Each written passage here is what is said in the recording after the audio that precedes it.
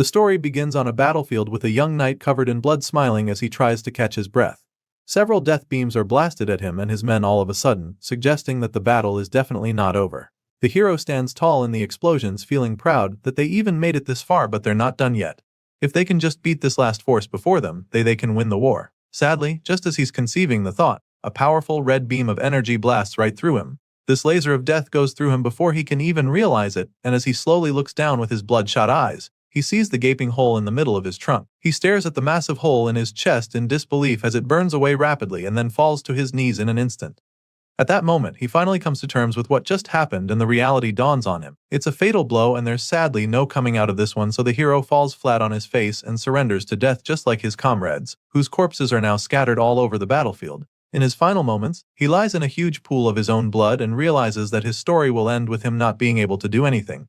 Just thinking about it drains him even more, and as there's nothing he can do now, he just remains still, allowing his life to flash before his eyes. So, how did this promising young warrior end up in this tragic situation? Well, it all started one day when an unknown threat suddenly appeared in their world and destroyed an entire continent. The one responsible for this calamity became known as the Liquidator, the archenemy of mankind. This celestial world ender went on a rampage, and so a group of warriors was created to protect mankind. This team of heroes included a man named Brian Miller, who survived a giant meteorite without a scratch, and he became known as the World Protecting Shield. The second member of this team of guardians was a great sage said to possess power equal to an entire division, and she was known as Bella Albright, the Great Sage. The team also included Jacob Bloomfield, the Divine Archer, who took down a high-level dragon in a single shot. But these weren't the only heroes assembled to protect the world, because the strongest swordsman to ever come into existence was also on their team. Her name was Amy White, and she was known as the Sword Saint for her power. From the little we know about these heroes, it's no wonder why they were considered humanity's best hope. But they weren't the only ones fighting against the Liquidator, because there was another group, known as the Support Unit, which our protagonists belonged to. As you can imagine, they were put in this second team because there wasn't really anything extraordinary about them, and sadly, they were merely sacrificial pawns. The protagonist, Gray Lee, a regular foot soldier, rapidly bleeds out in the middle of the rubble, but all he can think about in his last moments is how the superhuman defenders of humanity are truly on another level. He watches them in awe as they continue to wage war on the Liquidator. Gray Lee knew that the graduates of the World Union Academy were amazing even before now, but he never knew that the difference between him and the elite soldiers would be so large. Well, apparently, it is because the four of them are still in the fight while he's lying in the dirt with a few missing organs in his chest. The situation makes him wonder if it even matters whether the support unit was there or not. The team of heroes appear to be doing just fine without them, which enrages him even more. Gray Lee grinds his teeth in anger, recalling how he and his teammates equally trained very hard, only to end up as collateral damage. Tears run down his face as the thoughts flood his mind, but there's nothing he can do now. Meanwhile, the heroes continue their onslaught, and Amy White unleashes a myriad of attacks that eventually do some damage to the Liquidator. The Celestial Force is actually surprised that they managed to hurt him, and he doesn't take it very well. So, he figures that it's time to stop messing around with them, and with this in mind, he creates 2 power balls of energy from his wings and unleashes 2 devastating surges of energy that absolutely decimate the heroes in the blink of an eye. The Guardians are butchered by the Liquidator's overwhelming blast, and upon seeing this, Gray's eyes widen in horror and disbelief. He just witnessed the archenemy of humanity wipe out the defenders of the Earth with a single blow, so it's not an easy thing to process. Even worse, the Liquidator said that he'd been playing around until now, so in that moment, the protagonist is convinced that there's absolutely no way they can win this war. To be honest, that should have been pretty obvious when this overpowered angel of death made his debut on Earth by destroying a whole continent. Anyway, the MC continues to weep as he awaits his demise, but then all of a sudden, he realizes that he shouldn't even still be alive right now. It's been a while since his heart got pierced, and for some reason he's still alive, so he looks down at his reflection in the blood, and that's when he hears the voice. The voice claims that he's finally found him and then tells Gray to come forth and wield great power. All of a sudden, the MC finds himself standing in the middle of a strange place and begins to wonder what's going on. He figures that this might be the afterlife, but feels that it's a bit barren if that's the case. The wide-eyed soldier looks around a bit, and that's when he spots a strange hooded being sitting cross-legged on what appears to be a throne. Gray looks over at the celestial being, asking who he is, so the alien-like figure simply assures him that he is not dead. The being tells him that his body's physical wounds have already healed, which sounds really impossible since he saw the fatal wound in his chest very clearly. Either way, he asks the alien if he was the one that healed him, but the big guy doesn't take credit for it. Instead, he informs Gray that he was healed by his own power. Surely none of this makes any sense to the foot soldier, and sadly, this celestial creature can't explain it to him either. Apparently, this alien is also unable to properly analyze Gray Lee's true power. However, what he can tell the MC for sure is that his power is stronger than what the Liquidator possesses, but that's only if he can control it properly. At this point, I'd start looking for the hidden cameras around if I were him, because this all sounds like one big prank. But I'm not the MC, so back to the story. Gray asks the hooded being if this means that they have a shot at winning this war. Sadly, the alien admits that he doesn't know the answer to that question and that he wouldn't have high hopes either. However, he also believes that they ought to get rid of the Liquidator together. As soon as he says this, Gray isn't given a single second to process it before the black alien punches another hole right through him. After doing this, he tells Gray that he can now leave, promising to lend the MC the power he possesses to help him. At this point, we see the magic circle with a clock glowing brightly in front of Gray's chest, so it's pretty clear that our boy has just got a major upgrade in the power department. He wakes up on the battlefield right after his encounter with the strange alien and immediately gets back on his feet. Gray picks up his sword and is shocked when he sees that it's now completely surrounded with a strange power. The blade crackles with lightning, like energy, so he wonders what it is, and the voice reveals that it's his own power manifesting.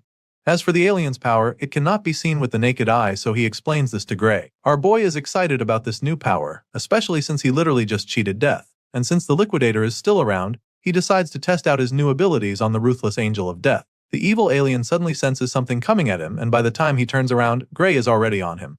Our boy attacks with a brutal slash of his menacing sword, and the Liquidator almost seems horrified by his presence. The evil alien can't believe what is going on because he didn't think there was any powerful opponent left. He can sense the power within our boy, so he knows how dangerous Gray is.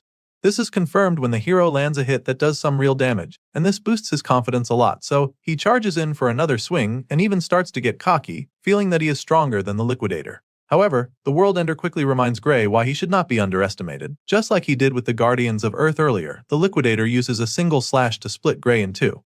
It happens so fast that he doesn't even feel it immediately, and by the time our boy looks down, he's horrified to see that his legs are no longer connected to his torso. The Liquidator uses this killer blow on him, but also commends Gray for being able to force him to throw everything he's got. Apparently, the Liquidator thinks that slicing the MC in half will be enough to kill him, so he turns around, preparing to fly away. But then, in a shocking twist, the same energy that engulfed the sword earlier flows out and expands, covering Gray's entire body and enabling him to heal in a split second. Then, the sword increases incredibly until it's so massive that even the Liquidator is bewildered. The evil alien already knows that Gray is about to land a devastating blow, so he quickly creates a shield to protect him, as he's no longer even sure that this opponent is even human. Our boy gets fused with the energy like a host and a symbiote, and with a murderous glow in his eyes, he takes a terrifying swing at the Liquidator. The alien manages to block this attack using his shield, but it doesn't take long for Gray to overwhelm him and destroy it with a mind-bending beam of energy. The blast sends the Liquidator flying, and even though he doesn't have any expression on his face, you can tell that he's starting to get really afraid of our boy. And so, with the battle taking a drastic turn, Gray Lee unleashes another haymaker, admitting that he also isn't sure if he's human anymore. Despite Gray Lee's ferocious strike, when the dust clears, he finds that the Liquidator is still very much in the fight. He's perplexed by this and doesn't even get how the alien is still alive after taking such a hit. As such, he admits that the Liquidator's strength is truly something out of this world. Now the two powerhouses stand face to face against each other, and mankind's archenemy is still trying to catch his breath. Sure, he's still in the fight, but after seeing what Gray can do, he's not even sure how to attack. On the other hand, the newest hero from Earth is feeling pretty confident that he can win. So, he looks at the Liquidator dead in his alien eyes and vows to crush him over and over until he's dead.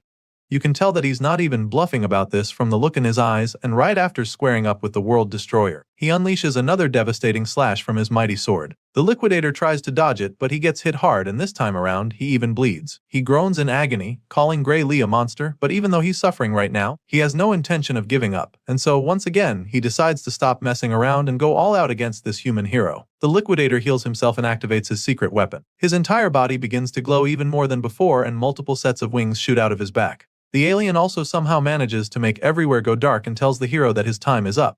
That's when Gray looks up in shock to see that the guy turned day into night. The World Ender continues to activate his killer move, and it's starting to look like the tables are about to turn again. However, Gray Lee is not deterred by the Liquidator's little magic trick, and so he charges at the enemy once again with his massive sword to end the fight for good. Shockingly, this time around, he's not able to penetrate the alien's shield despite pumping a lot of energy into his sword. His attack simply bounces off the barrier, leaving him pretty taken aback for a second. He's still trying to understand what's going on when the Liquidator explains it to him. The World Ender tells him that all his attacks are futile because within this plane of true dusk, nothing is capable of harming him. At this point, the Liquidator is feeling invincible. He casually advises our boy to stop his useless resistance and take a look at the stars. Hearing this, our boy looks up at the sky in horror, and his pupils continue to dilate over and over as he stares at the bright light up there. The alien talks about how beautiful it is while Gray is just modified because he knows that the bright light isn't just for show. Sure enough, the powerful ray of death shoots down on him and a cataclysmic explosion follows immediately. After the blast, the dust and smoke slowly clear, revealing the gigantic crater in the ground. The hole is so big that you'd think an asteroid crashed there. Seeing this, the alien is convinced that the human warrior will not be able to revive himself this time around because he is most likely pulverized to dust already. That's what he thought though, but he quickly realized how wrong he was. All of a sudden, bolts of lightning start to appear in front of the crater. The energy rapidly builds up, leaving the Liquidator bewildered once again. He stares at the ball of energy as it enlarges and then, some kind of magic shield with a clock-like appearance pops up right in front of the alien. Upon seeing this, the Liquidator instantly recognizes it and then, the same voice that called out to Gray before, speaks up. The voice is impressed by the great amount of power that the Liquidator has gathered and suggests that it should be enough to take him back. At this point, a wave of horror washes over the alien invader because this voice belongs to the one called Kronos. The Liquidator refuses to believe it, and that's when the Black Celestial being calls upon Gray Lee. He calls upon the hero, who wields great power and decides to use all of his power to send our boy back to the past. Of course, the Liquidator is furious when he hears this because he knows that it's all part of Kronos' master plan to destroy him. He curses at the black alien for saving Gray, but of course, that doesn't really do anything. Kronos then fulfills his promise by turning back the hands of time, claiming that this is all he can do for the human hero. By sending Gray back to the past, Kronos basically entrusts the gate of the human world to him. Everything fades out afterward, and after it all turns white, our hero suddenly wakes up in the middle of a field. As soon as he opens his eyes, he takes a look around, wondering where he is. That's when he spots the small village down the hill in the distance, and is even more stunned because it just so happens that it's his hometown, Renato Village. Gray is extremely perplexed by this since it doesn't make any sense. The last time he checked, his village had been destroyed for 15 years, so he knows that it shouldn't be here. But then again, in his confusion, he recalls what Kronos said to him on the battlefield. He remembers that the black alien god promised to send him back in time, so after putting all the pieces of the puzzle together, Gray realizes that he's actually in the past. His thoughts are suddenly interrupted when he feels a sharp sting in his hand. He takes a look at his bandaged forearm and immediately remembers having this injury. The wound is from the time when he was being picked on by someone named Belder and a few other bullies. Gray starts trembling in fear at the thought of those bullies. He remembers how badly they beat him up, and he's not ready to go through that again. Unfortunately, he also remembers how strong they were, so he's afraid that he won't be able to beat them. Our boy has been so traumatized by his bullies that just thinking about it sends him into a panic attack. He closes his eyes and eventually calms himself down. From the look of things, it appears that he never even left the village, so he concludes that defeating the Liquidator was probably just a dream.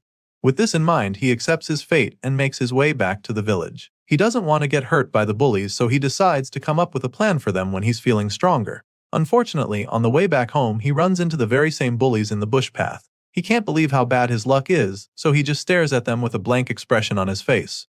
We're finally introduced to the leader of the gang, Belder. He claims that they've actually been looking for our boy and complains about how Gray made him go through a lot of trouble to find him.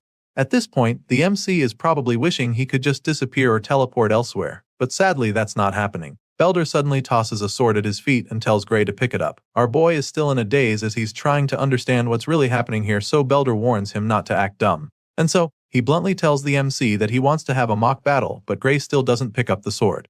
Instead, he politely declines the invitation, explaining that his injury hasn't fully healed yet. He then thanks the bullies for the offer and tells them he's not joining them till his wounds heal. Of course, these goons aren't the kind to take no for an answer.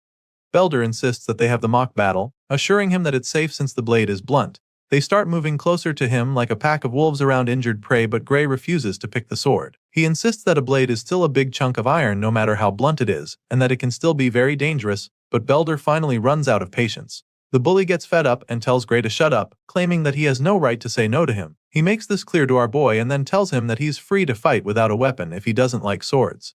Before Gray can even process this, Belder charges at him with his blade, and it actually baffles him because the guy doesn't even mind attacking him when he's unarmed.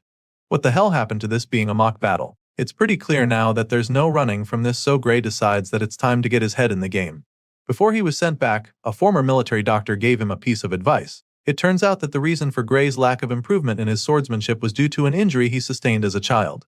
Thinking about it now, the MC realizes that this might actually be where his life as a loser began. Belder speeds toward him like a runaway train, and just as he's about to land the hit, our boy somehow manages to dodge it by reflex. He's even shocked that he managed to evade a hit and begins to wonder if Belder's strikes were always this slow. Enraged by the first miss, Belder goes on for another swing, only for Gray to dodge it yet again.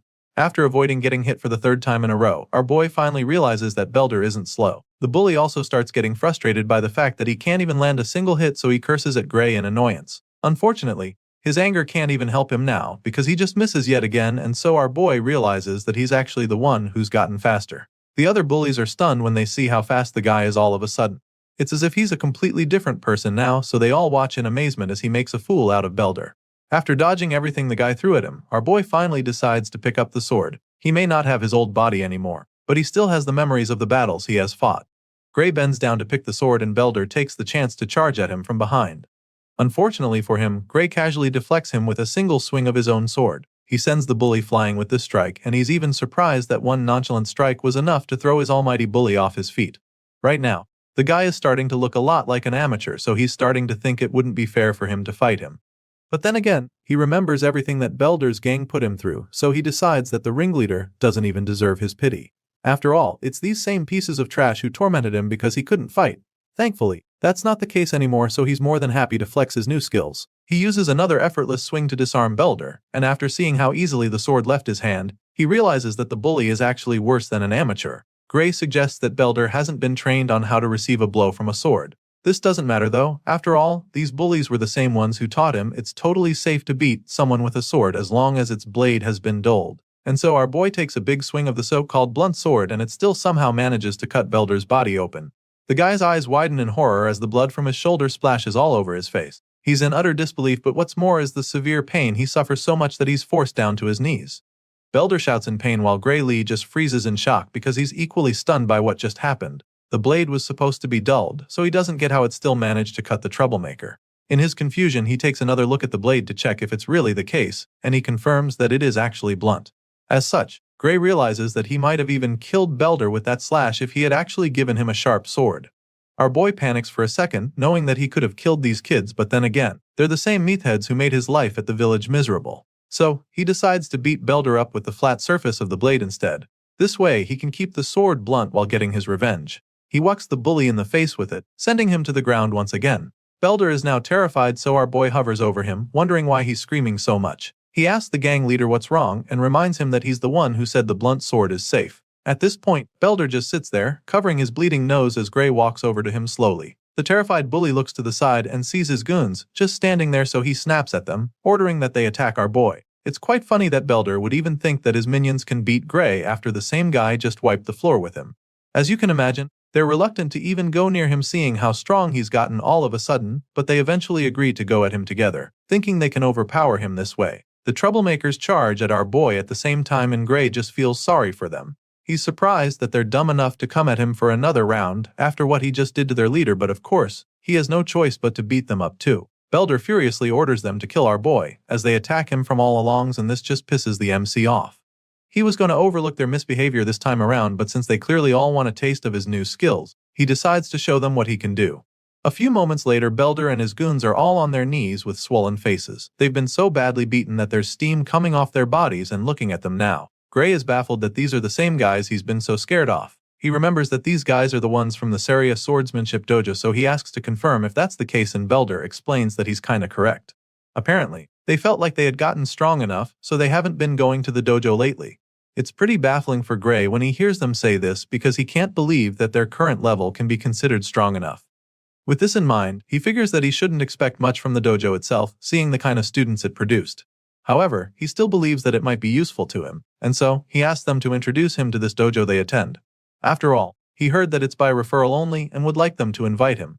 For some reason, Belder is not really excited to bring Gray in because he'll be too embarrassed if he told his master that he lost a sword fight. He suggests that our boy find someone else to invite him, but he's in no mood to be denied.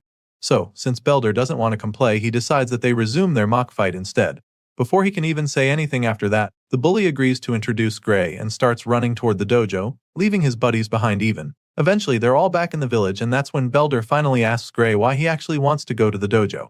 Apparently, this very dojo has a recommendation slot for the academy, and when our boy asks about it, Belder admits that he also heard something like that. As such, our boy explains that this is the reason he wants to go, by one of Belder's buddies feels that he's already strong enough without going to the academy. Sadly, Gray knows that his current state is not going to be enough to defeat the Liquidator.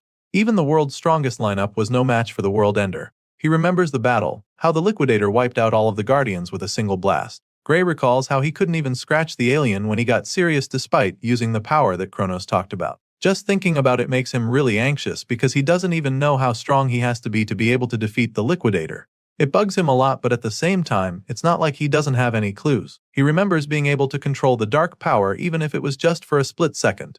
What he focused on at that moment was the swordsmanship taught to him by the Sword Saint. Gray believes that the outcome of his battle with the Liquidator might have been different if he had spent more time training in the same conditions as the Sword Saint. The hero realizes that this must be the reason why Kronos sent him back to the past. Gray eventually gets to meet the dojo master, but not before she punishes Belder and the rest for getting their asses whooped at her trying to pick on a civilian with the techniques she taught them. This is Saria, the swordsmanship dojo instructor, and right now, she's really disappointed in her students. Belder tries to tell her that it was a mock battle and not them picking on Gray, but she silences him immediately by sending him across the room with a single strike of her sword. The others start trembling at this point, and Saria continues to scold him for making excuses. After all, if beating up an unarmed person is a mock battle, then what she just did to him can be called the same. And just like that, Saria kicks Belder and his gang out of her dojo for good. Of course, they don't even protest because things would get worse for them, so they just run for their lives. After sending them away, Saria apologizes to Gray for all the trouble her former students caused him, but he assures her that there's no need to worry about that, and she thanks him for letting it slide. Once that's out of the way, she goes straight to the point, asking if he wants to get recommended to the academy. When he affirms this, she explains that she needs to confirm his abilities before she can do that. Gray understands this perfectly, so he braces himself for the test to come. Saria tells him that he's free to have the first move and encourages him to come at him whenever he's ready. Sure enough, the hero charges at her in a flash with several powerful slashes that actually surprise the dojo master. She can tell that his swordsmanship is quite practical for his age, and it's as if he's been through countless battles before from the way he's moving. Saria tries to counter a follow-up strike, but Gray just slips under and goes in from the side with blazing speed, which makes her certain that Belder and the others are no match for him. To her, Gray's style is mostly self-taught, but in the middle of each move, she gets a glimpse of swordplay that was taught at the academy, so it makes her wonder if someone there taught him. What she knows for sure is that he's a diamond in the rough with a lot of talent. After a short but intense defending, Sarah decides that it's time to wrap things up, so she charges at him, hoping to overpower him with ease, but he deflects her strike, leaving her quite shocked. She finds it strange that he was able to counter her like that because she expected him to falter eventually. Unfortunately for her, that's not the case because Gray Lee is matching her every move. She just wanted to test his skills a little, but now, she's found herself fighting with everything she's got. Even worse, she realizes that she's actually so afraid of this kid right now. There's a terrifying glint in his eyes all of a sudden, and Saria doesn't know how to handle the overwhelming feeling she's having all of a sudden. Gray taps into that dark energy for a second, which allows him to force the dojo master back for the first time. Meanwhile, Saria refuses to back down. She thought she sensed something ominous just now, but she can't see it anymore, so she concludes that the kid just took a really wild swing to scare her. With this renewed confidence, she goes in for another round to end the sparring session for good. Just when she thinks she's about to land a hit, she's shocked to see that her sword has been slashed. Saria stares at the broken sword in horror and disbelief. The other half is lying on the other side of the dojo, and even our boy is overwhelmed by what just happened. What he just felt is the same sensation as back then on the battlefield when he can feel the dark energy coursing through him, and he's shocked because he didn't think that he has that power even now. While he's still trying to figure it out, she feels the dark energy overwhelm him all of a sudden. The sting is so painful that he falls to his knees like he just had a heart attack, and even Saria starts to get worried about him. With a worried look on her face, she asks him if he's alright, but he can't even answer since he's still fighting for his life. Apparently, his body failed to keep up with the dark power he exerted just now, and so now he's trying to recover. After a few seconds, the pain subsides and he's able to get back on his feet, so he tells her that he's okay. He could barely stand a few moments ago, so after that experience, he realizes that he shouldn't use this power carelessly. Unfamiliar with this situation, Gray wonders if it would be a good idea to tell Saria about his power. But after seeing the puzzled and judgmental look on her face, he decides that it's best not to bother. Even if he told her, she probably won't believe, and it's not like he can control the power to prove what he's saying, so there's no point telling her. With this in mind, he forces a nervous laugh and claims that he just got carried away, which leaves the dojo instructor speechless and baffled by him. Right now, she's still trying to wrap her head around how this kid managed to cut her sword with a dull wooden sword. It's logically impossible, and she doesn't even think he knows what a big deal it actually is. Just then, Surya starts staring at him suspiciously, and when he notices, he nervously asks if there's something wrong. She can tell that he's hiding something and doesn't want to talk about the wooden sword he cut in two in one blow, so she lets it slide and changes the topic back the academy recommendation he asked for. Gray confirms this once more, claiming that he hears she could give him one.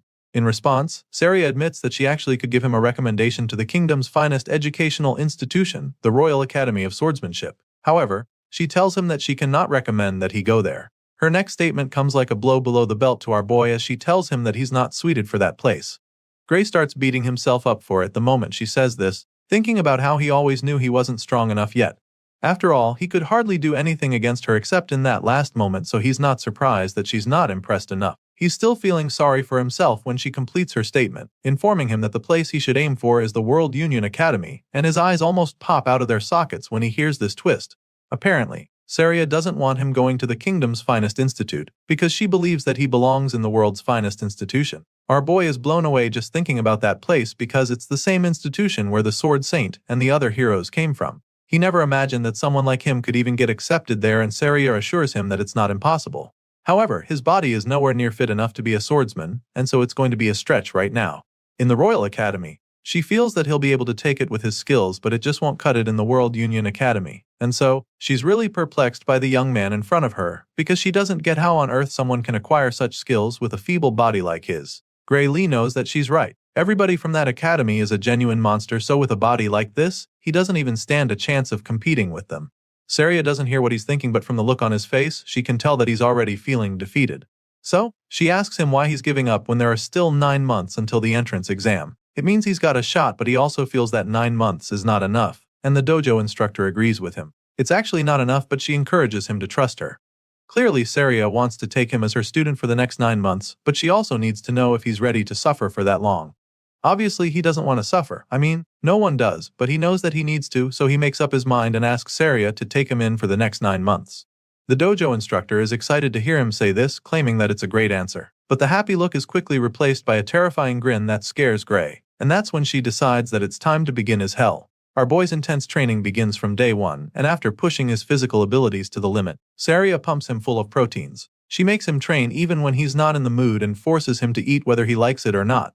This becomes his life from the day he stepped into the dojo for the first time, and 8 months later, Gray Lee's physical appearance is completely transformed. All of his muscles are finally defined with pronounced chest and arms, popping deltoids and chiseled abs. His 8 months of hell really pays off, and Surya is delighted to say that he's grown a lot more muscular. He's so ripped now that she doesn't even think she has anything to teach him anymore. And so, she encourages him to go out there with confidence. Gray is glad to hear that she's proud of him and the progress they've made, but he doesn't get why she's sending him out now when there's still a month until the exam. So, she explains to him how difficult it can be to take an exam in a place he's not used to. Which is why she feels that it's best to get there early. While he's still trying to wrap his head around it, she hands him a bag of coins, claiming that it's enough money of the trip and a month's worth of food. Gray is reluctant to take the money from her, feeling that going a month before the exam is too soon. It's almost as if she's trying to chase him out of the village all of a sudden, and when he says this, she just laughs, feeling that he's overthinking it. Our boy heard rumors of an ogre's nest that was recently found near the village, and he's aware that there are hardly any guards in the village. At this point, Surya nervously admits that she heard about that too, but she assures him that it has nothing to do with them. She tries to convince him, but he's just not buying it. The dojo instructor feels that there's nothing to worry about since the royal capital will soon send help to them. That being said, she encourages Gray to head to the exam without any worries. Our boy keeps staring at her with a blank expression on his face even after she says all of this because he doesn't believe her. He already knows that no help will ever come to this village because he's seen the future. He's literally lived it. Gray knows that his master will lose her life right before the village is destroyed. Apparently, they said she was killed when she went to kill the ogre by herself, so he knows how everything is going to play out if he doesn't do anything about it. Even though he has no intention of leaving, he tells her that he'll be leaving. Surya is glad to hear this and prays for him to pass his exam. After successfully convincing her student to leave the village, Surya sneaks out to the forest later that night. From the bloody skeleton remains scattered all over the place, you can tell that this is a dangerous region with some deadly creatures. The dojo instructor has obviously come to hunt down the ogre just like our boy predicted.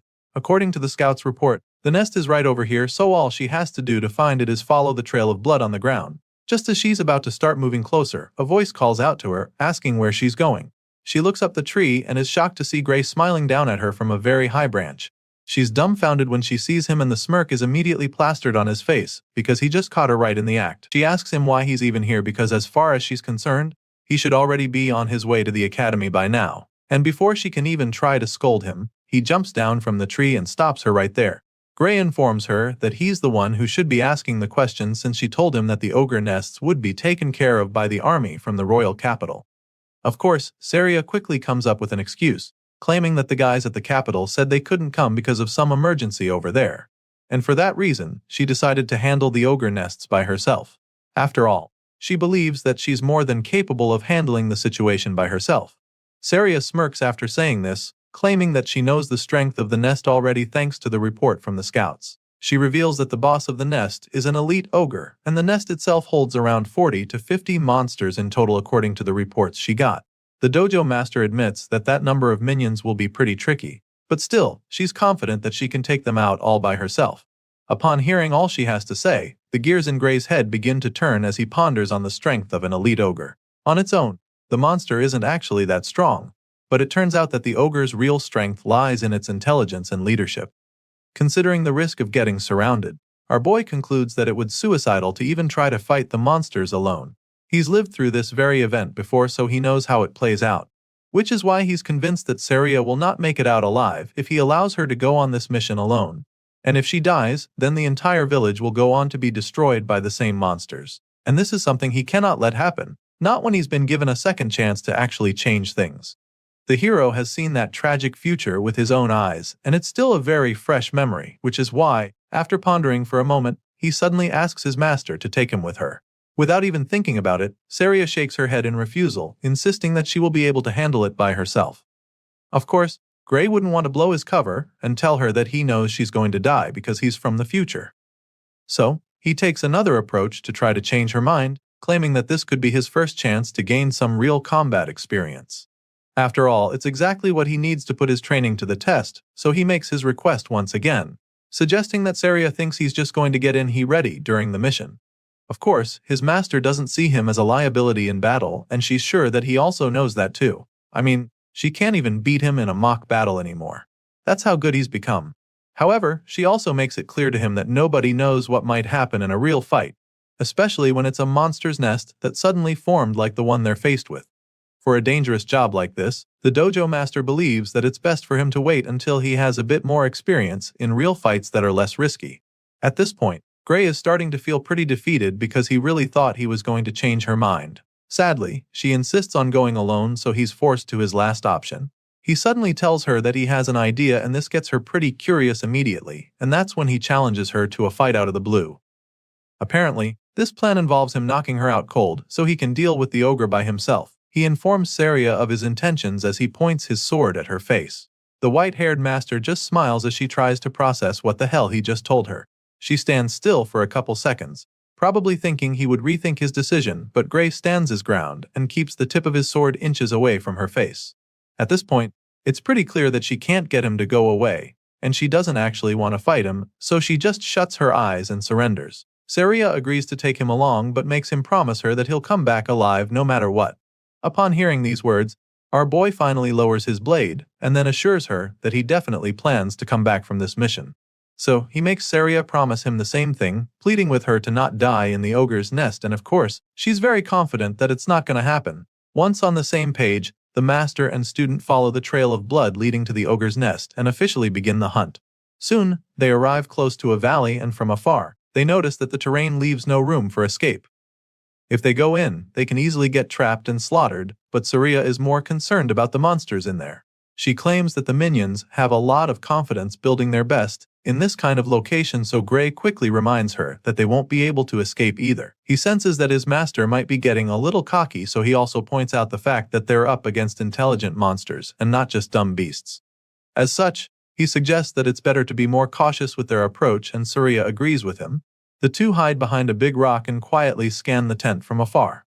After looking around for a bit, they still can't pick out the boss anywhere, so Saria suggests that it's probably in one of the tents. As far as she's concerned, that's a good thing, because at least they can quickly take out some of the minions and reduce the number before the boss comes out. With this in mind, she tells Gray to take out the enemies on one side while she attacks from the other side. At the moment, the monsters still have no idea that they're about to be ambushed, so they're still going about their business.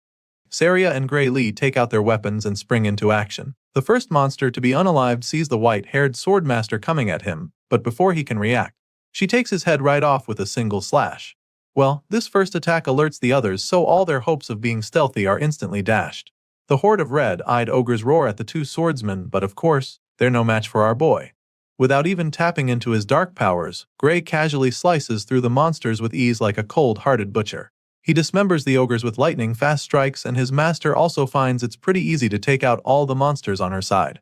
And so, after only a few minutes, the nest is filled with bloody ogre corpses scattered around. The two wipe out the first wave with ease, and Saria is really impressed by Grey's skills. She's quite surprised by how good he is and begins to wonder if this is really his first time on a battlefield. The dojo instructor is so intrigued that she almost gets distracted while teasing him, but our boy is locked in right now, so he urges her to stay alert, revealing that this is just the start of the battle. Grey stares at the dead ogres lying around and starts to get this strange feeling. The first fight was way too easy, so he finds it weird that the monsters were so weak. It's baffling because he is sure that Saria would have been able to take them out just as easily even if she was alone. It doesn't make any sense because in the original story she was killed in this very nest. At this point, Grey realizes that something really horrifying must be inside that tent. He peeks into the dark tent as the thought crosses his mind, and that's when a terrifying pair of eyes glare at him from the darkness. Grey's eyes pop out in fear as chills run down his spine, and without even thinking about it, he shouts for them to get the hell out of there. Our boy tells his master that they have to leave immediately, urging her to run away with him, but the cocky sword master feels that he's exaggerating. She asks him what's wrong, feeling that there's no need to retreat, but after seeing the look of horror on his face, she doesn't think twice before running after him.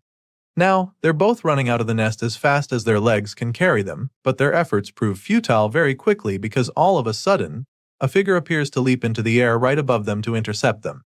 The green-skinned creature blocks their path, landing right in front of them, and our boy begins to panic even more. Saria, on the other hand, gets really excited because she thinks she's finally getting her chance to face the elite ogre. Unlike the weak minions they wiped out a while ago, this ogre is a lot larger with a big helm and a massive axe, big enough to chop down trees with a single swing. Rather than being terrified, the dojo master goes on and on about how honored she feels that the boss came to them itself. In a shocking twist, this giant ogre on steroids isn't even the boss, and Grey is the one who breaks the news to her. It turns out that the real boss is even far more powerful than the juggernaut standing in front of them. At this point, Saria turns around to see the army of orges charging at them with the real boss standing at the back, exerting an overwhelming surge of power from his body. For the first time, the white-haired swordmaster feels afraid, and before she can even process all her emotions, they're surrounded by a swarm of axe-wielding orges. Despite being trapped, she remains immobilized by the overwhelming power radiating from the boss. It's at this point that Grey reveals they're up against something far stronger than the elite ogre.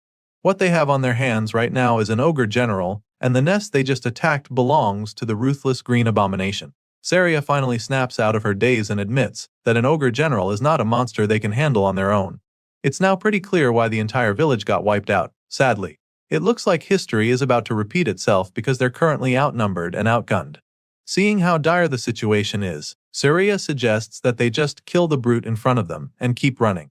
Without any hesitation, she desperately charges at the helmed ogre with her sword, hoping to quickly finish him off, but the guy is no pushover either. He blocks the first strikes, which surprises Saria, but she goes again and is able to land a hit on his shoulder. Sadly, her excitement quickly disappears as she watches the wound heal rapidly right before her eyes. As if this guy wasn't tough enough, he also has regenerative abilities. Seeing this, Saria decides that there's no use even fighting, but that's when Grey explains what's going on. Apparently, the ogre general's roar boosts the strength and recovery power of his soldiers. This is why the minions appear strangely more powerful than normal. Saria struggles to hold off the big guy, while our boy is baffled that he's not been able to defeat a single one of the ogres in this second wave. He lands hit after hit, but they just recover immediately. All of a sudden, he decides to leave his back to Saria, asking her to just buy him some time. Of course, that's not going to be easy at all since she's been struggling with only one ogre. She's really concerned when he says this, so she asks him what he's planning to do, and that's when he tells her that they have only one option left if they want to come out of this alive. And with that being said, Grey reveals his suicidal plan to go after the ogre general. Our boy knows that the source of their power is the elite boss of the nest, so he decides to go after it. He slashes his way through the sea of ogres, but they just keep coming back to try to flank him, which just annoys him even more. He has his sights locked on the target, so for now, he just needs to focus on wiping out all the enemies in front of him to clear the path. Sadly, that's exactly when he comes face to face with an ogre that shatters his sword with a big axe. Gray is dazed when this happens and spends a moment staring at the short piece that's left of his blade. It's clear now that his sword can't withstand fighting a strengthened ogre, which is a really bad sign since he intends to face the ogre general soon. He quickly gets his head back in the game and dodges a mighty strike just in time. And while he's still in the air, he takes out his spare sword. He's lucky to have one, but he knows that it's just a matter of time before this one gets broken too. As if she was reading his mind, Saria suddenly tosses her spare sword to him so he can have two. He thanks her as he catches the second blade with ease, but even though he has two swords now, he knows that they're still not enough to wipe out all the enemies. However, it's all he's got, so he's determined to make it count, since all he has to do now is wipe out the ogres in his way and take out the general. With this renewed sense of hope, our boy runs through the wave of orges standing in his way like a bolt of lightning. He moves so fast that some of them don't even see him coming, but in the process, he takes a few hits and even gets slashed in the face.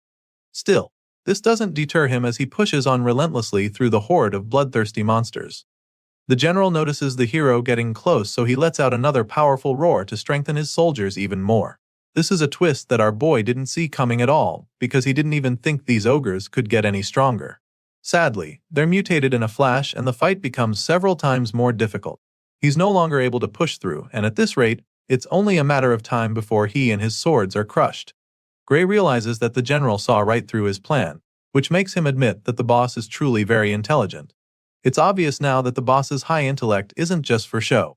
Our boy continues to struggle in the fight, and he almost gets squashed but quickly gets out of the way and regains his footing. He creates some distance between himself and the monsters and decides to change his approach. He doesn't have the time or the power to deal with these minions anymore, so he attempts to run past them without actually fighting them, but this plan is quickly thwarted when one of the ogres suddenly tackles him like an NFL linebacker. The hero suddenly finds himself immobilized as the monster refuses to let go, and as if that's not enough, an even bigger ogre comes around with a massive axe to split him in two. Thankfully, he's able to use his tackler as a shield to save himself from the first strike, but then, he's forced to defend himself against the sheer might of the subsequent blows. Gray uses his sword to block the attacks. Before he can even think of his next move, the beast follows up with another devastating blow that sends him flying. This time around, he takes a direct hit that leaves him coughing out blood, and by the time he looks at his hand, all he finds is another broken sword. Our boy is now down to his last sword, which is a very bad position for him. He's badly injured and exhausted, but still has to take on the horde along with the overpowered general pumping them with fresh energy every 5 minutes. Gray struggles to get back on his feet to face the ogres now charging at him, but the gears in his head are now turning even faster, because he needs to come up with a plan to save himself. From the experience he gathered as a foot soldier, he knows for sure that he can't win this fight, and since that's the case, he decides to sacrifice himself.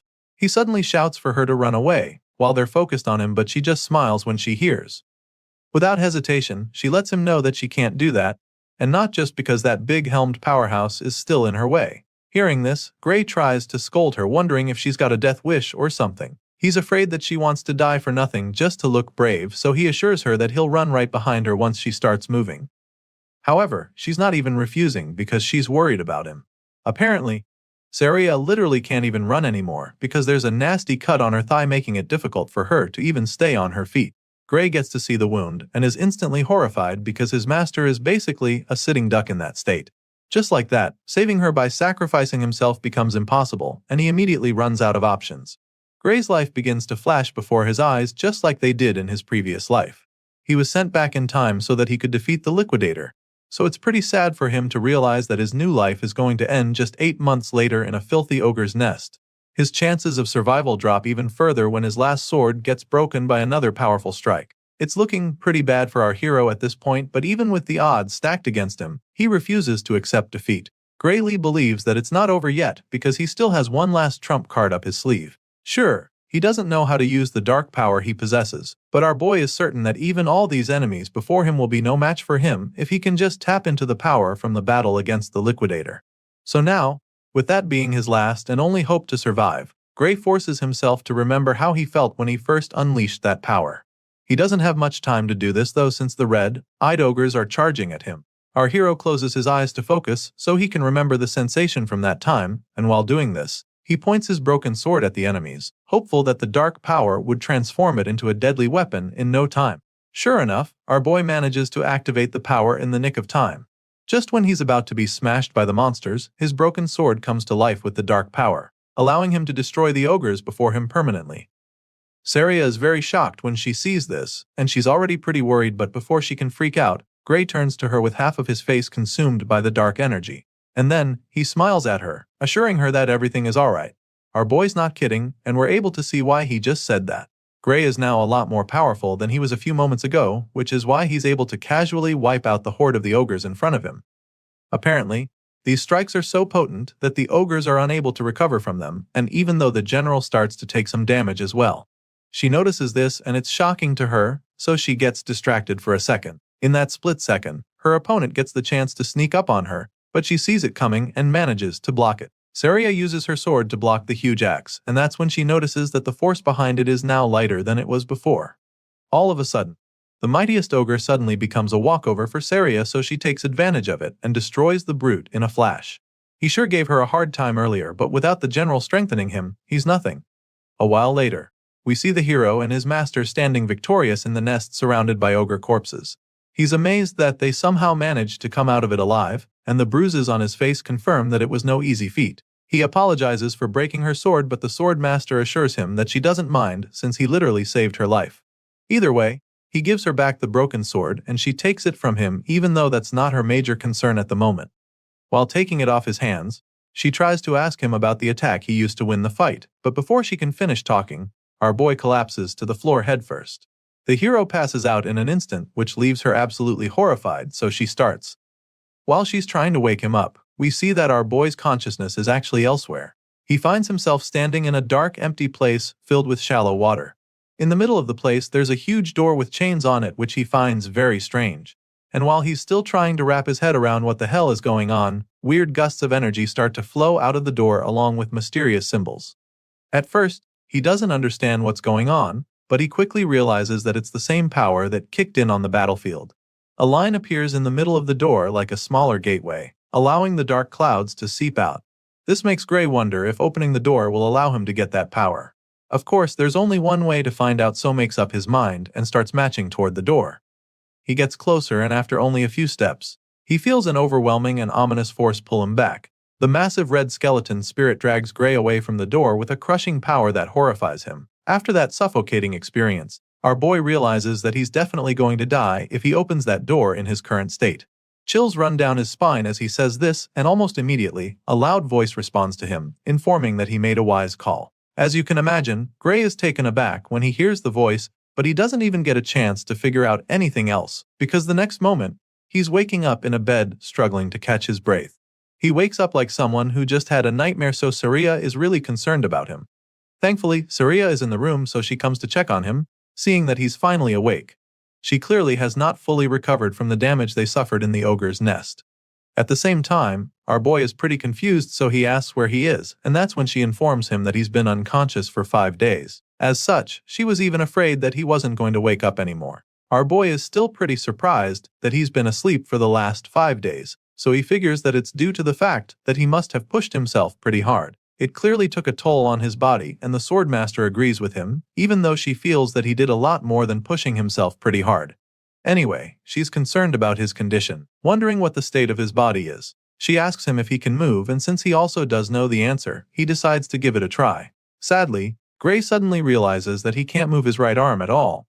He can't muster any strength in it, and even though he knows he can move a bit, he's afraid that he might not be able to hold a sword with it. As if that's not bad enough, he also notices a weird bruise on his bandaged arm with dark energy spreading. Saria notices that he's struggling with it, so she asks him about it. Hearing this, Gray is a little surprised because it means that she can't see the dark tattoo like bruise on his arm. Since that's the case, he simply admits that he can't put any strength into his dominant arm. Apparently, the swordmaster isn't actually surprised to hear this. It's just as she thought, and so she also knows that it won't heal back to normal anytime soon. After all the bones in his right arm are in pieces. Clearly, the hero didn't know about this, especially since it doesn't even seem hurt at all from the outside. He explains this, and that's when she tells him that they've already treated it with a magic potion. For some reason, Our boy doesn't like the sound of that at all. He stares at the empty potion bottle in shock and panic because the last time he checked, such things were extremely expensive. However, his master assures him that he shouldn't worry about it because the village chief was the one who gave it to them. He's shocked to hear this too, because he can't even wrap his head around why the chief would give a potion to someone like him. The moment he says this, she sounds baffled that he'd talk like that, and that's when she informs him that he's literally the hero of the village. Of course, this doesn't even make any sense to him, so he just stares at her in bemusement. He's still processing what she just said when someone bursts into the room, asking for him. He recognizes the loud voice, so he immediately jolts up from the bed to greet the village chief. He nervously tries to start thanking the man for the magic potion, but the chief cuts him off, stating that they're the ones who should be thanking him. He helped them kill a freaking ogre general, the same monster that couldn't be scratched even after rally the forces from the surrounding town gathered to fight it. The chief is certain that the entire village would have been destroyed if Gray hadn't killed the monster, and he's not wrong. So once again, he thanks our boy for his help and places the potion bottle back in his hands. After all, if it wasn't for him and Saria, nothing would be here right now, not the village, not the people, and not even the potion itself. The hero tries to be all modest about it, suggesting that the chief is exaggerating, but the man claims that he all knows he's just stating things as they are. Upon hearing these words and after seeing the look in the man's eyes, Gray realizes that the chief is probably right. In the world before he was sent back in time, this village was supposed to have been destroyed by the ogre's attack. So, indeed, if it wasn't for him, they wouldn't be standing here right now. Seeing how puzzled Gray looks, the chief offers to explain in great detail to him what he's done if he still doesn't realize its significance. Moving on from that, he asks our boy if he's really going to take the entrance exam at the World Union Academy. It turns out that our boy had forgotten all about the one thing that made him train hard for the past 8 months. So, when the chief brings it up, it's like a dagger to the heart because he realizes how much he's messed things up. He went after the ogres just over a week to the entrance exam, and he's been asleep for the past 5 days in this infirmary, which means that he only has 2 days left till the main exam. Getting to the World Union Academy alone takes 3 days on foot, so walking there is no longer even an option. He could get there in a day on horse, but he doesn't have that kind of money, and so he summons the courage to ask the chief to lend him a horse for his trip. Surprisingly, the man already knew he'd make this request, which is why he had already prepared the best horse in the whole village for Gray in advance. The chief believes that our boy should be able to get to the academy in no time with the legs on that horse. While the man is busy bragging about his pet, Saria tells the hero that they would have carried him to the exam in his sleep, even if he hadn't woken up today. After a while, our boy gathers enough strength to stand, so he walks to the door, and as soon as he goes outside, he's greeted with a huge crowd of villagers thanking him and wishing him success in his exams. They're all grateful to him for saving the village, and while most of them are holding up posters, one guy walks up to him with a sack as a gift. Gray asks what it is, and the man claims that it's something the whole village chipped in for him. Apparently, they heard that it costs a lot to apply to the World Union Academy, so they came together to raise the funds for him. Our boy is shocked that everyone contributed to the cause, but the feeling is quickly replaced with joy and gratitude as he thanks them for their kindness. Soon it's time for him to get going, so he says his goodbyes. Saria is with him as he prepares to set off, and he admits that it's going to be really hard to come back here if he fails the exam after everything the village has done for him, but his master assures him that there's no need to worry about that. As far as she's concerned, not a single one of the other applicants in the World Union Academy could beat an ogre general. Sure, Gray knows she's probably right about that, but he still has concerns about his banged-up right arm. Hearing this, Saria simply asks if his left arm is good, which he confirms. Of course, it's not his dominant arm, so he's not sure about using it, but she insists that it's good enough to good him in. She also doesn't think he needs to use that dangerous power inside him, but he feels that the entrance exam might be tougher than they think. Thinking he can pass with just one arm seems a bit like a stretch to him, but Saria assures him that it's going to be fine because she trusts that the Academy's examiners won't be so blind as to overlook his ability. If there's one thing she can guarantee him, it's that he'll definitely pass the exam. At this point, our boy has already mounted his horse, ready to set off, so he thanks her once again for the pep talk, feeling a lot more confident. Just like that, our hero sets off on his journey to begin the next chapter of his new life. In the previous world, this village was destroyed, but he knows that the enemy of mankind still exists here. However, he also knows that this world is no longer the same as the old one, because the future can be changed with this power that he now possesses. Soon, our boy arrives at the capital, and the first thing he does is thank the beautiful horse that got him there.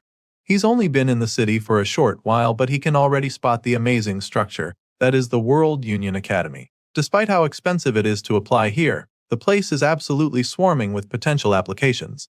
There's a sea of people gathered in the World Union Academy, and every single one of them dreams to become a hero. Over the speaker, they're informed that the distribution of exam tickets will begin shortly. Until the process is completed, all applicants are instructed to remain inside the central arena. Among the crowd, some people start chatting about how competitive this academy is. Apparently, out of the thousands gathered in this arena, only 20 of them will be accepted into the World Union Academy. That's the rumor going around, and our boy quietly listens to the guys spreading them, but some people heard that the number of admitted students changed yearly. Some years, they accept up to 50 candidates, and other years, only one person makes it. Just then, Professor Ariel is called upon to address the applicants, so the red-haired lady with a monocle appears on the platform. She gets straight to distributing the exam tickets to everyone in the arena, but she does it in a flash with the snap of her fingers. Just like that, the papers appear right in front of all the applicants. Like everyone else there, our boy is pretty impressed when the ticket appears right in front of him from a flash of flames. He grabs the paper and reads the content to discover that his candidate number 513, and he also learns that he'll be taking the fencing course. Everyone has their own ticket, and our boy will have to take the exam that requires most people to have the bones in their dominant arm to not be shattered. Professor Aries knows that some of them might be surprised by the format for the exam, but she assures them that this is how it is every year. She goes on to explain that the World Union Academy does not discriminate based on age, gender, nationality, status, or anything else. Not even their names are of any significance here. The professor makes this clear to the applicants, stating that only those who pass the exam and earn the right to cross the bridge will be asked for their names. Meanwhile, our boy is still baffled by the fact that he's taking the fencing course when he literally left his sword at the inn. He doesn't get what kind of system this is, so he's pretty hung up on it. While he's busy racking his brain, the professor reveals that she assigned their courses according to how they look. And so, she asks those who feel he was wrong about it to raise their hands. Many of the students find it hard to believe that she picked their courses just by looking at them, because there are literally thousands of them. Judging by their reactions, along with the lack of raised hands, it's pretty clear that the lady got their courses right. Still, many of them believe that there's foul play. To them, the academy either checked them beforehand or she used magic to read their minds. After confirming that she didn't miss anybody's course, Professor Ariel states that she'll be announcing their exam schedules next. As such, he asks them to check their tickets for the next update. Of course, all the applicants check their tickets, including Gray Lee, who finds out that his exam will be on the first day at 11 a.m. As you can imagine, he's not really excited to see that he's up on the first day, because he was hoping for a little more time to let his arm heal. Sadly, that's not the case. The professor goes on to pile on the pressure, announcing that this is a one-shot practical exam. Latecomers will be automatically disqualified, so she makes this known to them and advises them to be on time. She also lets them know that the academy does not accommodate personal requests for schedule changes. While the announcements are going on, Gray quietly tries to see if his arm is better now, but sadly, he still can't get any strength to it. So now, all he can do is pray that it heals by morning, even if it's only a little, because otherwise he'll have no choice but to fight with his left arm.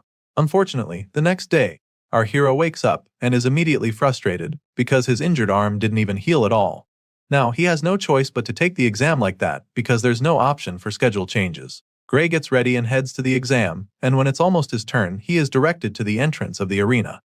While waiting for his turn, he tries to calm down, reminding himself that he shouldn't be pessimistic about this right now. As he tries to maintain positive thoughts, he realizes that his left arm is still fully functional, and he can even move his right to an extent. With this in mind, he comes up with an idea.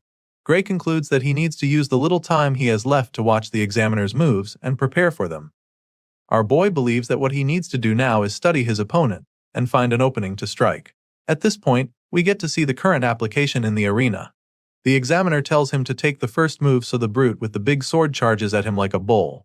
He moves pretty fast and successfully takes a swing, but he misses and strikes the floor instead, just missing the examiner by centimeters. He's puzzled when he sees the chill examiner nonchalantly standing with his hands behind his back after evading the attack. The experienced teacher casually avoided the hit, which pisses the applicant, so he angrily goes in for another attack. This time, with an even more devastating swing to the side, but once again, the examiner makes his attack fruitless. He blocks the second strike with his sword, leaving the hothead in disbelief. And once the guy is stunned, he follows up with his own counterattack to quite literally sweep the guy off his feet. The examiner sends the guy crashing like a tumbleweed, and by the time he stops rolling, he's sitting on his butt without his sword and a broken arm. Seeing this, the veteran concludes his exam and asks him to exit the venue with his weapon.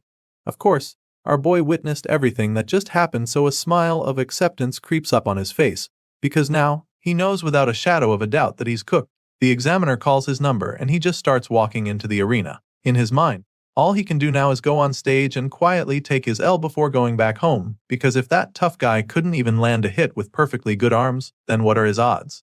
Just like he did with the last guy, he tells Gray to make the first move. Sadly, our boy is even struggling to hold the sword properly right now. He can feel the pressure even more now, so he doesn't even think he stands a chance. Nevertheless, he's not a quitter, so he reminds himself that he still has to do whatever he can. With this in mind, he charges at the veteran with his blade, and during that run-up, one of Saria's teachings runs across his mind. He remembers her telling him that a sword isn't swung with just one's arms. She taught him to channel the power generated by his entire body through his arms instead, and now that remembers, he decides to do just that. Even if his right arm is powerless, he knows that he can still drive the force through his other muscles. So, he gives it a try and takes a very decent swing. The examiner dodges the strike, of course, and Gray isn't shocked, since it's not like he can fight the way he usually does. If swinging a sword without arm strength was not easy, no one would bother training their body in the first place, so he sucks it up and shoves the excuses far down below so that he can focus better. Despite being pretty much handicapped, Gray manages to force the instructor to attack him very quickly, but that is when he notices something strange. All of a sudden, the examiner's sword strike starts to look a lot slower than before. It's just like what happened with Belder, but the difference here is the insane force that comes from those apparently slow attacks. However, Gray can still tell that this man's speed and technique doesn't even come close to his master's. With this in mind, he feels that he might be able to make up for the difference in arm strength if he can just stick to the swordsmanship that he learned from her. So, that being the case, our boy goes into beast mode in the blink of an eye. He unleashes a barrage of sword slashes on the examiner, forcing the guy back faster than he would have imagined. He makes the instructor fall back a lot while trying to block the hits to the point that the man almost loses his footing. On top of that, the guy still looks very slow in Gray's eyes, so now he's starting to think that this examiner is not even nearly as strong as he thought before. In that moment, Saria's words play back in his mind as he remembers her assuring him that he would pass. So now, with the way he's dominating the examiner, he's feeling a lot more confident that he can actually do this. Our boy Gray starts to really get the upper hand in the duel, feeling a lot more confident than he was before he stepped into the arena. However, the examiner doesn't intend to lose that easily to an applicant, so he takes things up a notch and begins to attack more forcefully. The instructor unleashes a myriad of slashes, but our boy is able to block them all. Now, it's becoming clear that the difference in power is too great, even though he's already seen through his opponent's swordsmanship. The examiner is stronger than him, and so, Gray is unable to break his form. After blocking most of the attacks, he gets an opening to strike, so he thrusts his sword forcefully, but the instructor deflects it swiftly. At this point, our boy notices that the man's movements are becoming rougher, so he comes up with a plan that could win him the fight. It's a bit risky, but he feels that trying it at the perfect time might just be the move that helps him defeat his opponent. With this in mind, the hero makes up his mind to do it. He lures the instructor to throw powerful moves at him by being more defensive, and this causes the man to leave himself vulnerable for a counterattack. As soon as Gray sees this opening, a grin appears on his face because his plan worked. After all, in a fight like this, there's nothing more likely to expose an opening than a big predictable swing. With blistering speed, the hero goes in for the finishing blow, which makes the instructor lose his balance. The examiner struggles back in shock when Gray capitalizes on his mistake, and before he can recover from it, our boy launches another strike, determined to seal the deal. Now, the odds are in his favor despite being weaker and having less experience. No matter how great the difference in power is, he's convinced that he'll win if he can just get behind his opponent. Gray takes the bold swing to secure the win, but then a loud commanding voice orders him to stop. So, he halts his strike midway despite being pretty baffled. He looks up at the official, wondering if the match is over already because it seems a bit too early to stop now. Well, it turns out that the limit for the exam has been reached, and with the duel that was on display, the result will be a draw. Hearing this, our boy just stares at the official in shock. He was so close to winning, but he couldn't do it in time, so he sighs in defeat, feeling bad that he didn't make it. It's a crushing outcome for our boy who's trained so much to get to this point, but he knows that he can't protest or argue, because that would be pointless. So, he quietly makes his way out of the arena, believing that he's actually done his best. Of course, it's not so easy to accept a loss like this, especially when it determines his future. The fact that he couldn't even win the first examiner makes him feel that things will be pretty difficult for him. At the moment, his fate looks pretty bleak because his chances of getting into the academy this year are now 0 since he failed to beat his examiner.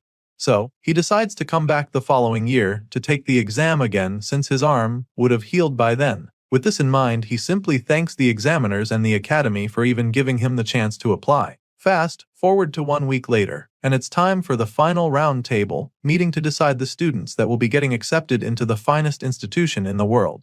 The meeting is held in room 53, and once they're all seated, the chairman asks what they think of the candidates now that they've all completed the exam. The first examiner immediately admits that he's overwhelmed by how tough it is to pick out only a few students, while another one states that the current method of everyone observing together is rather inefficient. As such, he suggests that they divide the workload the following year. It sounds like a good idea at first, but then, another professor doesn't agree with him. The man insists that they can't afford to overlook a talent simply for the sake of making things easier for themselves. At this point, the oldest man in the meeting reminds them that he asked to hear their thoughts on the students and not their opinions on the examination system. That being said, he decides that they start with the swordsmanship course and asks his professors to let him know which of the candidates passed in this category. Well, according to their rules, those who beat the examiners passed automatically, and those who couldn't achieve that will be assessed based on the quality they showed and how they held out during the 15-minute time limit. One of the examiners explains this and then asks the swordsmanship course instructors what they think about it.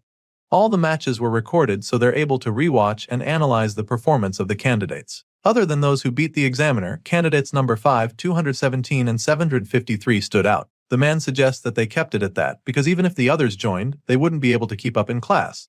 The second professor agrees with this decision and then asks if anyone has a contrary opinion. None of the examiners speaks up to say anything otherwise, so the chairman figures that they have confirmed the successful candidates for the swordsmanship course. But just when they're about to make the final verdict, one of the examiners asks what the room thinks about candidate number 513. It's none other than Professor Ariel, and judging by the look on her face, she is pretty interested in that candidate. The other examiners in the room seem pretty intrigued when she brings up Gray Lee. So, they dig out the recording of his match against his examiner, and they're amazed when they realize how good he is. It certainly looks like he was going to win the fight, which is a good thing, but they also feel that things are going to be difficult for him if he has to rely on setting up traps just to beat an examiner. They notice that his technique was good, but his strength was also clearly lacking, which doesn't help his case at all. The second guy isn't too impressed about that, and even claims that Gray was outmatched from the start until the end of the fight. After a couple of them give their opinions, the chairman asks for a conclusion, so they decide that Gray Lee is no good and shouldn't be accepted into the academy. The red-haired lady just scoffs up on hearing their conclusion because she can't believe that not a single one of them noticed what she saw even after watching the footage again. Apparently, everyone has decided to be this blind. Professor Ariel concludes that having everyone observe together is really a waste. The next day, all the aspirants return to the academy for the results, and our boy is one of them.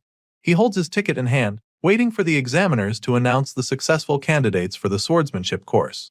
At the moment, 6 candidates have passed, and as soon as this is announced, Gray becomes even more anxious. Candidate number 5 is called upon and his ticket goes up in flames immediately. Next, candidate number 217 is called, the number 432 and 615 along with numbers 753 and 925. As soon as their numbers are called, their tickets go up in flames as well, leaving all the others pretty amazed. Sadly, only those whose numbers were called will be attending the World Union Academy for the swordsmanship course, and when our boy hears this announcement, his heart sinks to his belly in a flash. He probably saw it coming after the way his exam went, but he's still dazed when it is actually confirmed that he wasn't selected. The successful candidates are asked to cross the bridge and complete their enrollment procedure by the end of the day. Of course, those who passed the exam are really stoked about it, and their buddies are equally happy for them. On the other hand, there are many other candidates who are still brooding over their situation. While others are celebrating, Gray just stares at his ticket in disappointment, feeling that he failed after all. It's a horrible feeling for sure, especially after everything he went through to get to this place, but even though it looks like he'll be going home, there is one last category, known as the Divine Eye Special Admission. As you can imagine, our boy isn't really interested when he hears the announcement. He probably doesn't even know what that is, but then all of a sudden, he hears this number being called. Of course, this is a big shock. But what's even more surprising is the way his ticket suddenly starts glowing with a bright blue light. It shines even brighter than those who had the flames earlier, so he's just as confused as all the other candidates, staring at him in awe. They're all baffled by the display on show, and after staring at the glowing card for a few seconds, the hero finally starts to realize that he actually passed. While most applicants are perplexed like our boy, some others in the crowd are pretty familiar with this Divine Eye special admission thing because the Academy has actually done it before. At the moment, the name still doesn't ring any bells in Gray's head because he's never heard of it before. He doesn't get it, and while he's still pondering on it, those who know what it is make him understand that it's basically a way that someone gets into the institution through the back door. Some cocky know-it-alls who probably got in normally also have something to say about it. To them, the World Union Academy has really fallen to have allowed a special admission, but while the jerks are busy going on about it, our boy is simply hung up on the fact that he got in through the back door. It doesn't make any sense since he doesn't have any connections here, so he wonders if his master was the one who found a way to get him in. It's a possibility, but he knows it's a stretch because she never even mentioned anything of that sort. His thoughts are suddenly interrupted when an old man comes around to scold the candidates who were speaking ill of the Divine Eye special admission. And seeing that they've decided to be ignorant, he decides to enlighten them. He explains that the Divine Eye special admissions is an honorable category that has produced heroes for over 100 years. The old man tries to make them understand, but the jerks refuse to accept it. As far as they're concerned, the geezers at the World Union Academy are just the ones who love the Divine Eye special admission. Besides, the last time they checked, those who got in through this path were only impressive back in the day. Apparently, recent successful Divine Eye candidates include Amy White, Bella Albright, Leek Mueller and Jacob Bloomfield, who are considered complete failures at the World Union Academy. Some of these names probably ring a bell to you, because these are the names of the heroes we saw in the first chapter. For some reason, these same guys are the bottom feeders at the World Union Academy, and they're so notorious for their poor performance that even the current candidates know about them. On the other hand, Gray remembers Amy, Bella and Jacob very vividly from his past life, because the three of them were part of the main force that fought against the Liquidator. Despite what everyone is saying right now, our boy is so excited that he'll get to fight alongside them because he knows that they will become the true heroes.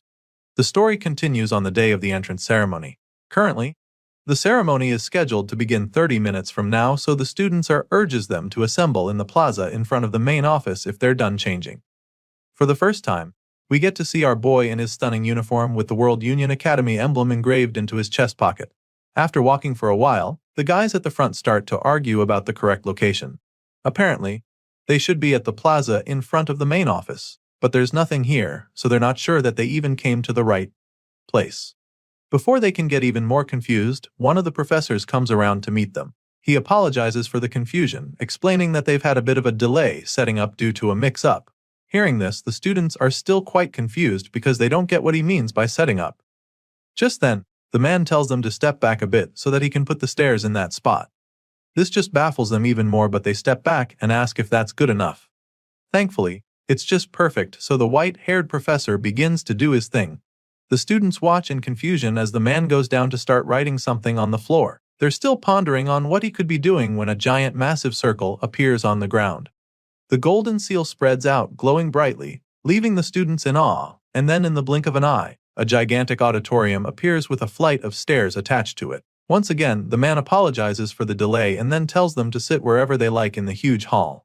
Of course, they're still pretty dazed by what just happened because they can't even comprehend how he managed to teleport something this massive. While most of the other freshmen remain pretty stoked about what the professor did, our boy quietly takes a seat.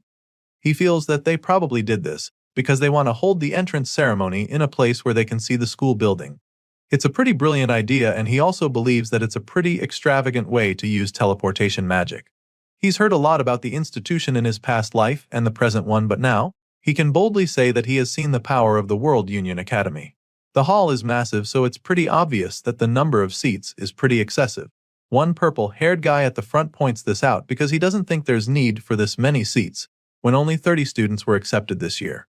However, the girl sitting next to him informs him that he doesn't even know what he's talking about. In response, he simply apologizes, claiming that he never really studied anything other than how to wield the sword. In that case, the girl decides to enlighten him a bit. The World Union Academy, as the name suggests, gathers the best students from all over the world. She first makes him understand this, and before she's even done talking, she points up at the sky in excitement, announcing that the others have arrived. That's when everyone else looks up at the sky to see the fleet of airships along with huge dragons. Most of the students are terrified when they see this because they have no idea what the hell is going on. But our boy seems to know exactly what's happening. Looking up at the sky, he immediately identifies the magic airship, Strato Queen. He had boarded it once when he was part of the Liquidator Subjugation Squad. They say it's one of the largest airships in the world, so he's surprised that they're bringing it out just for an entrance ceremony. Well, apparently, that's just the kind of thing the World Union Academy does. Just then, the white-haired professor from earlier notices that everyone has arrived, so he decides that it's time to officially begin the entrance ceremony.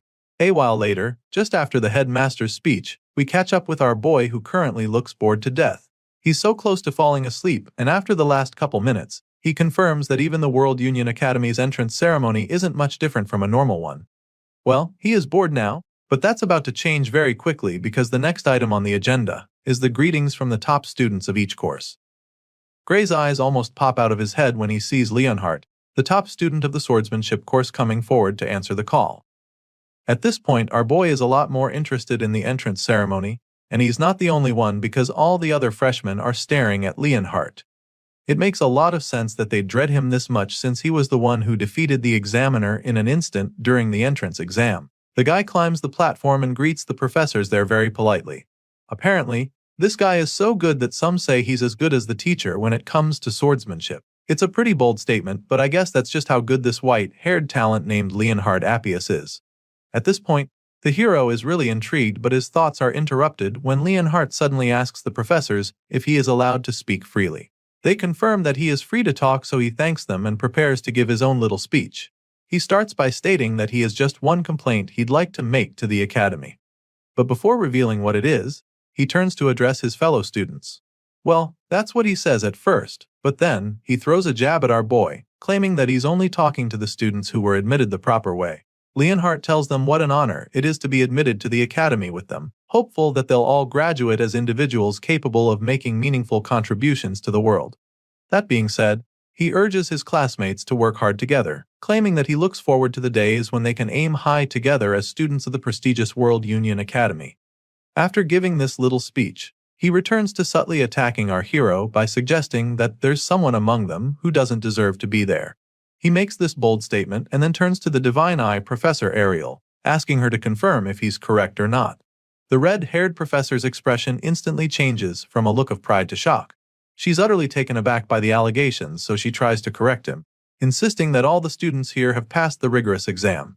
Even though they may not be as strong as he is, she makes it clear to him that it's not a wise idea to exclude the other students. After clearing this air on that, she bluntly asks him why the hell he's even asking her something like that. At this point, the persistent top student hits back at her, stating that he wasn't talking about those who have been admitted by passing their exams properly. And then, he looks Professor Ariel dead in the eye and tells her that he's talking about the student she let in through the back door with her Divine Eye special admission.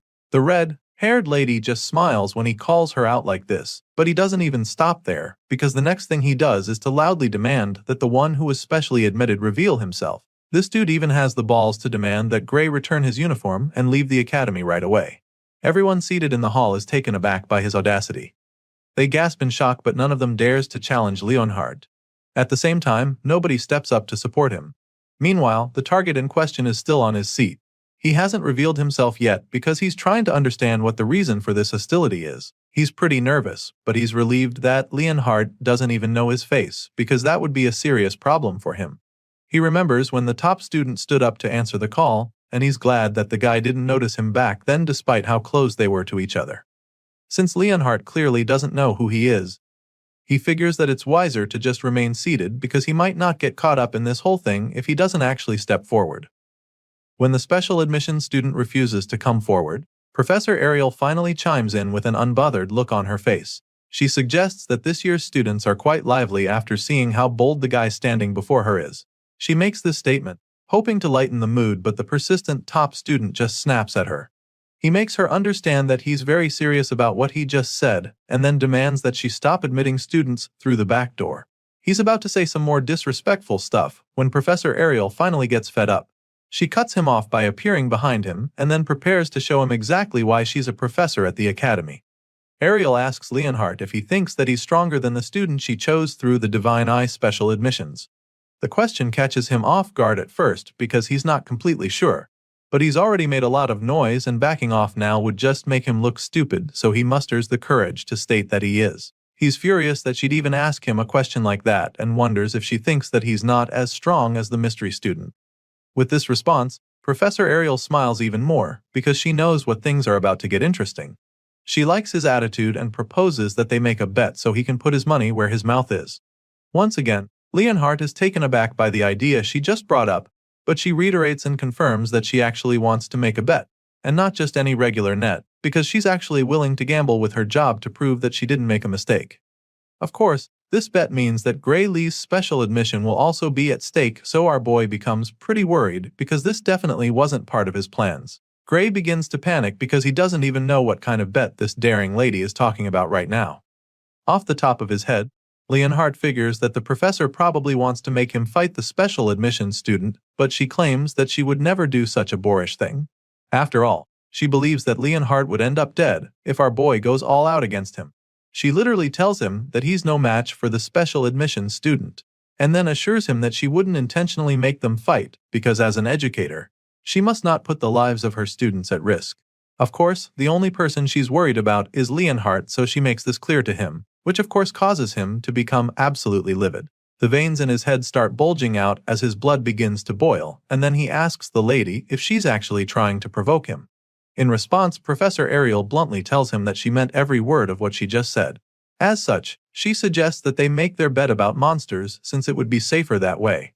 Rather than making them fight and risk hurting each other, it's safer to see which of them is better at killing monsters. Professor Ariel makes the proposal and still manages to piss the top student off by teasing him about how he's better at fighting monsters than humans. Despite being really mad, he admits that she is truly well informed and then asks her what their bet will be exactly. Now that they're on the same page, Professor Ariel reveals that the conditions for the bet are very simple. All they have to do is kill the monsters that she picks as targets. Each round, the target monster will get stronger, and whoever fails to defeat their monster first loses the bet. That being said, the red-haired lady reveals that she will retire from her position as a professor if her candidate loses the bet. And of course, this also means that the special students will be expelled. Of course, our boy feels very uncomfortable listening to the lady gamble with his future, but then again, she's the one who got him into the academy in the first place. As for Leonhardt, she informs him that he'll have to do whatever she says if he loses the bet instead. The blondie is a little reluctant to accept these terms, because it could very well be a trap, so when the professor asks if they've got a deal, he asks her to tell him what the target monsters will be first. The guy assures her that he's confident he can handle any opponent, but also he's smart enough to try not to be caught up in some weird setup. The professor can't argue with that, so on the spot, she suggests that the first target would be an ogre general. She casually proposes it and then asks Leonhardt if that will be too easy for him, even though she knows that it won't be. Meanwhile, all the students around gasp in shock when they hear this because they also know how dangerous an ogre general is. At the same time, our boy starts to get a little suspicious because he doesn't get why she specifically chose that monster as the first target out of all the creatures she could have thought of. Apparently, the cocky top student also knows how formidable an ogre general is, so he immediately protests, feeling that it's unfair of her to choose it. After all, they only consider creatures that one can kill by themselves monsters, and as far as he knows, an ogre general can't be killed by one person. At this point, the professor assures him that she's not asking him to go kill the beast right away. She doesn't expect him to be strong enough for that, so she sets a time frame to be the entire year. In other words, she's giving him till the end of the year to kill a general ogre. However, Leonhardt insists that it's not a fair challenge. As far as he's concerned, if someone could single-handedly take down a disaster-level monster within just a year of training, then no one would even be suffering. That being said, he demands that she choose a more realistic target, but then all of a sudden, an idea hits him. Leonhardt suddenly accuses the professor of deliberately picking a monster that no one can defeat so that she can end the bet with no clear winner. And so, he makes it clear to her that he will not agree to that. Hearing this, the lady just scoffs, feeling sorry for him. And that's when she adds one final condition, stating that Leonhardt will be declared the winner of the bet if it ends as a draw for any reason. The top student is stunned when she says this because he sure as hell didn't expect that twist. With the terms on the table now, if our boy fails to defeat the ogre general, Professor Ariel will automatically be fired and all special admission students will be expelled. Now, she's confident that there's no way Leonhard will refuse her offer. The blondie stares at her with a confused look laced all over his face. He calls her crazy for even proposing something that could very much end badly for her. To him, it's like the outcome of this bet has already been decided, so the red-haired lady takes it that he no longer has any objections. Well, before going ahead with the bet, he wants to confirm that the Ogre General will not be weakened in any way, and she assures him that the monster will be at full capacity. Once that's out of the way, he conjures up a contract for Leonhard to sign if he doesn't have any problems with the details of the bet. The top student scans the page quickly and signs the paper to accept the deal. And then, the professor casually walks away like she's already won, so he asks her if she really thinks that her candidate can win. Well, I guess they'll all find out soon enough. As you can imagine, the rest of the professors are stunned by what they just witnessed. Some wonder what's gotten into Ariel, while others feel that she wants to use the bet as an excuse to retire. They think that this is most likely the case since everyone knows that she's well past her prime now. Meanwhile, our boy can't help but feel anxious now that the bet is official. He suddenly remembers when she set the time frame for the bet to be till the end of the year, which makes him realize that the whole contract was a done deal from the start.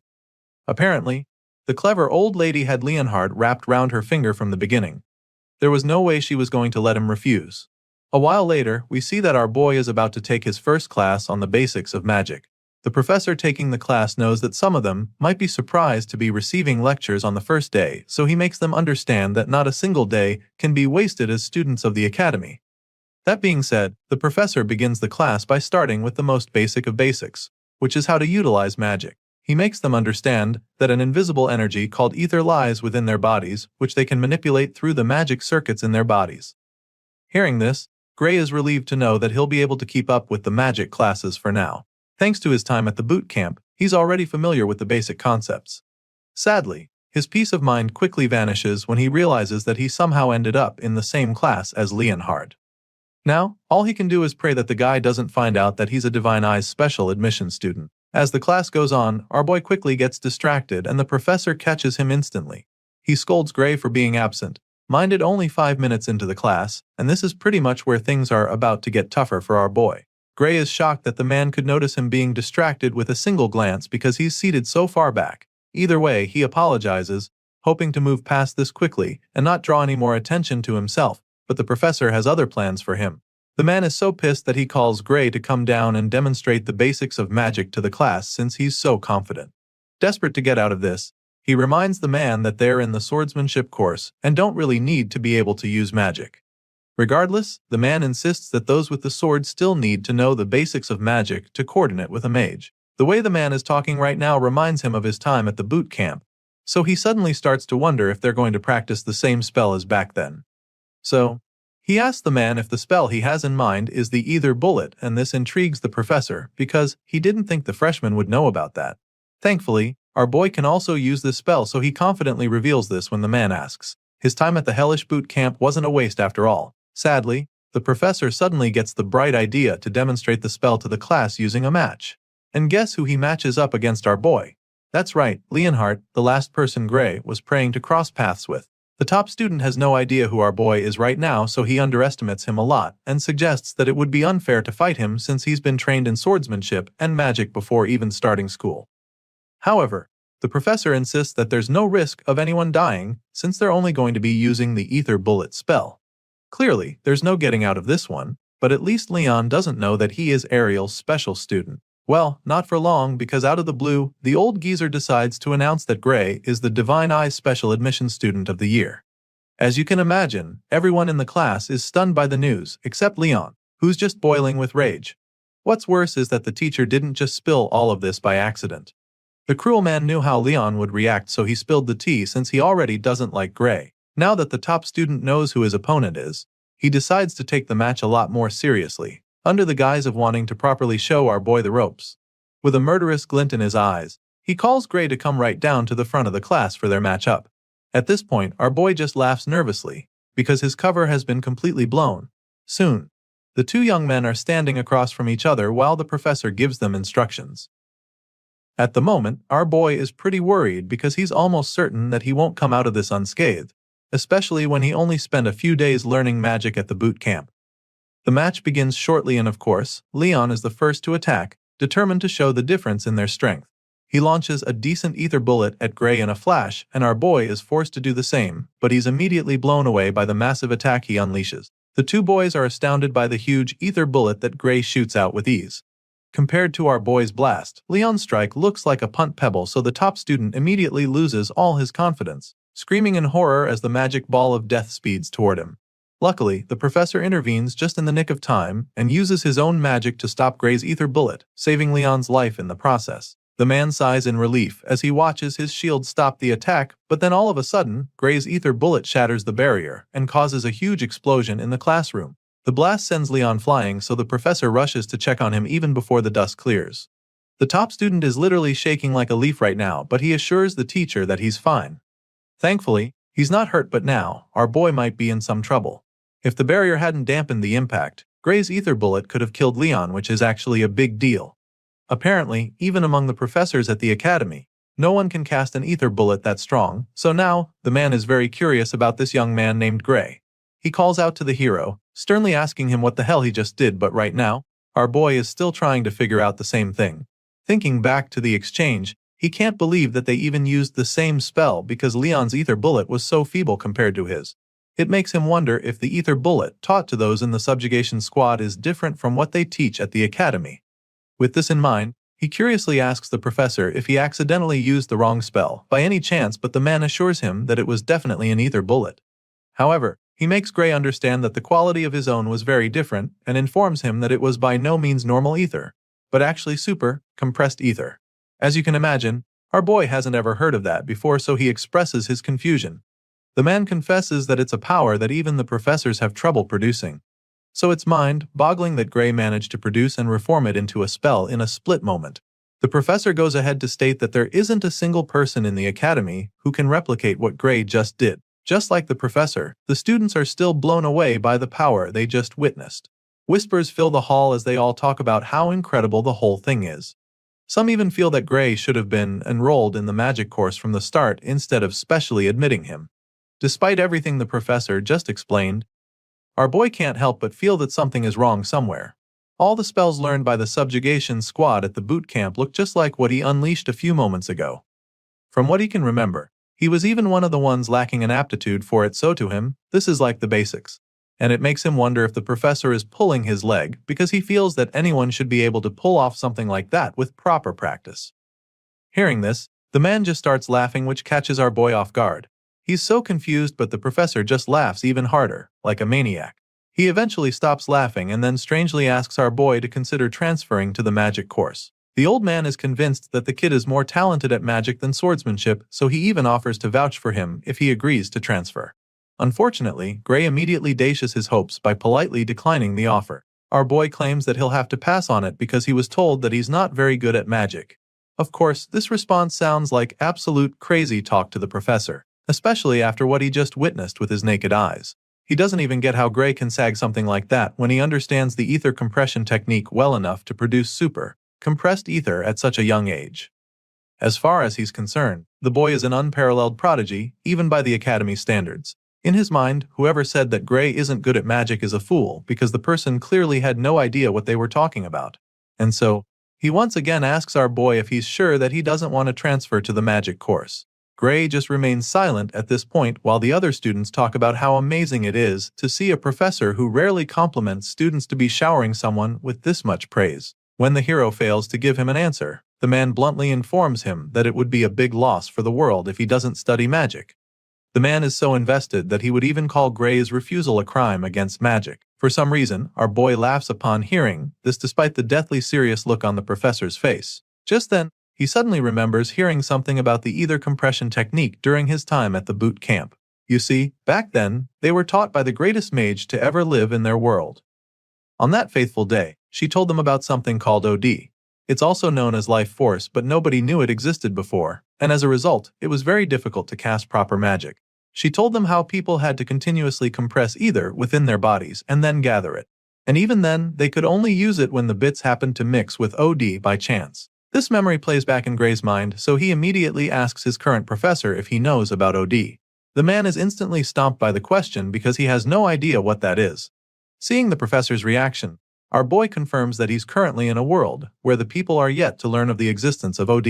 Apparently, he was sent far back to a time when people don't know how to cast proper magic. With this in mind, he's now certain that what he learned in the subjugation squad was knowledge from the future.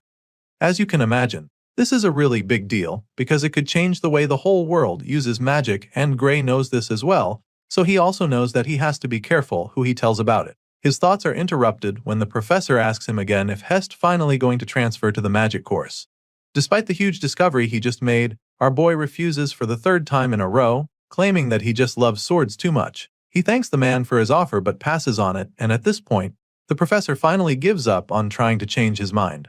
However, he is hopeful that Gray will reconsider his decision, so he tells the special student to come find him if he ever has a rethink, stating that any time at all is fine for that visit. Once again, the hero thanks the man for his kind offer, and the professor finally allows him to return to his seat. He's so impressed by the talent in front of him that he promises not to bother Gray anymore if he looks away during class. The man is literally a fan at this point, because he claims that he doesn't even mind if the boy gets bored and decides to leave the class. As far as he's concerned, this class is just way too basic for Gray Lee. The hero quietly makes his way back to his seat while all the other students stare at him in awe. They can't believe that the notorious Professor Carlos is the same person kissing Gray's ass right now. Well, it turns out that the professor isn't the only one sucking up to the hero, because from the looks of things, Leonhard is practically in love with Gray right now, because the guy is literally calling him Lord now. Our boy sees the top student acting this way around him, and of course, it makes him so uncomfortable that chills run down his spine. Later that day, Gray receives a note from Professor Ariel asking him to see her after class. On the way to her office, he can't help but wonder why he got summoned out of the blue.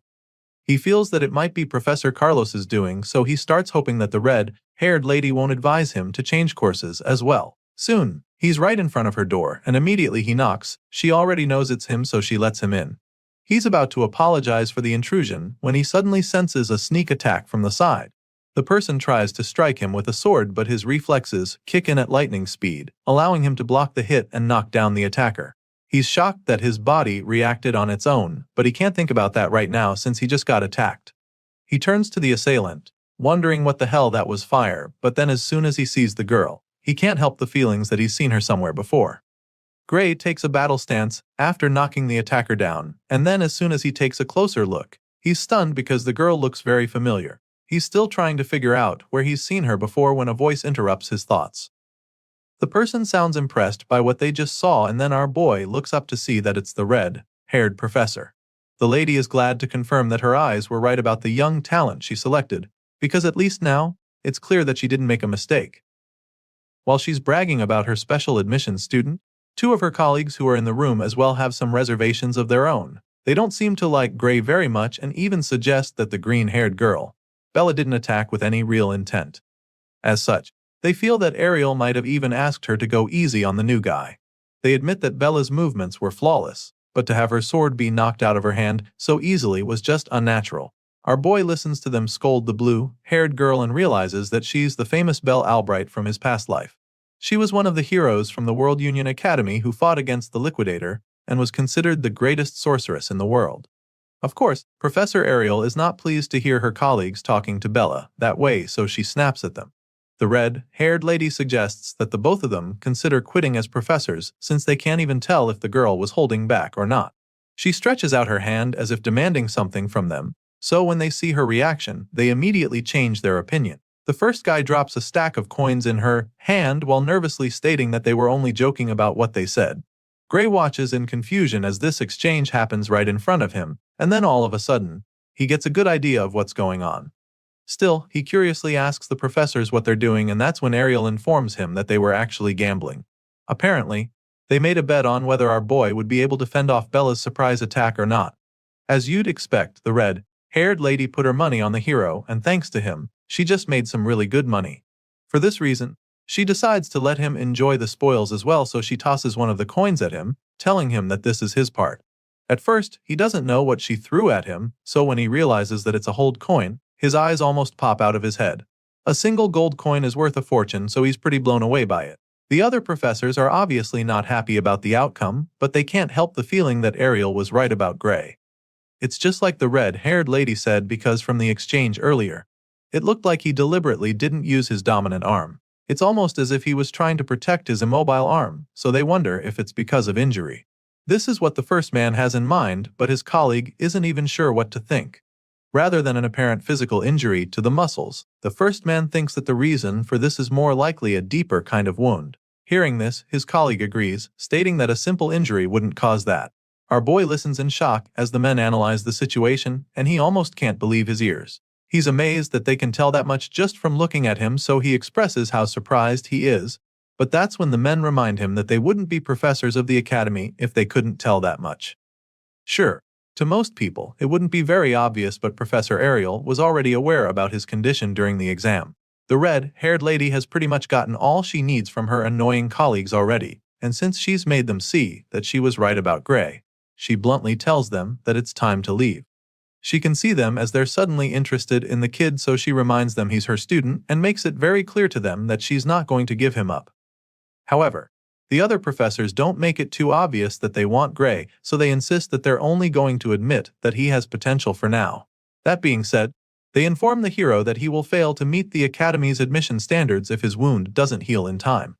The two men tell Gray to keep this in mind before finally leaving the office. As you can imagine, our boy is a little threatened by what they said, because he doesn't even know when his injured arm will heal. But Professor Ariel notices him getting all anxious, so she helps him take his mind off it. Now that nuisances are gone, she suggests that they start talking about magic, which can only mean that she's heard about his incredible display in class. Our hero takes a seat along with Professor Ariel and Bella Albright so they can have the seemingly important talk. The redhead reveals that she heard about him using super, compressed ether in Professor Carlos's class. He's not too surprised that she already knew, but it's still pretty intriguing. In response, the experienced professor reveals that Carlos came to her office earlier, and even asked that she hand Gray over to the magic course without consulting him. Of course, Ariel didn't do that, which is why they're even sitting here having the conversation right now. She declined Carlos's request because as far as she's concerned, Gray is more suited to wield the sword than magic. The hero is pretty shocked when she says this because he literally uses magic that nobody in this world knows how to use. But for some reason, Professor Ariel doesn't think that he looks like he's good at magic compression. To her, he doesn't even show signs of having practiced it before. At this point, Gray realizes that he's dealing with a professor that's truly on another level from the others. It turns out that her divine eye is at it again, and she managed to see right through the facade that Carlos couldn't. All she needs to do is look at him to get the truth, so he realizes that it would be best for him not to lie to her. With this in mind, he calmly takes a sip of his drink and tells her that she's absolutely correct. The red-haired lady is glad to see that he's cooperating, so she asks him to tell her what sort of trick he's using to fool everyone else.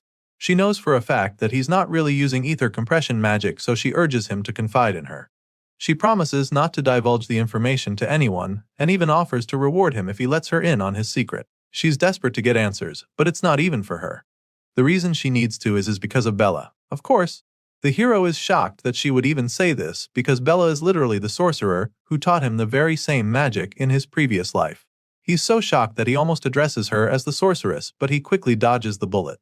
Gray is truly stunned because he knows just how good Bella is. Professor Ariel can understand his confusion, so she decides to explain the situation.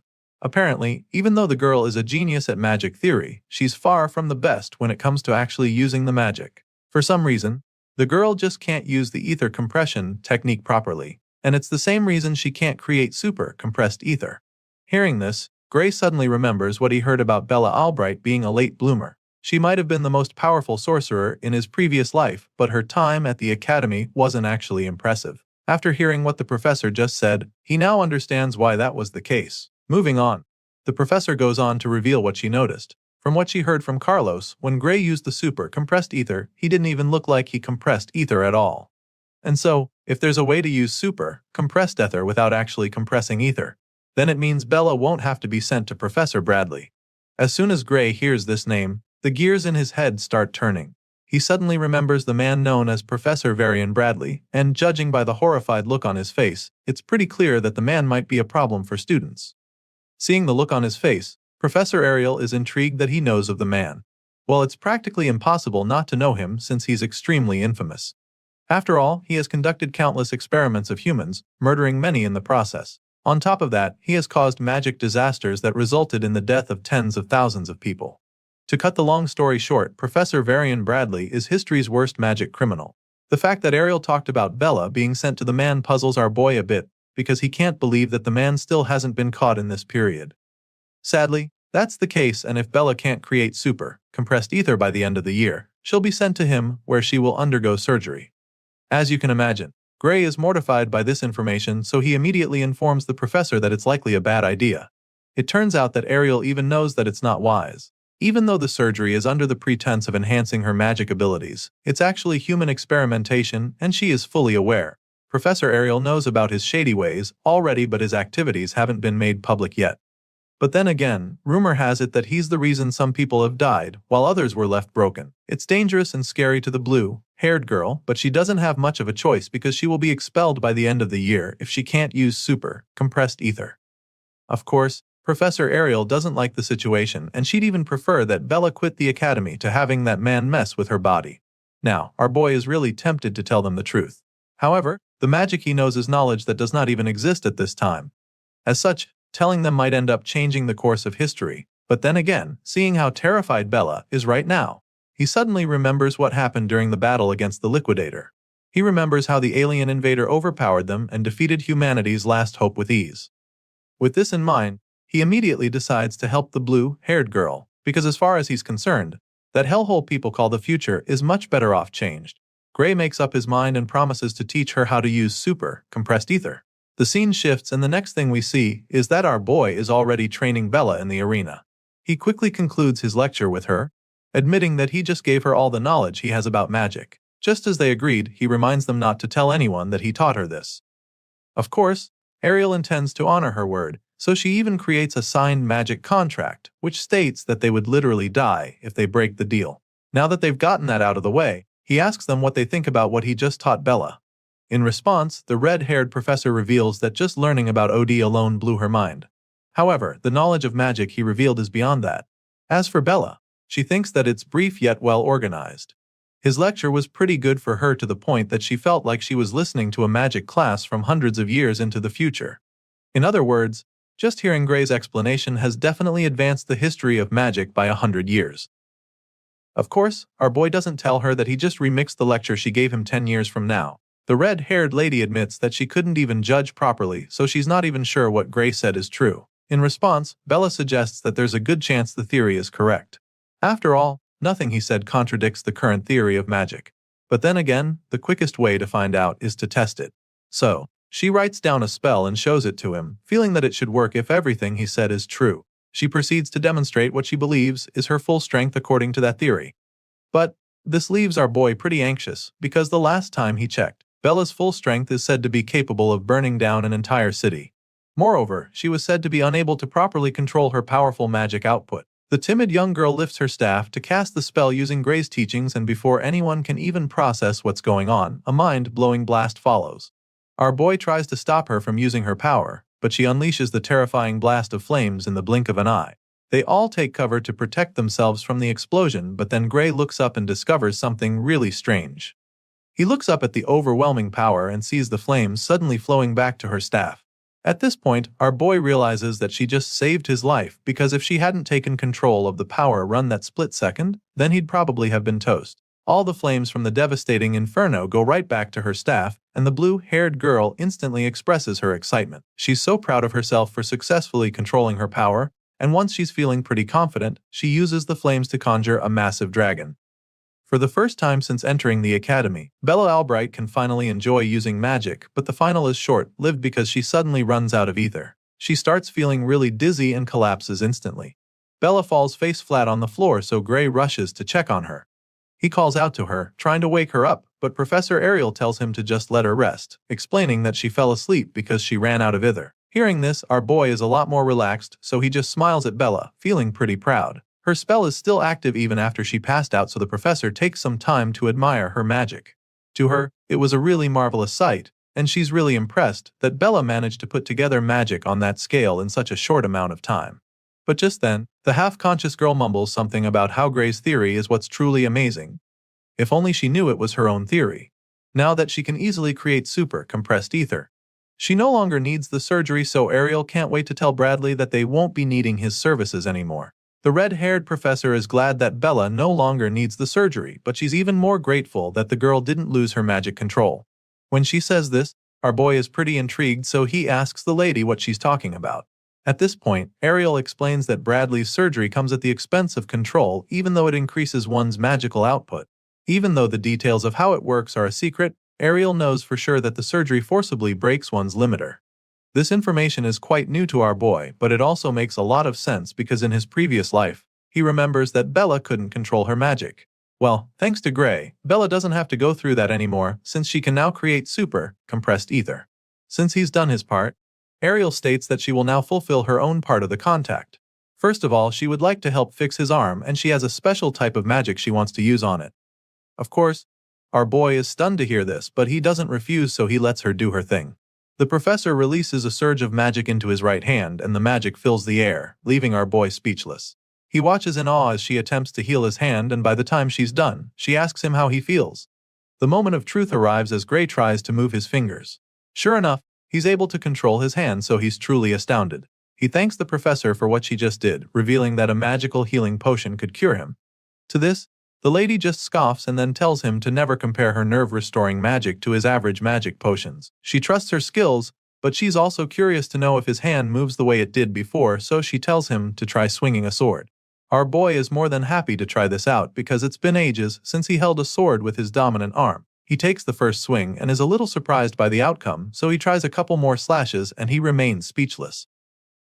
At this point, he informs the professor that his hand doesn't move as well as it used to. He explains this to Ariel, but she's not even surprised. She actually suspected that she might have repaired his nerves, but she also knows that her magic cannot heal the wounds in his soul. Gray is a little taken aback when she starts talking about his soul, so she assures him that he heard right. Today's magic knowledge hasn't proven the existence of one's soul yet, but she believes that it does. After all, she can see it with her divine eye. And even now, from what she can see, Gray's soul is slowly healing. She assures him that it will heal naturally as long as he doesn't overexert himself. He's not sure how to achieve this, so he asks the professor if this means that he should refrain from practicing with swords. Thankfully, that's not the case. Ariel assures him that it's fine for him to exercise as he normally would, but at the moment, she's even more concerned in finding out what kind of swordsmanship could harm one's soul this much. Hearing this, the hero just laughs nervously, hoping that she doesn't start asking too many questions. Apparently, Ariel is aware of someone who uses a swordsmanship that uses one's soul to move the sword, but Gray doesn't know who she's talking about, so she reveals that it's Amy White. She figures that our boy might know Amy, but he's just stunned because he doesn't get why she's talking about the Sword Saint. In the present timeline, he shouldn't even know Amy. The professor notices the confusion on his face, so she realizes that she might be wrong. Her guess was wrong, but in her defense, the way Gray wields the sword gave her the impression that he learned it from Amy. But on second thought, she admits that he is slightly different. As such, she figures that the person he trained under might be a bit more skilled than Amy. However, she's confident that the girl will be just as skilled as Gray's master in a few years. After listening to the professor's multiple theories, our boy is just blown away that she managed to think that far in such a short time. Either way, he finally reveals that he learned swordsmanship at a dojo in his hometown. Still, he knows that he needs to change the topic now because if he lets the conversation continue, he might end up spilling everything. With this in mind, he asks her if it's even possible for someone's soul to be damaged because of swordsmanship. In response, the professor explains that ordinary swordsmanship cannot do this. To begin with, she doesn't believe that something ordinary can defeat an ogre general with just one slash, not to mention cutting down surrounding ogres. Apparently, Professor Ariel already knew of his feat, and this explains a lot. She somehow found out about his past, and so now, she's already won the bet she made earlier. She reveals that she was shown some of the remains left at the scene. She found the sight magnificent because even the most sophisticated cleaving magic couldn't have done that. That being said, Professor Ariel reveals that she knows about the mysterious power within him, and then asks him if he used it. The jig is up at this point, but he's curious as to whether she can see the power with her eye, and she confirms this, revealing that she can even see the power leaking through the chain door. The response sends chills down Gray's spine as the memory of that ominous door flashes across his mind. It's not something someone can just guess, so now, he's certain that the red-haired lady can actually see it. It's not a new thing for her though, because she's seen power like this before, but it's not exactly the same despite having a similar vibe. Our boy is taken aback by this because he didn't think there were people with similar power to him. At this point, Professor Ariel reveals that they do exist, but she also admits that she's not sure they are human, from what she's heard. The one she's talking about is the Liquidator, and the moment she reveals this, the hero's eyes widen in horror because he has no idea why that name is being mentioned in this time period. Seeing that he knows that futuristic kind of magic theory, it's not so surprising though. Hearing this, Gray confirms that what he's been using is really knowledge from the future. However, no one has truly figured out that part yet. Just then, the professor asks him how much he knows about the Liquidator, and this leaves him dumbfounded for a second. Regardless, he tells her that all he knows is that the celestial being is an extremely dangerous threat to humanity. As far as Gray is concerned, the Liquidator has to be stopped before he appears because if that happens, then he must be destroyed no matter what it takes. For some reason, the professor thinks that his explanation is a little extreme, but she does agree that the Liquidator is dangerous. Even so, Varian Bradley seems intent on continuing his experiments, and she reveals this to our guy. As you can imagine, Gray is taken aback at this point because he's not even sure how Varian is related to this. Apparently, the professor is convinced that there's a connection. As far as the lady is concerned, the Liquidator is the very being that the man is trying to summon. This definitely comes as a shock to the MC because the last time he checked, the Liquidator was supposed to be an alien. He's blown away by the fact that the Liquidator was actually created by a man because no one had ever mentioned anything like that. But then again, the Academy in the last timeline acted as if they knew exactly where the Liquidator would appear. He remembers the war and how they had predicted the location of the battlefield. Memories of their fleet heading over there flash across his mind, and so now, it starts to make a lot of sense. It's a truly shocking discovery, but it's now looking very likely that the Academy was involved in summoning the World Enders all along. Now that Gray knows what's really going on, he strongly suggests that Varian's dangerous experiment be stopped immediately. Professor Ariel agrees with him, of course, but the look on her face suggests that it's not going to be an easy task. The red-haired lady also wishes for the experiment to be stopped, but there's a major obstacle in the way. Unfortunately, the person running the project is a professor just like her, so she doesn't have the authority to shut him or his experiments down. Sure, she doesn't have the power, so she already pushed the higher-ups to cancel Varian, but they refuse to listen to her. Hearing this, Gray immediately demands to know who exactly these higher-ups are because he can't understand why anyone would sit back and watch someone start an apocalypse under their noses. He's definitely ready to go meet the authorities, but the professor sadly reveals that she is not allowed to reveal their identity to him either. She wishes she could, but she doesn't even have the authority to do. The bottom line is that no one can force the experiment to stop unless the orders come from above. As you can imagine, Gray is disappointed that he couldn't even get a name from her. And now, it's looking like the Academy's leadership is more tangled than he thought initially. The situation is looking pretty bleak, but then all of a sudden, an idea pops up in his mind. It is already clear that the higher-ups don't want to stop Varian, but if the man in question is a criminal, that should change things. This is our boy's train of thought right now, because he remembers that the man in question killed tens of thousands with his illegal experiments in the previous world. If that was the case back then, it shouldn't be much different now. The MC knows where the mad scientist's lab is, so he feels that they should take action right away. With this in mind, he informs the professor that he knows where Varian is conducting his illegal experiments and proposes that they try to catch him red-handed. After all, that's the best way to prove that he needs to be shut down. Sadly, before he even finishes stating this idea, the professor explains that this won't work either. As you can imagine, Gray is so confused when he hears this, so he asks her why they can't bust the mad scientist. Apparently, entering an academy professor's research facility without permission is a very serious crime on its own over here. That being said, the red-haired lady makes him understand that they'll be the ones getting locked up if they are unable to produce hard evidence after breaking into the lab. And so, she straight up asks Gray if he's trying to say that he already has proof of Varian's crime already. Sadly, our boy doesn't have any concrete evidence at the moment. He's working with the events that occurred in his previous life, so he can't say for sure that it's the same now. So, he doesn't say anything, confirming that he's got nothing on the shady professor. At this point, Professor Ariel suggests that they shelve this whole issue for the time being. This entire conversation just makes our boy understand that the professor's hands are tied, even though she knows that Varian and his experiments are dangerous. There's really nothing he can do at this point, so he assures her that he understands the situation. Now that they've got that out of the way, the lady suggests that they pay more attention to the more important matters at hand, which are his powers. She knows that he probably wants to learn how to be able to control it, so she offers to help him with that. Gray is blown away when she says this because he didn't even know that she could do that. Seeing the excitement in his eyes, She informs him that there's actually a professor in the academy who is very good at dealing with unknown forces. The man goes by the name Heathcote Longfellow, and Professor Ariel reveals this to Gray. Our boy is blown away by this because he's actually heard of the man before. It turns out that Heathcote Longfellow is the one who trained the Sword Saint, so it's a pretty big deal to be tutored by a man like that. Professor Ariel can tell that he's stoked about it, and she's not even surprised because she had a feeling that news would catch his interest.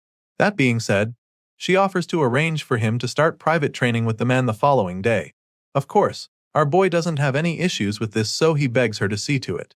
The very reason Gray came to the academy was so that he could master this mysterious power inside of him, but he definitely didn't expect to find a lead this quickly. The scene shifts, and the next thing we see is a very intense training session between the powerful professor. Our boy is already receiving private lessons from the one and only Heathcote Longfellow, so it's a really big deal for him. At first glance, you'd think these two are in the middle of a tough sparring session based on the strained looks on their faces. But we suddenly get to see the full picture and learn that they're actually running at insane speeds through the woods. As you can imagine, our boy doesn't get why they're doing this, but he doesn't complain and just follows the professor's lead. Surprisingly, the man is somehow able to sense that Gray's mind is wandering. This is not something that he's ready to entertain, so he tells Gray to pick up the pace since he's clearly not focused enough if he has room for stray thoughts. He demands that our boy keeps running until his body is at the absolute limit. Heathcote Longfellow insists that our boy keep running and only stop once he's burned away every drop of physical strength inside him. Because only then will his soul's power awaken. The professor informs him that they will not touch the sword as long as the MC still has even a scrap of stamina left in him. In other words, Gray will have to be on the brink of death before his new tutor will be satisfied. For most people, this might just be a deal breaker, but our boy knows what he came here for, so he's not going to shy away.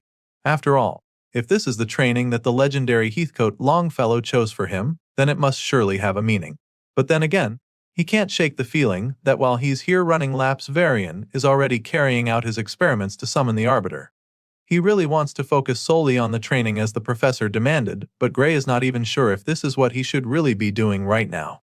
Well, despite having these doubts at the start, our boy keeps going back every day, and after a week, he reports back to Professor Ariel. He goes to see her in her office then, and she asks him how it's been going with Heathcote. Of course, our boy takes the opportunity to say what's been going on.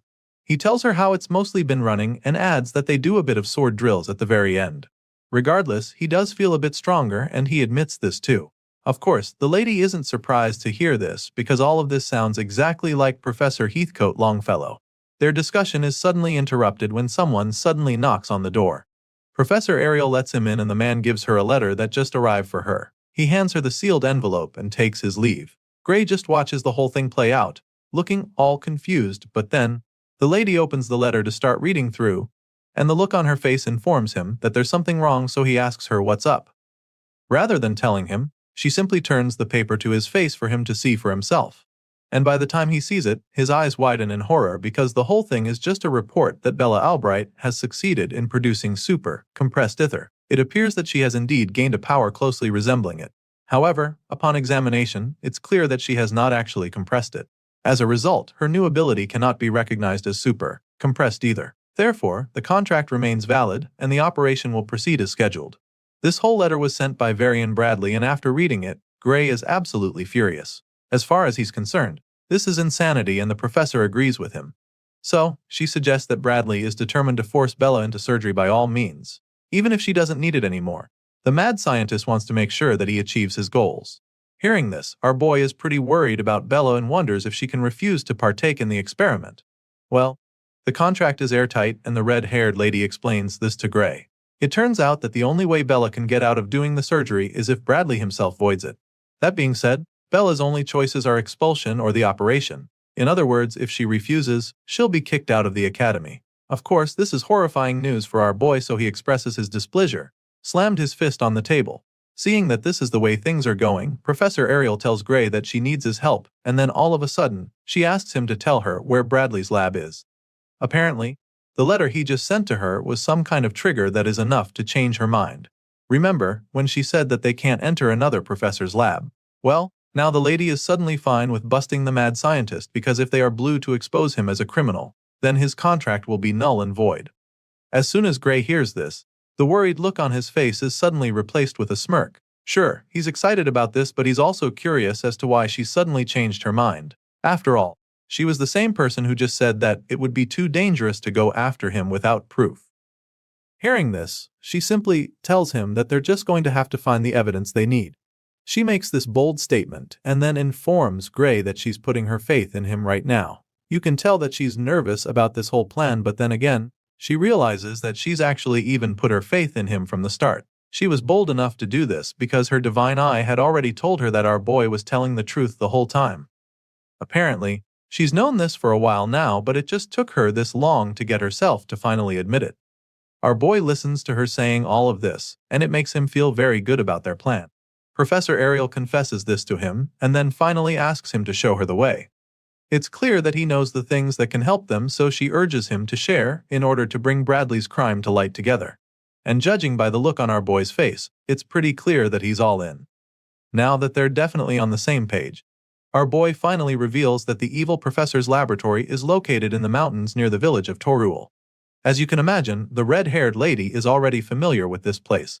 It's not the first time she's hearing about it, and she definitely remembers Bradley Varian having a laboratory there that was authorized by the Academy. She confirms this, which leaves Gray pretty surprised, because why would anyone do illegal experiments in an authorized lab? Well, the professor doesn't think he should even be surprised, because as far as she's concerned, there's no better place to conduct illegal experiments if not there. I mean, no one will bat an eyelid, even if he stays there for too long, since it's a place that's been reserved for him and his research. On top of that, no other professor in the Academy has the authority to interfere with his lab, so the Torul Mountains are just perfect for the mad scientist. Now though, that's about to change because Ariel is determined to get evidence of his crimes, since they won't be charged with breaking into his lab that way. While they're plotting and scheming on how to bust the evil professor, Bella interrupts them with a knock on the door. Of course, Professor Ariel lets her in, so the blue-haired girl comes in with a paper in her hand. From the look on her face, you can tell that she's kinda nervous. She reveals that she just received the letter, and before she can even say anything else, Ariel snatches the envelope from her. The red-haired lady tells her not to worry about anything, promising to take over from here. Of course, Bella doesn't know what the letter is even about yet, so she's pretty confused when the professor says this. She tries to ask Ariel what she means, wondering if her professor is planning to fight Bradley Varian for her sake. Going after the mad scientist is already risky enough, but Ariel seems to be doing this all by herself, which makes it even more scary to Bella. Ariel senses how worried her blue-haired student is right now, and she just finds it amusing. She simply scoffs in response before informing the worried girl that she alone is more than enough to handle the task. As you can imagine, this definitely gets Bella very anxious, especially since it's all happening because of her. She is pretty terrified now, and even our boy is starting to get concerned, so before the professor can leave the room, he calls out to her, begging her to wait before telling her that he's going with her. As soon as he says this, Bella doesn't even think twice before announcing that she will go too. The girl is determined to help out since all of this is happening because of her. It's her problem after all, so she insists on following them. As you'd expect, Professor Ariel is not comfortable with this sudden change of plans, so before the students can even say anything else, she stops them right in their tracks. And then, she reminds them that the person they're talking about is not some ordinary man. He's an academy professor, and not only that, he's also a lunatic who has repeatedly conducted dangerous human experiments. Professor Ariel points out all of this just in case the two ambitious students have forgotten so soon. There's no telling what Bradley Varian will do to them if he catches them poking their noses in his business. He's just that dangerous and erratic, so the red-haired professor bluntly makes it clear to them that she cannot let the both of them go to such a place. Ariel makes these points to discourage them from following her to the Torul Mountains, but sadly, her efforts backfire. For some reason, rather than seeing reason with her, Gray feels that everything she said suggests that they come with her. Since even she knows what a monster Bradley Varian is, it just makes even more sense for her to take them along. Going alone is too dangerous even for her as far as Gray is concerned. In his mind, he should definitely be able to be of some help to her if he uses the same power he used to take down the ogre general. Besides, if Professor Ariel disappears, then our boy will get expelled automatically because he's a Divine Eye admission student. She's the very reason he's still in the academy, so if anything happens to her, then his chances of actually finishing to become a hero will be gone. Gray makes all of these valid points and then concludes by begging the professor to at least let them decide their fate. Her actions affect them tremendously, so he believes that they should also have a say in it. At this point, Gray and Bella go quiet and wait anxiously as the professor contemplates everything they just said. She's definitely not planning to be so rigid, so she quietly considers all our boy has said, and after a brief moment of silence, she gives in. I mean, with everything they just said, it seems like they'd just still come even if she told them not to.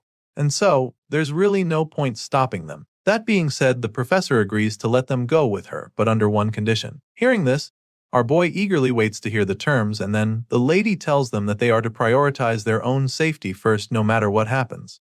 She reveals this non-negotiable condition to them and sternly asks them if they understand completely. Of course, they are pretty fine with the terms, so they loudly confirm that they understand. If that's what it will take for them to be involved on this important mission, they don't mind the terms.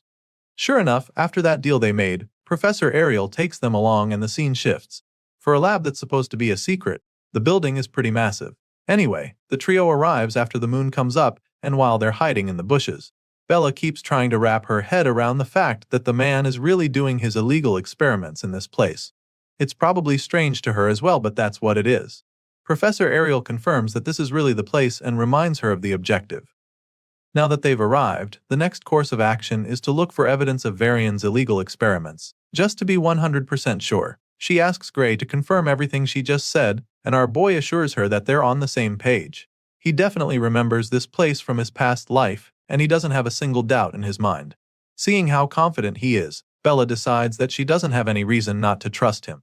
She's all for taking down the mad scientist, but she's still not sure that they can actually gather any evidence without getting in any trouble. That's her major concern now that they're here and she's seen the kind of place they're breaking into. Ariel can sense that the blue-haired girl is worried, so she attempts to calm her down. As far as she knows, Varian should be at the Magic Society's conference right now, so she's pretty convinced that he's not here at the moment. Still, the fact that the mad scientist isn't around doesn't necessarily mean that sneaking in will be a walk in the park or anything like that. She has a strong feeling that the entrance is rigged with all sorts of traps, so going in through the front is not really an option anymore. With that fact established, she concludes that they'll have to bust in through the Sade wall. Such a move has its own consequences as well, so Bella is pretty worried still. At this point, it's kinda obvious that Miss Blue Hair over here doesn't really have the stomach for a mission like this. She's been on edge since they arrived and worried about everything, so the professor reminds her that they came here to break into an academy-authorized lab. That in itself is already a crime, so whatever approach they take is still likely going to land them in trouble, especially if they're not able to find any concrete evidence. Either way, the professor tells her that she doesn't have to go if she doesn't want to. After all, she was the one who insisted on coming, so if she's no longer feeling up for it, she can always go back. Ariel is still very open to going on this mission by herself, so she wouldn't mind if they change their minds. She makes this very clear to Bella, but it just motivates the timid girl to stand strong. She claims that she's still going, but a part of her still doesn't get if all of this is worth it. As far as she knows, Professor Ariel is doing this for someone like her, so she doesn't think they should be going this far. However, Ariel simply informs her that that is where she's got it wrong, because stopping Varian's experiments is for the sake of the entire world. Right now, Bella doesn't understand the gravity of letting the mad scientist get his way, so Gray explains that countless people will die if they don't stop Varian. He says this but quickly corrects himself, claiming that the whole world will be sacrificed if they don't stop the evil professor. Of course, Bella doesn't understand what they're talking about, so she expresses her confusion. She was already worried before, but after hearing all this, she's probably gonna have a panic attack. The professor can foresee this already, and that's not what they need on this kind of mission right now, so she tells Bella that Gray is probably just exaggerating. Nevertheless, she agrees with what he said about how the mad scientist needs to be stopped at all cost. She knows that the girl might still be bothered, so she keeps telling Bella not to worry, assuring her that they're here for her and will literally put their lives on the line for her. Ariel says these words with a reassuring smile etched on her face, hoping to calm the timid student. Once they're able to get all the doubts and worries out of the way, the professor finally gives the signal for them to move out. The three of them blast off with blistering force toward the lab, determined to find the evidence they need to take down Varian. Ariel casts an insanely powerful spell mid-air and instantly unleashes a devastating blast that blows a hole in the side wall of the facility. So much for being stealthy. The blast is truly incredible as it leads to a mind-blowing explosion that almost sends them flying. The force from the blast is so much that Gray barely manages to avoid being thrown off his feet. Of course, he also didn't expect a blast of that magnitude, so he finds it amusing. Ariel just had to do something way over the top. Anyway, now that they've got an opening, they make their way to the freshly opened hole in the wall. It's a miracle the facility is still standing after taking such a devastating blast, but I guess that's a good thing. Gray Lee takes the lead since he's the one who knows the way, but as soon as he steps into the lab, his eyes widen in horror. Our boy is instantly met with a very shocking surprise. Remember, this lab was supposed to be filled with enough evidence to enable them shut down Varian's illegal experiments. Well, what our boy finds is even more horrifying than what he imagined. It's literally a huge prison with several cells lined up one after the other.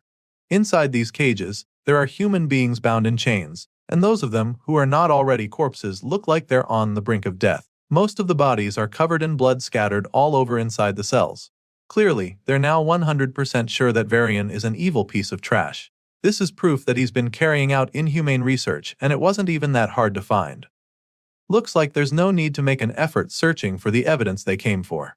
There's literally so many dismembered corpses in the cells that it's sickening, and Bella is probably doing her best not to freak out right now. The professor is speechless at first, but then she's finally able to organize her thoughts. For her, just a glance is enough to see 14 forbidden spells that have been used on these poor victims. Using such spells is undeniably a criminal offense, which just shows how terrible Varian is. There isn't even a need to mention the unauthorized human experiments, as far as she's concerned, because merely using these forbidden spells is an equally serious offense in the eyes of the Academy.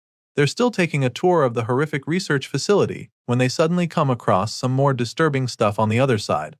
Of course, they all go to investigate, and that's when they get a better view of this ominous-looking magic circle on the floor. It's surrounded with lit candles, which is even more creepy. At first glance, it looks like some sort of altar, so after getting close to it, they're a little confused. They've obviously seen more than enough proof that the scumbag professor is up to no good, so Bella asks what they should do now, because their original plan was to leave with evidence. However, she doesn't think it's right to leave just like that, because they also need to rescue the people who are trapped in the cells. At least the ones who are still alive. Gray is the first to respond to her, reminding her that they shouldn't stay here for too long. He's afraid that Varian might return and find them there if they're not careful, but before he can even finish explaining this, he's suddenly cut off. Our boy is interrupted by an ominous voice in the shadows, and that's definitely not a good sign. As you've probably guessed already, this voice belongs to the one and only Bradley Varian, who sounds really amused by the presence of unexpected visitors. They were just talking about him, so he tauntingly asks if they were calling for him. The evil professor slowly walks out from the darkness, and his colleague is the first to confront him. With a confident smirk on her face, Ariel asks him what happened to his conference. After all, that's where he's supposed to be right now. She calls his name, and that's when we finally get to see the face of this notoriously dangerous man. After Varian reveals himself, our boy is taken aback because the man actually isn't supposed to be here. He doesn't understand what went wrong, but he braces himself for anything that might happen. The evil scientist finally responds to Ariel, revealing that he arranged for a double to attend the conference in his stead. Apparently, he has an important experiment to do here, so he couldn't leave. The Twisted Man explains this, which leaves Ariel a little puzzled because she doesn't know what he's talking about. He confirms that the experiment is way too important, stating that he even managed to get some fresh materials for it. By fresh materials, this madman is actually referring to the human corpses he's hung in one of the rooms. He claims that he wanted to use them while they're still fresh, but now that he's got visitors, he's changed his plans. Varian says this with a truly terrifying look on his face that sends chills down their spines. He doesn't mind changing his plans though, since he wanted materials with more potential for magic than an average person anyway. Clearly, he's basically telling them that they're his next victims, and they definitely understand. Varian admits that he doesn't know how they caught wind of his experiments since it's a secret, and he's also pretty sure that they didn't tell anyone they were coming here. That being said, he concludes that no one would suspect a thing if the three of them suddenly went missing, making it very clear to them that he's ready for them. But Varian is more than happy to put them to use as best as possible. The guy is still talking trash when he looks up to see the massive ball of flames headed right for his face. He's shocked by this, but despite seeing the fireball, he can't do anything before it hits him. A huge explosion follows as soon as the flames reach him, and as the fire rages on, that's when we see who unleashed the blast.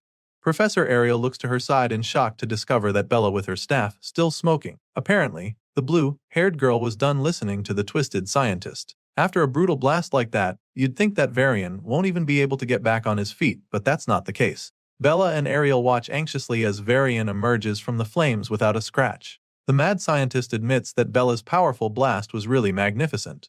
He's truly impressed with the girl and commends Professor Ariel, because her divine eye clearly hasn't lost its edge for her to have picked such a talent. He didn't think that a special admission like Bella would be such an exceptional talent, but he was clearly wrong about that. Seeing how amazing Bella's abilities are, Varian suddenly begins to consider looking closer at the other Divine Eye recruits as well. The man makes this cryptic threat with a sinister look on his face, and then proceeds to address the blue-haired girl who just hired a mini inferno at him. He claims that he's not impressed with what just happened, informing her that she's an academy student who just tried to assassinate a professor. Despite being terrified, Bella musters the courage to hit back at him, telling him that it is better to kill than be killed. Sadly, she missed her chance to do that now, and she knows it. It's pretty obvious that she might not get another, so before things get even more out of their control, Professor Ariel reveals that they're pulling back for now. After all, they have already gathered the evidence they came for, and she believes that the Academy will handle the rest once they report what they know. Varian also finds it amusing that she thinks he would just let them walk away, after all the trouble they've caused him already. Just to let them know who's in charge, Varian immediately charges up his spear with dark energy and unleashes a devastating blast on Bella. The blue-haired girl stands there looking horrified as the massive beam of death speeds toward her, and just when it looks like she's about to be obliterated, Professor Ariel creates a big shield to deflect Varian's attack. Her barrier dissipates the energy from the scientist's blast, deflecting it for a while. Bella just watches in terror as all this is happening, while the mad scientist seems to be enjoying himself even more. Varian laughs at Ariel's attempt, informing her that this is one of the fruits of his research known as Gluttony Flame. Apparently, this special move casts fire that devours defensive magic and burns it into fuel. The man confidently explains this to them, and that's when Ariel begins to realize how much danger they're actually in, because all of a sudden, she finds herself struggling to hold back the blast. Her shield appears to be giving way all of a sudden, and it's becoming very difficult for her to hold on. In theory, the Gluttony Flame can't be blocked because it would just consume anything in its path, and the only downside is the fact that it costs a little rare material to conjure. Hearing the smugness in his voice, Ariel musters all the strength she can to keep holding on. She pumps in more magic into her shield and reinforces it until it starts to push Varian's Gluttony Flame back. As soon as she gets a bit of control, she conjures a glowing floating box that looks like some kind of treasure chest. She passes the spell memory pouch to Bella and tells her to take it to Gray, claiming that Heathcote would know what to do once he sees it. Bella receives the small box in her hands and realizes that Professor Ariel is starting to struggle again.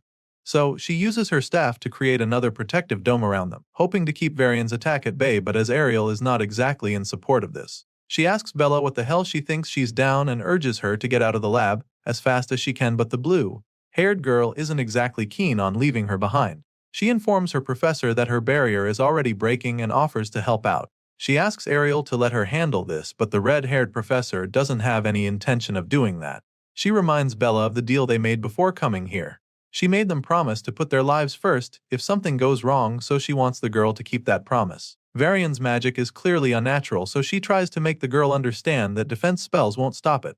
That being said, she promises to buy the students some more time so that they can escape, but before she can even finish talking, her barrier shatters into 1,000 tiny pieces like glass. Her eyes widen in horror as the reality dawns on her, but Bella assures her that everything is going to be fine. The only thing standing between them and Varian's ravenous dark spell of death is Bella's protective dome, so Ariel is absolutely terrified. The professor is so stunned by their current situation that she doesn't even run anymore. She stands right there staring at the flames of death smashing against Bella's barrier. On the other hand, the blue-haired girl just has the feeling that Varian's spell isn't even that strong. As far as she's concerned, it just needs a slightly different kind of defense magic. Seeing this, Varian yells in frustration. The man can't believe his eyes. It should be impossible for anything to hold back his spell, because he's the only one who knows the counter-magic theory for Gluttony Flame. And so, the mad scientist begins to wonder how the hell she knows the formula to make his attacks useless. In response, the blue-haired girl simply reveals that she managed to crack his code so easily because someone recently taught her a new theory. Using that theory, using the spell to counter him is just that easy. Hearing this, the evil scientist just grits his teeth in rage as he begins to rack his brain. He's so confused by the fact that someone taught her the spell, so he loses his shit and furiously demands that she give him a name immediately. The man is so desperate to find out who the traitor is that he promises to give a clean death if she gives him the name. For some reason, he thinks that's supposed to make her want to tell him anything. Anyway, seeing that he's so curious to find out who taught her, she decides to piss him off even more by telling him that the person's identity is a secret. She doesn't give him a name, but she lets him know that the person who taught her is a student from the swordsmanship course. In that moment, she begins to recall when Gray revealed the theory to her and how confident she was that the formula would work even though it contradicts the current theory of magic. As you can imagine, the evil scientist is even more enraged when he realizes that the girl doesn't want to answer him seriously. It's obvious that she's messing with him and he doesn't take it lightly. All of a sudden, Varian reveals a huge red stone and threatens to burn her alive with it for pissing him off. Varian shatters the rock with a single punch and several skeleton ghost heads start flying toward Bella. This dark spell continues to get even more powerful when it gets to her barrier, and it's starting to look really scary, so Gray asks her if she's okay. Surprisingly, she's still completely fine. It's like she's not even breaking a sweat to hold back the evil scientist's attacks. As far as she's concerned, her barrier can definitely withstand this force, but it comes at a cost. Apparently, her mana reserves won't last the longer. She holds up the shield and Varian is very much aware of this. With the extra magic she's using to keep the barrier up, the man estimates that she's got just over a minute left with how low her mana reserves probably are now. It's just a matter of time before the shield gives way, so Bella urges Professor Ariel to attack now. She's got her hands full and can't hold for much longer, so the redhead swings until action. She activates her divine eye to assess the situation, and it only takes her a second to see that the flames from Varian's attack are thin at a particular spot. This is the weak spot she can take advantage of, and she doesn't waste another second, since she can also project mana outside the barrier. Professor Ariel goes to the edge of the dome to cast her spell and shoots out mana at that point to exploit the weak spot in Varian's attack. Her mana seeps out of the dome and moves through the flames, headed right for the evil scientist, but just when it looks like her attack is about to get to Varian, they get weaker and weaker until they finally disappear. Seeing this, Varian just laughs at her for trying to counterattack because she can't even reach him, let alone actually do any damage. At this point, Ariel begins to panic because it's clear now that hurting the guy will be a lot harder than she thought, and so she immediately starts brainstorming. You see, Professor Ariel's offensive magic is one of the weakest among the staff, and when you factor in the properties of the gluttony flame, then it's very likely that her spells are being absorbed until there's nothing left. In other words, Ariel can't get to Varian, and as if that's not bad enough, it looks like Bella is about to collapse. She struggles to keep up the barrier, but eventually gets drained completely, so she tells the others to brace themselves. Upon hearing this, Professor Ariel begins to regret her decision. She knew that something like this could happen, which was why she told Bella to run away earlier. Sadly, it's too late for that now, and they have no choice but to face the evil scientist head-on. Just when it looks like they're about to be sitting ducks, Gray steps forward, telling the ladies to leave this fight to him. The hero takes out his sword, ready to take Varian all by himself, and this definitely leaves his professor very shocked.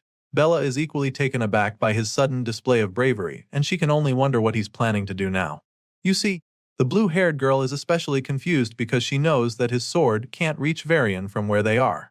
She tries to explain this to him, hoping to prevent him from making a dangerous move, but he just tells her not to worry, sounding absolutely certain that he'd be able to get to the enemy. With Bella failing to convince Gray otherwise, the professor gives it a try as well, asking the hero if he's sure about what he wants to do because she knows that it could kill him if he uses that power again. On the off chance that he survives it, his healing arm might never even recover, so it's an insane risk he's about to take. Despite her attempts to change his mind, the hero just cracks a little smile and tells her that dying alone is much better than all three of them losing their lives here. Gray makes it clear to them that he's not going to change his mind and proceeds to charge up his sword.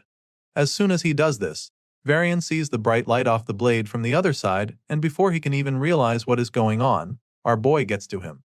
The hero reaches him in the blink of an eye, and Varian is shocked to see the young swordsman flying toward him with a sword. Unfortunately, it's too late to even save himself now because Gray swiftly uses a single powerful slash to take the evil scientist's head clean off. Gray decapitates the mad scientist in a flash with a vicious slash that splatters blood all over the walls, and as you can imagine, the ladies behind him are absolutely shocked by what just happened. Eventually, Varian's headless corpse falls to the ground, and that's when even Professor Ariel realizes the gravity of what just happened. Her eyes widened in awe, claiming that it's her first time seeing the real one with her own eyes. Sure, she knew that Gray was special already, but after seeing the kid take the tyrant down with so much ease, she's absolutely staggered. They're all still coming to terms with the situation when all of a sudden, they notice pieces of rock coming down. Bella looks up at this point, and that's when she sees the huge cracks in the ceiling. The place appears to be coming down on them, but before things can get out of control, Professor Ariel uses her magic to stop the rocks from smashing them. She keeps the debris suspended for the meantime, and judging by the look on her face, she's not breaking a sweat. She then turns to the young swordsman and admits that his actions were beyond her expectations. She's definitely impressed but also pretty concerned about his body, because he used that self-destructive power earlier. The moment she asks how his body is, the sword falls right out of his hand, confirming that something is wrong. It turns out that his little gimmick just now came at a cost, just as the professor predicted. At the moment, Gray's dominant hand is starting to hurt quite a bit and somehow feels numb at the same time. On top of that, those dark tattoos are still all over his arm, which explains the problem he is having right now. Despite all of this, Gray insists that he can still move the arm, so he picks up the sword just to prove that he is all good, and of course, this display leaves the professor really impressed. With a small smile on her face, she suggests that his training appears to be paying off a lot and showing results, which he agrees with as he sheathes his sword. Right now, the hero can actually confirm that he's getting a lot stronger, because he knows for a fact that he would have passed out for days and woken up unable to move his arms if he had tried using that power back when he was still in the village. He remembers so clearly how he woke up in an infirmary to see that he had been unconscious for days. On the other hand, now using that dark energy only leaves him with a hurting harm, so he can't help but feel that it's quite the improvement. Looking back now, all the difficult things that Heathcote put him through start to make sense. Gray confirms that the training was really worth it because his mentor pushed him to the limit of body. Heathcote made sure that every drop of physical strength was drained to ensure that he activated the power in his soul, all while ensuring that they did not even touch the sword until Gray was ready. All the memories of his training run through his mind, and while he's thinking back, Ariel notices him clenching his fist like he's fighting back the pain he's feeling. So, she walks over to him and thanks him for saving them, admitting that he's the only reason that the three of them are still alive. However, she also goes ahead to apologize to him for making him use the dark power inside him. She knows that it took a toll on him, so she wants him to know that she's sorry, but our boy simply waves off the apology, telling her not to worry about it. After all, he was the one who insisted that they had to stop Varian in the first place, so he didn't mind putting his life on the line if it meant that they could put an end to the mad scientist's reign of terror. Gray Lee makes her understand that he was happy to do it, so the red-haired professor simply thanks him once again. Even though she's grateful for the risk he just took, she also knows that he can't afford to use that dark power anytime soon. It might be too much for his body to handle, so she advises him to try not to tap into the power for a while, making him understand that the damage that will follow will be irreversible. The professor makes this very clear to him, with a pretty scary look on her face, which leaves the young hero quite worried. Gray's eyes widen in horror when she says this because he knows that she's right, so he doesn't bother saying anything else besides assuring her that he understands the situation. Right after this little exchange between the two, the timid student who came along finally chimes in. Bella calls out to Gray and nervously asks him if the energy he just used was magic. Apparently, the blue-haired girl is a little confused right now because she didn't sense any other at all when our boy was using the dark power.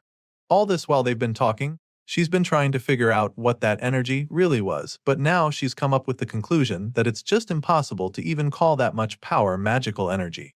It just doesn't make any sense to her, so she tries to get answers from the hero, but the professor cuts her off immediately. As you can imagine, Ariel doesn't really want the young girl getting involved with something as dangerous as this, so she just tells Bella that it's better if she doesn't pry into the matter any further. Of course, the blue-haired girl is just left speechless at this point, and she's probably even more curious now. So she asks the professor to tell her why she shouldn't ask questions. At this point, the red-haired lady appears to be losing her patience.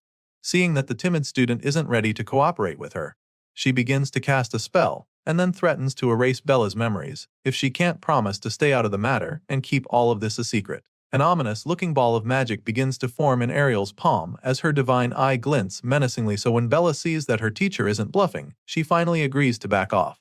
The girl is pretty terrified all of a sudden because she's on the verge of having her memories wiped, so she quickly suggests that they make a magic contract to keep her talking to anyone about what happened here. Seeing that the girl is finally on board, Professor Ariel cancels the spell and agrees to write a magic contract.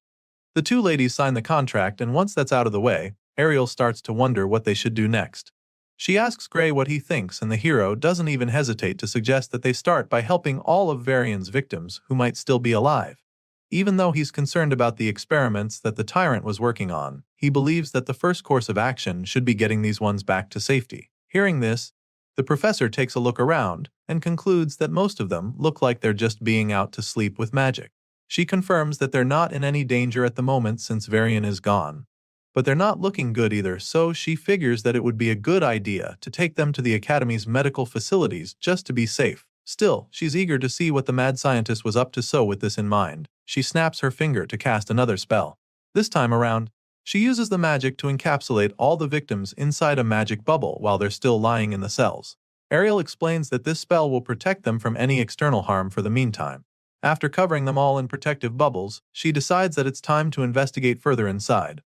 The trio make their way deeper into Varian's lair and continue to get creeped out with every step they take. Now that she's looking at this place a second time, Ariel realizes just how insane this dungeon lab actually is. They look into the cells and it's one horrifying thing or the other. They come across a cell with human corpses hung in a row inside, and she doesn't even need her divine eye to know that illegal activities were being conducted here. Almost everything that Varian did involved the use of human sacrifice to produce magical catalysts or enhance a human's magical abilities.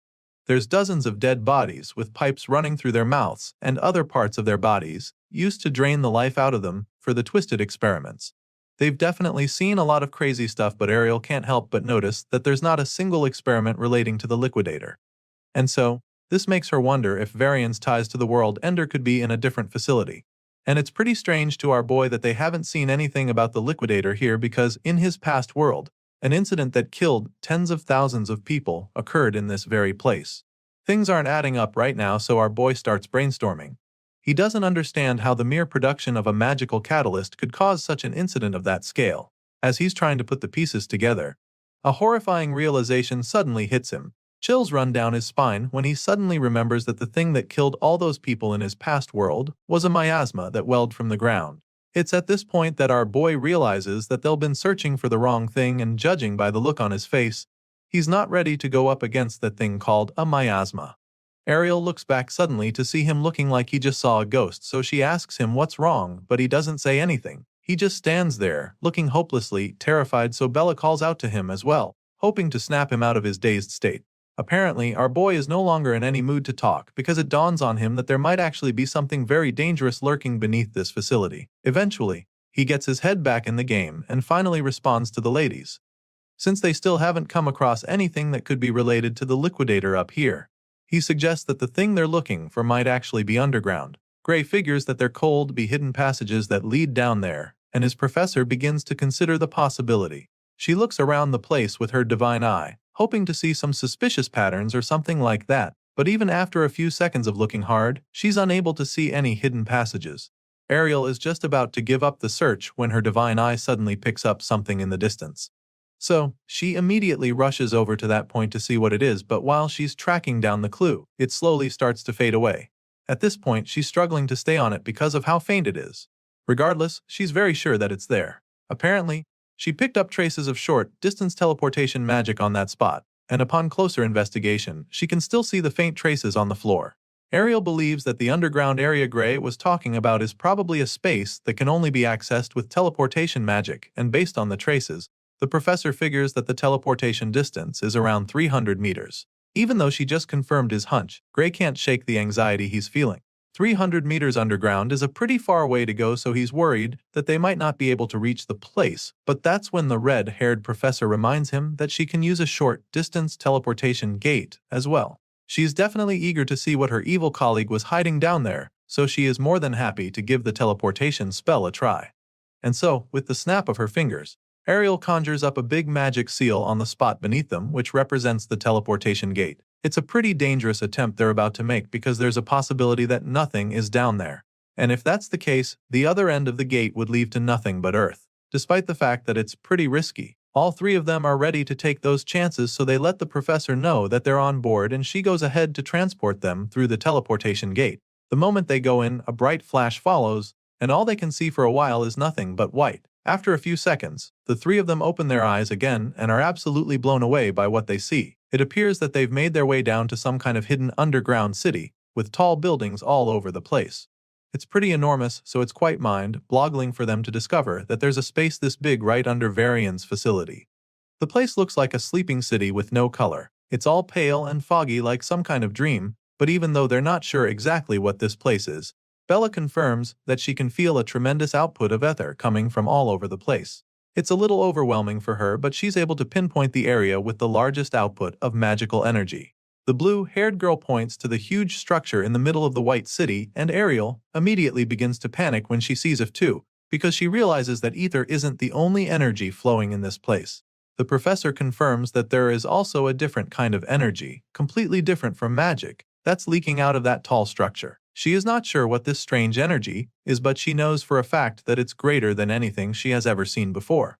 Hearing this, Gray starts to get a few ideas, so he puts the pieces together and asks the professor if this power she's sensing is similar to what he has. He's so nervous just asking her the question because he's not sure he's ready for the truth. But as you can imagine, this dark potent surge of energy is identical to what he has, so before he even gets to ask, the professor confirms his guess, and in that moment, she reveals that it is indeed the liquidator's power she's sensing. Using Professor Ariel's teleportation magic, the three of them make it to the secret underground city hidden beneath Varian's facility. And after confirming that the ominous energy they're sensing is the same as the liquidators, they have no choice but to investigate further. The group of heroes make their way into that huge structure where the energy was radiating from, and they're absolutely taken aback by what they find inside. It's a huge empty hall that definitely looks creepy, but on the other side of the tall building, there's a door. They're all very curious at this point, but they can't get any answers if they don't dig deeper. While the students are still trying to process what exactly is going on, the red-haired lady takes the initiative and starts walking across to the other side. From the looks of things, she is extremely certain that this place is where the energy is coming from. Ariel reaches the mysterious door, and of course, she has only one thing in mind, which is getting inside. She knocks on the door, and when there's no response, she slowly pushes it open. Bella is pretty nervous at this point, because she's not sure they should be going in there, or even touching the door. The blue-haired girl tries to discourage her professor from being so forward, but Ariel simply tells her to relax. As far as she's concerned, this door doesn't hold any power, and she's convinced that it's just placed there as a symbol for the ritual. And so, just like that, Ariel walks in, and then looks back at the students, feeling that they should know all this already. Anyway, now that she's in, she assures them that the power is not in the door, but actually in the magic rigs around it. That's when we get to see what she's talking about.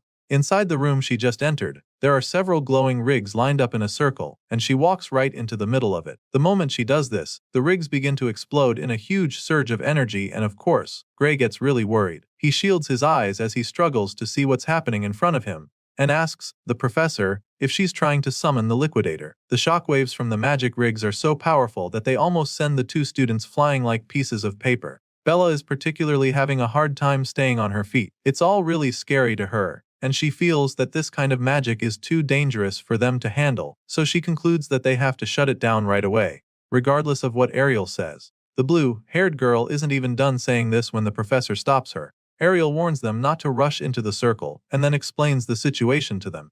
Apparently, Ariel's prediction tells her that this setup isn't actually capable of summoning the liquidator. However, just as she's trying to assure the students that everything is fine, the glass in the rigs begin to shatter. Of course, this just makes our boy panic even more, because now he's afraid that the space between her and the source of the dark energy is being torn open. They call out to the professor, desperately warning her that she's in danger, but that's when something unexpected happens. All of a sudden, the waves of energy swirling all over the room begin to get concentrated at a particular crack in the glass. And when Gray sees this, all he can do is stare in confusion. While the students are still trying to wrap their heads around what the hell is going on, the professor starts talking about how her predictions were correct. Apparently, she was right to think that those devices weren't made to summon the liquidator. In fact, from the look of things, they were created to just pinch a tiny gap toward where the world ender exists, and then funnel the leaking power. Ariel looks up at the ceiling, where the waves of dark energy are still swirling around.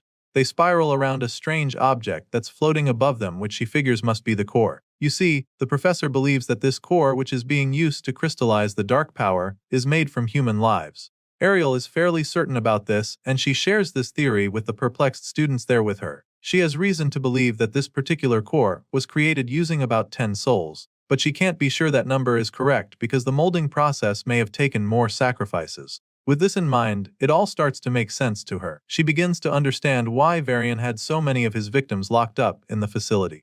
She's convinced that the majority of the people they saw upstairs were taken to be raw material for this very purpose. The evil scientist wasn't using his victims for any ordinary human sacrifice, but for something much more sinister. Hearing this, Bella still can't wrap her head around why anyone would do such a thing. She doesn't get why he would go that far just to gather power, and it just makes her wonder what such dark energy is even being used for. She expresses her confusion, but the professor is just surprised that the blue-haired girl still hasn't figured it out, and so she decides to break it all down to Bella. Ariel reminds the girl about the ominous black flame that Varian used against them during their fight. At first, this still doesn't explain anything, but then the professor reminds Bella of the crystal that Varian used to boost the power of the flames when he got mad. As far as Ariel is concerned, this core will look like those crystals by the time it's done being formed. And this time around, she has a feeling that this new catalyst won't be limited to just black flames by the time it's fully formed. The professor fears that such power can be used to do a lot of horrible things, and if they mass-produce the stuff, then there's no telling what they could actually do with it. Just as she finishes explaining all this to the students, the cracks begin to disappear without a trace. With everything that Ariel just said, our boy finally has a clearer picture of what's going on, so he realizes that maybe Varian wasn't even trying to summon the liquidator after all. However, Ariel isn't completely sure about that. Whether Varian tried to reach the liquidator or not, she doesn't know for sure, but what she can tell is that the space-opening magic rigs were pushed to the limit.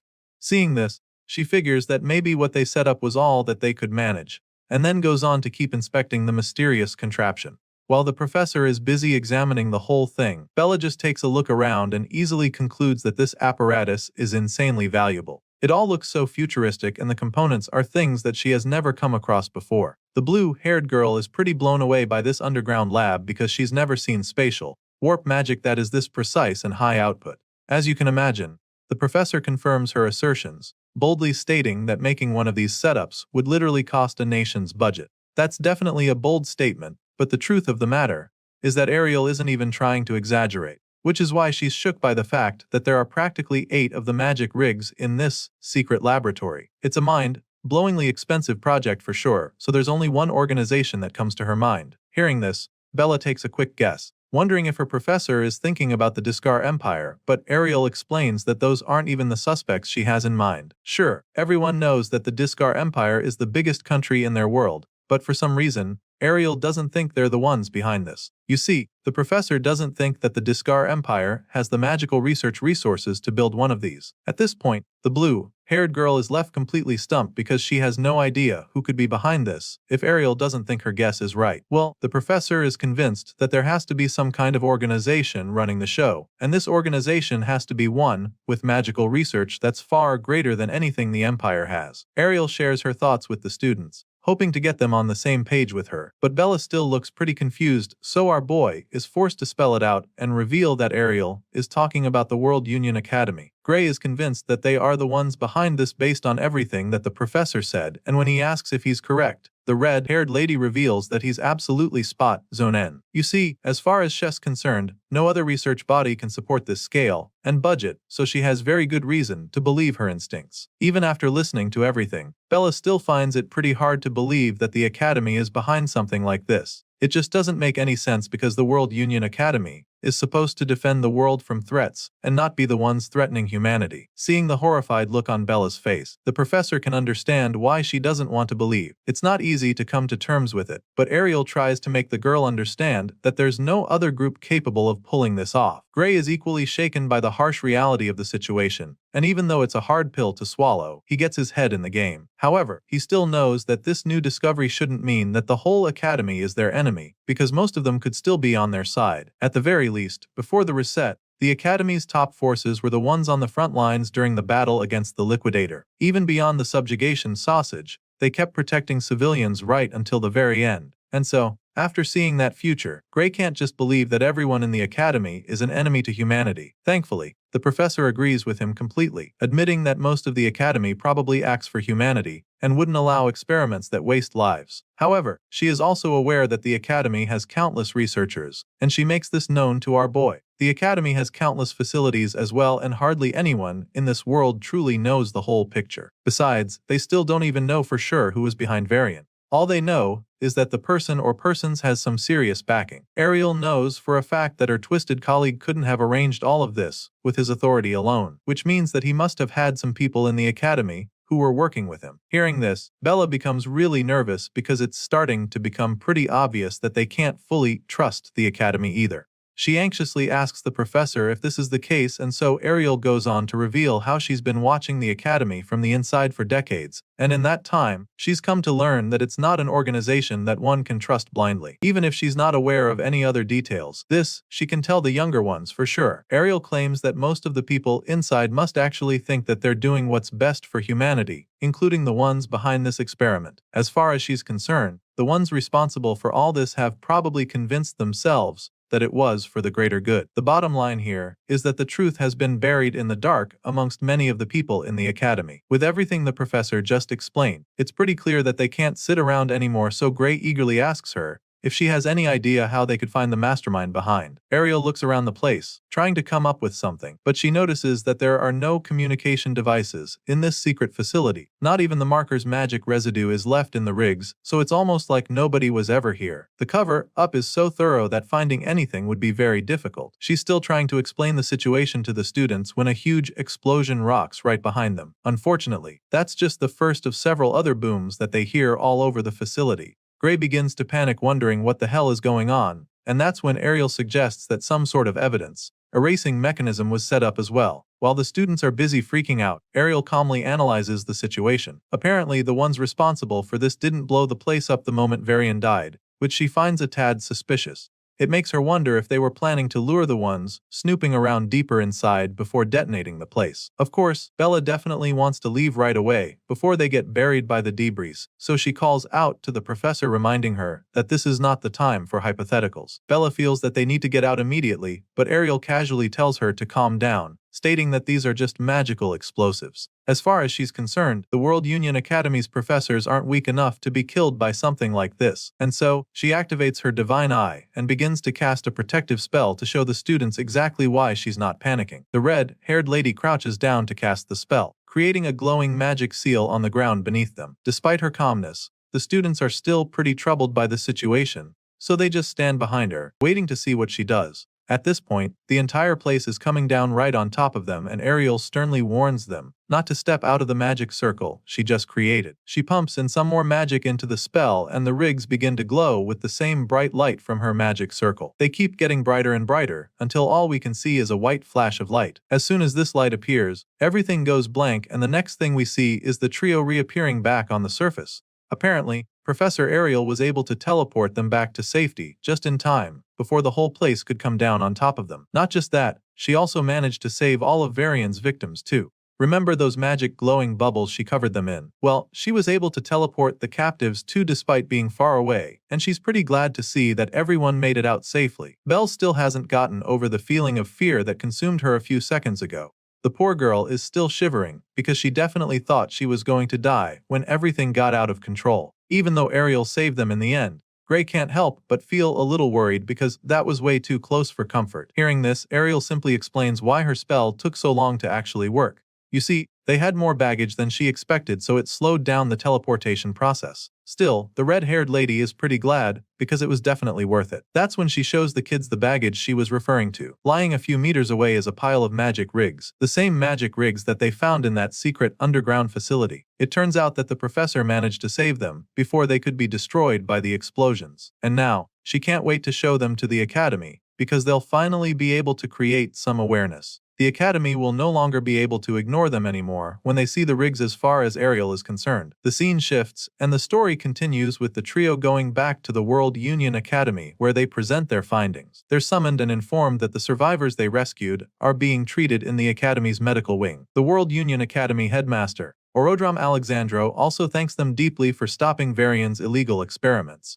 Once that's out of the way, he goes ahead to talk about the magic engines that the twisted scientist was using. He examines the schematics of the rigs, and after taking a good look at them, he confirms what Ariel says earlier. Just as the professor predicted, each one of the rigs is worth more than a national budget. Of course, Ariel is glad you see that the headmaster is on the same page with her. She points out how there were 8 of those rigs, and insists that there's no way Varian could have gathered that kind of firepower all on his own. I mean, she can't even begin to imagine how he managed to obtain these components if he did it all alone. In that moment, the headmaster suddenly reveals that these parts she's talking about are stolen goods. Orodram Alexandro states that they were hijacked mid-transport, adding that 78 transport agents were even wiped out during the heist. As you can imagine, This is pretty shocking news to the students, so they have a hard time processing it all. But Ariel just has a cold blank look on her face like she's not surprised to hear this. Apparently, she's heard of an incident like this before where 78 agents of the academy were killed, so she asks the headmaster if he's talking about the incident from 15 years ago. Ariel is actually hoping that it's not the same one, but the headmaster confirms that her guess is right, explaining that the stolen cargo back then carried these very engines. Hearing this, Ariel begins to think back, trying to recall details from that incident,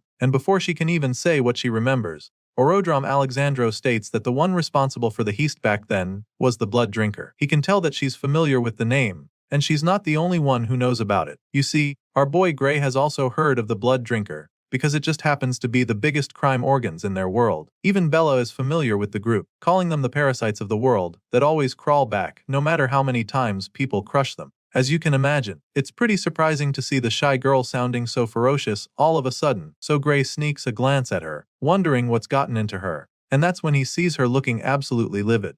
Apparently, the reason Bella hates the group so much is because they killed her parents. She reveals this with a murderous glint in her eyes, and the headmaster goes ahead to confirm everything they've said. Orodrom admits that the blood drinker is one very stubborn group, because they will always resurface no matter how many times they're exterminated. The main reason for this is that no one knows where they hide or who their leader is. It's a group that remains impossible to eliminate for good, which makes them such a big problem. Some say that they are even responsible for 70% of all crime-related deaths in this world. The headmaster seems to know so much about how bad these criminals are, and they're so ruthless that it wouldn't even surprise him if some of their people were already inside the academy. They're truly a powerful force to be reckoned with, but Orodrom feels that the worst part is the fact that there's no way to tell the members of the blood drinker apart from actual people of the academy. And on top of that, the academy wouldn't act even if there was a way to fish the intruders out. The headmaster explains all of this, and of course, Gray doesn't like what he hears.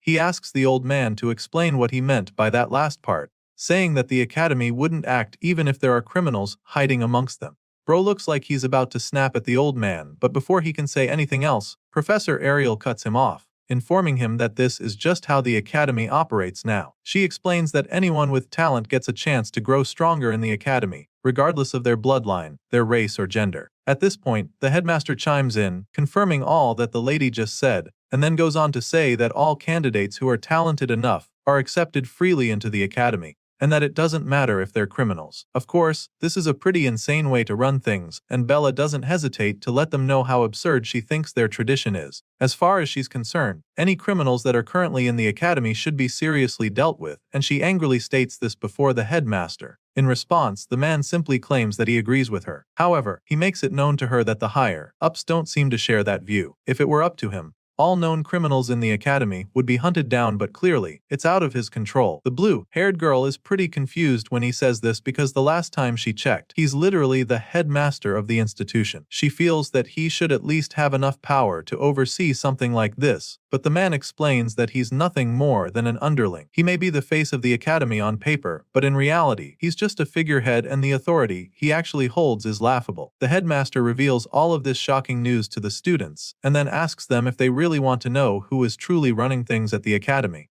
Of course, the intense looks on their faces are enough of a response for him to know that they want the answer. However, he also explains to them that they'll have to grow stronger if they want to know. As far as the academy is concerned, the more power one has, the deeper they will be allowed into the academy, and the more secrets they'll uncover. The headmaster admits that he can't call any names, but he informs the students that they have an upperclassman who has enough influence to shape the academy's entire direction. Apparently, this extremely influential senior is so powerful that he was the one who came up with that crazy policy of accepting criminals into the academy. Hearing this, Gray immediately begins to put it all together and concludes that maybe they could be able to change the traditions of the academy if they somehow managed to become stronger than this mysterious and powerful senior. And of course, the professor confirms this, admitting that strength is everything around here. At this point, both Bella and Gray clench their fists forcefully, almost as if they make the strong resolve to become as strong as they possibly can. While explaining this to the students, the headmaster can't help but ponder over something. It's a thought that he still finds pretty amusing. You see, Orodrom Alexandro knows for a fact that Professor Ariel wouldn't have been able to stand a chance against Varian at all, especially not on her own. So the fact that they were able to take down the extremely powerful mad scientist makes the headmaster conclude that one of these students did it. With this in mind, he just feels even more impressed, thinking that Ariel's divine eye must be sharper than ever for her to have been able to notice these two amazing talents. Just thinking about this, a small smile creeps up on his face, especially because he can't wait to see what kind of monster she creates by the time she's done training them. Later that day, we catch up with our boy, who's taking a walk along the hallway. All of a sudden, he notices the black tattoos spreading down all the way to his wrists again, which just makes him recall everything that the headmaster said earlier. He's finally starting to understand that indeed power is what rules the academy, which means that whether they want to take down the liquidator or uncover what's going on behind the scenes, they'll need to focus on getting stronger first. That's the only way they'll actually be able to influence anything that happens in the academy. The hero is deep in thought, probably trying to come up with a plan when all of a sudden, he senses something strange. He turns to look, and that's when he sees someone charging at him with a powerful drop kick. He sees the strike coming at the very last second, so he doesn't have enough time to react or even dodge the attack. All he can do is use his arms to shield his face. He ranks the kick like a pro and somehow even manages to stay on his feet after sliding a couple meters back. After a few seconds, he slowly peeks his head up to see who just attacked him, and that's when the guy scoffs, admitting that Gray is actually tougher than he expected. At this point, our boy snaps at the guy, wondering what the hell is wrong with him. He asks the guy what his deal is, so the crazy-eyed stranger snaps right back at him. The guy accused Gray of walking around like he owns the place and then calls him a special admission reject. As far as this troublemaker is concerned, someone like Gray doesn't belong in this hallway, and he makes this very clear to the hero. And so, the moment Gray hears this, he realizes that this goon is another one of those bigots who hate the special admission students. He's already gotten used to the hate, but this is the first time someone is actually kicking him the hallway because of it. And so, Gray concludes that this person might actually be after something more, so he reaches for his blade and asks the troublemaker if he is trying to pick a fight right now. Well, it turns out that this crazy-eyed student would actually love to go toe-to-toe with our boy, but that's not his priority right now. Apparently, he's not exactly interested in fighting Gray right now, because it seems that reject number 2 just showed up. At this point, the hero looks back to see what the bigot is talking about, and it turns out to be the red-haired professor strutting down the hallway toward them. Clearly, this troublemaker isn't exactly keen on getting in trouble with a professor of the academy, so when he sees Ariel walking over, he casually walks away, promising to finish this later. As he's walking away, he can be heard talking to someone, as if he's talking through a communication device. Mr. Crazy Eyes apologizes to someone over the phone, claiming that surveillance is too tight for him to get any closer to the target, and then promises to send someone else there soon. It just so happens that this finger-biting brainwashed hater is reporting back to Varian, which is absolutely shocking because the evil scientist is supposed to be dead. As soon as the hallway stalker leaves, Professor Ariel gets to Gray to see how he is, and she's definitely so she asks him what happened. The truth of the matter is that the hero still isn't even sure what the hell just happened, so he simply tells the red-haired lady that some random student just kicked him for no reason. He also tells her how the crazy-eyed stranger said that a divine eye special admit like him shouldn't even be walking around the academy's halls. As you can imagine, the lady is taken aback by this report, so she takes a second to process before going on to check our boy's body for wounds or bruises. Since there was no weapon and Gray wasn't injured, she informs him that there's not much she can do about the situation officially. That being said, she suggests that Gray chase the troublemaker down and punch the lights out of him for what he did. She gives him this idea with a really mischievous grin on her face, and you can already tell that she can't wait to see Gary mop the floor with the guy. On the other hand, the hero is so shocked when he hears her telling him to go punch another student, because he didn't even think he was allowed to do something like that. Well, it's not like fighting in the hallway is allowed in the academy, so she can't technically permit it since she's his professor. But then again, she suddenly starts acting like her eyesight has been getting bad lately, suggesting that she might not even notice if something were to happen nearby. At this point, Gray completely understands her angle, but rather than taking the free pass to teach the goon a lesson, he decides to let it slide. As far as he's concerned, it would be way too suspicious, so he suggests that they just leave the guy alone. Gray really doesn't want to cause any more trouble, so he doesn't mind, but the professor is a little disappointed because she was really looking forward to a showdown. Even though it's the right thing to do, she's pretty surprised that Gray actually decided not to retaliate. Besides that, the fact that he could be attacked just like that makes her begin to wonder if the Divine Eye special admits are really that disliked at the academy. Seeing how concerned she is, the MC decides to finally open up, admitting that the haters make fun of them sometimes. But that's just mockery, and he had gotten used to it. So he was really shocked to see that things could actually get physical. For some reason, the red-haired lady had no idea that the Divine Eye special admits were being mocked by other students. She's shocked to hear what Gray just told her, and so she tells him how sorry she is.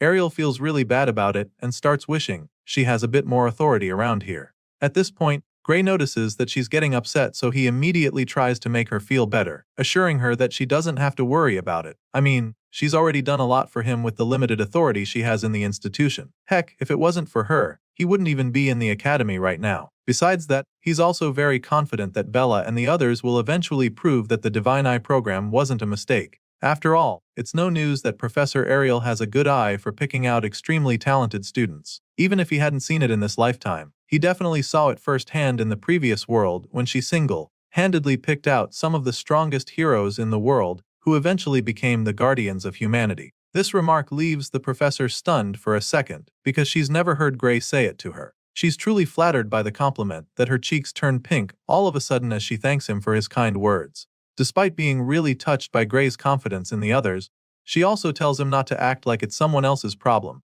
Just in case he wasn't already aware, Ariel makes him understand that he's the one she expects the most out of everyone in the Divine Eye group. She hammers on this fact and starts calling some of the older students, like Amy White, Leek Muller, and Jacob Bloomfield. She's convinced that these guys will all become top tier just like the special admits before them. Ariel reveals that she definitely has faith in these students, but also admits that the first time she truly believed that someone could surpass humanity itself was when she met him. As you can imagine, the hero begins to feel a little under pressure when she starts talking like this. It's pretty rough on Gray for her to be comparing him to these guys, and it looks like she already knows that he's feeling the pressure. She keeps staring at him intently like she's trying to read his mind while he's fighting the feeling of nervousness. Eventually, Gray decides not to feel pressured because that kind of thinking is weak, and he can't afford to be weak because the mastermind behind Varian probably hasn't given up on summoning the Liquidator yet. He thinks back to that day on the battlefield and recalls how even the great heroes in the previous world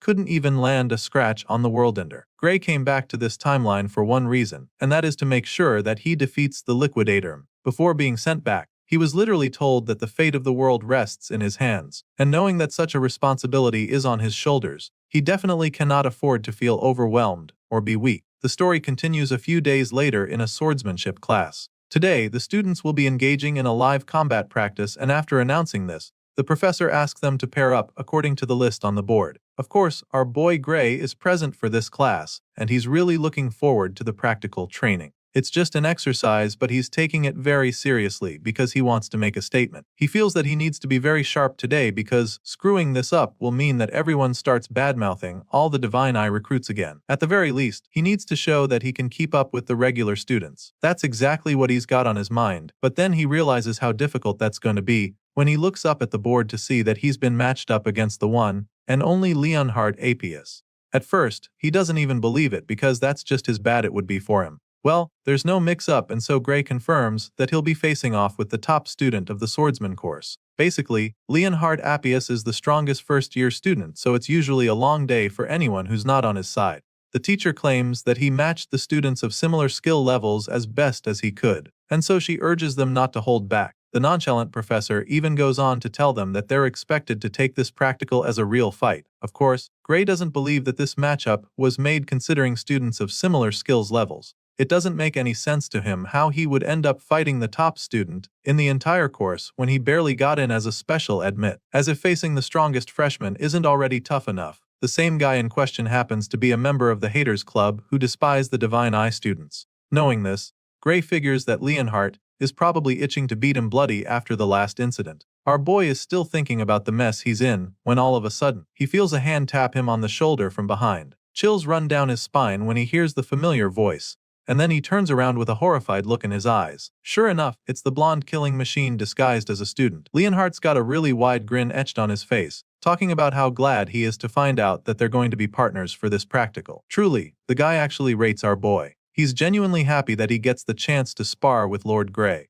Bro feels that becoming top of the class was definitely worth it, because now he has the opportunity to show what he's really made of. Leonhardt believes that he has trained harder than anyone alive, so now he can't wait for the infamous Lord Gray to witness his true swordsmanship. On the other hand, the MC looks absolutely terrified. Gray probably wishes he could just disappear right now because he is definitely not ready to go up against this guy. He was already nervous about the match up, but after seeing the extremely big smile on Leonhardt's face, our boy confirms that he's cooked. He's so sure that this blondie is loving the fact that he finally gets the chance to beat him up legally. Well, he's looking forward to it, and our boy sadly doesn't have a choice. A few moments later, all the students arrive at the arena when the practical training is supposed to take place. Apparently, this isn't going to be some turn-by-turn stuff, as all those paired up against each other will be sparring at the same time. Once they're all in place, the process asks if they're ready, and a few seconds later, he signals the start of the practical training. All the students start clashing swords immediately, and of course, Leonhard APS is the most eager of the bunch. The blondie grabs his sword and practically flies toward Gray with a menacing glint in his eyes. He goes in with the first strike and Gray blocks it with his sword as well. Just as our boy predicted, Leonhard is very powerful. So much so that he's having a hard time holding back the guy's sword. The blondie pushes down hard, determined to overpower the MC, but Gray holds on until they're forced to break away from each other.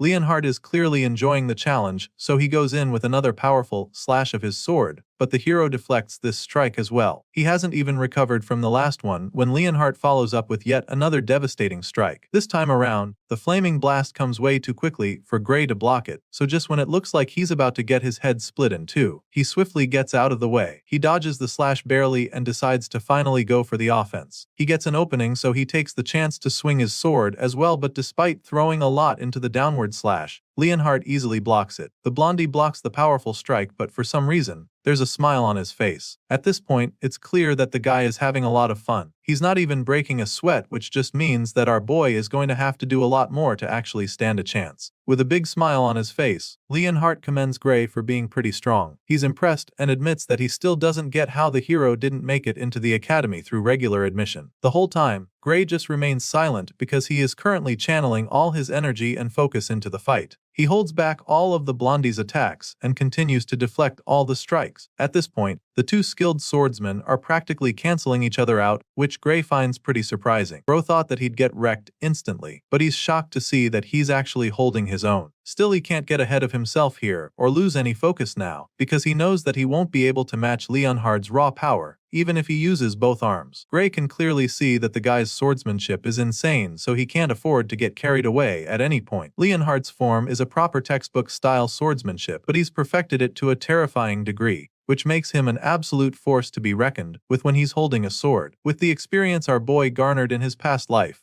and his master's training, he can still see that his opponent is a monster, especially since he's only lived one lifetime. Gray's clash with the blondie is so incredible that all the other students even stopped their duels to watch the greatness before them. They're blown away by the fact that Gray is actually keeping up with Leonhard. It's truly insane, and some of them can't even believe their eyes. They're not the only ones having fun though, because the blondie appears to be having the time of his life. Leonhard claims that he could do this all day, but that's not the same story for Gray, who's already struggling to stay in the fight. Our boy can feel himself losing energy all of a sudden. His stamina can't keep up with the blonde beast, and if it wasn't for Professor Heathcote's training, he knows that he would have been down already. Despite being pretty tired, he forces himself to keep swinging, but what he can't wrap his head around is how Leonhard isn't even breathing hard. It doesn't take long for Gray to see that he is about to run out of energy completely, so he decides that he needs to end the match immediately. He remembers the professor telling them to treat this as a real fight, and this gives him an idea. So, just when it looks like Leonhard is about to punish him with a killing blow, he slips under the strike and delivers a vicious strike to the blondie's Achilles tendon before he can do anything about it. Some might call it a dirty move, but right now, our boy is doing what he needs to.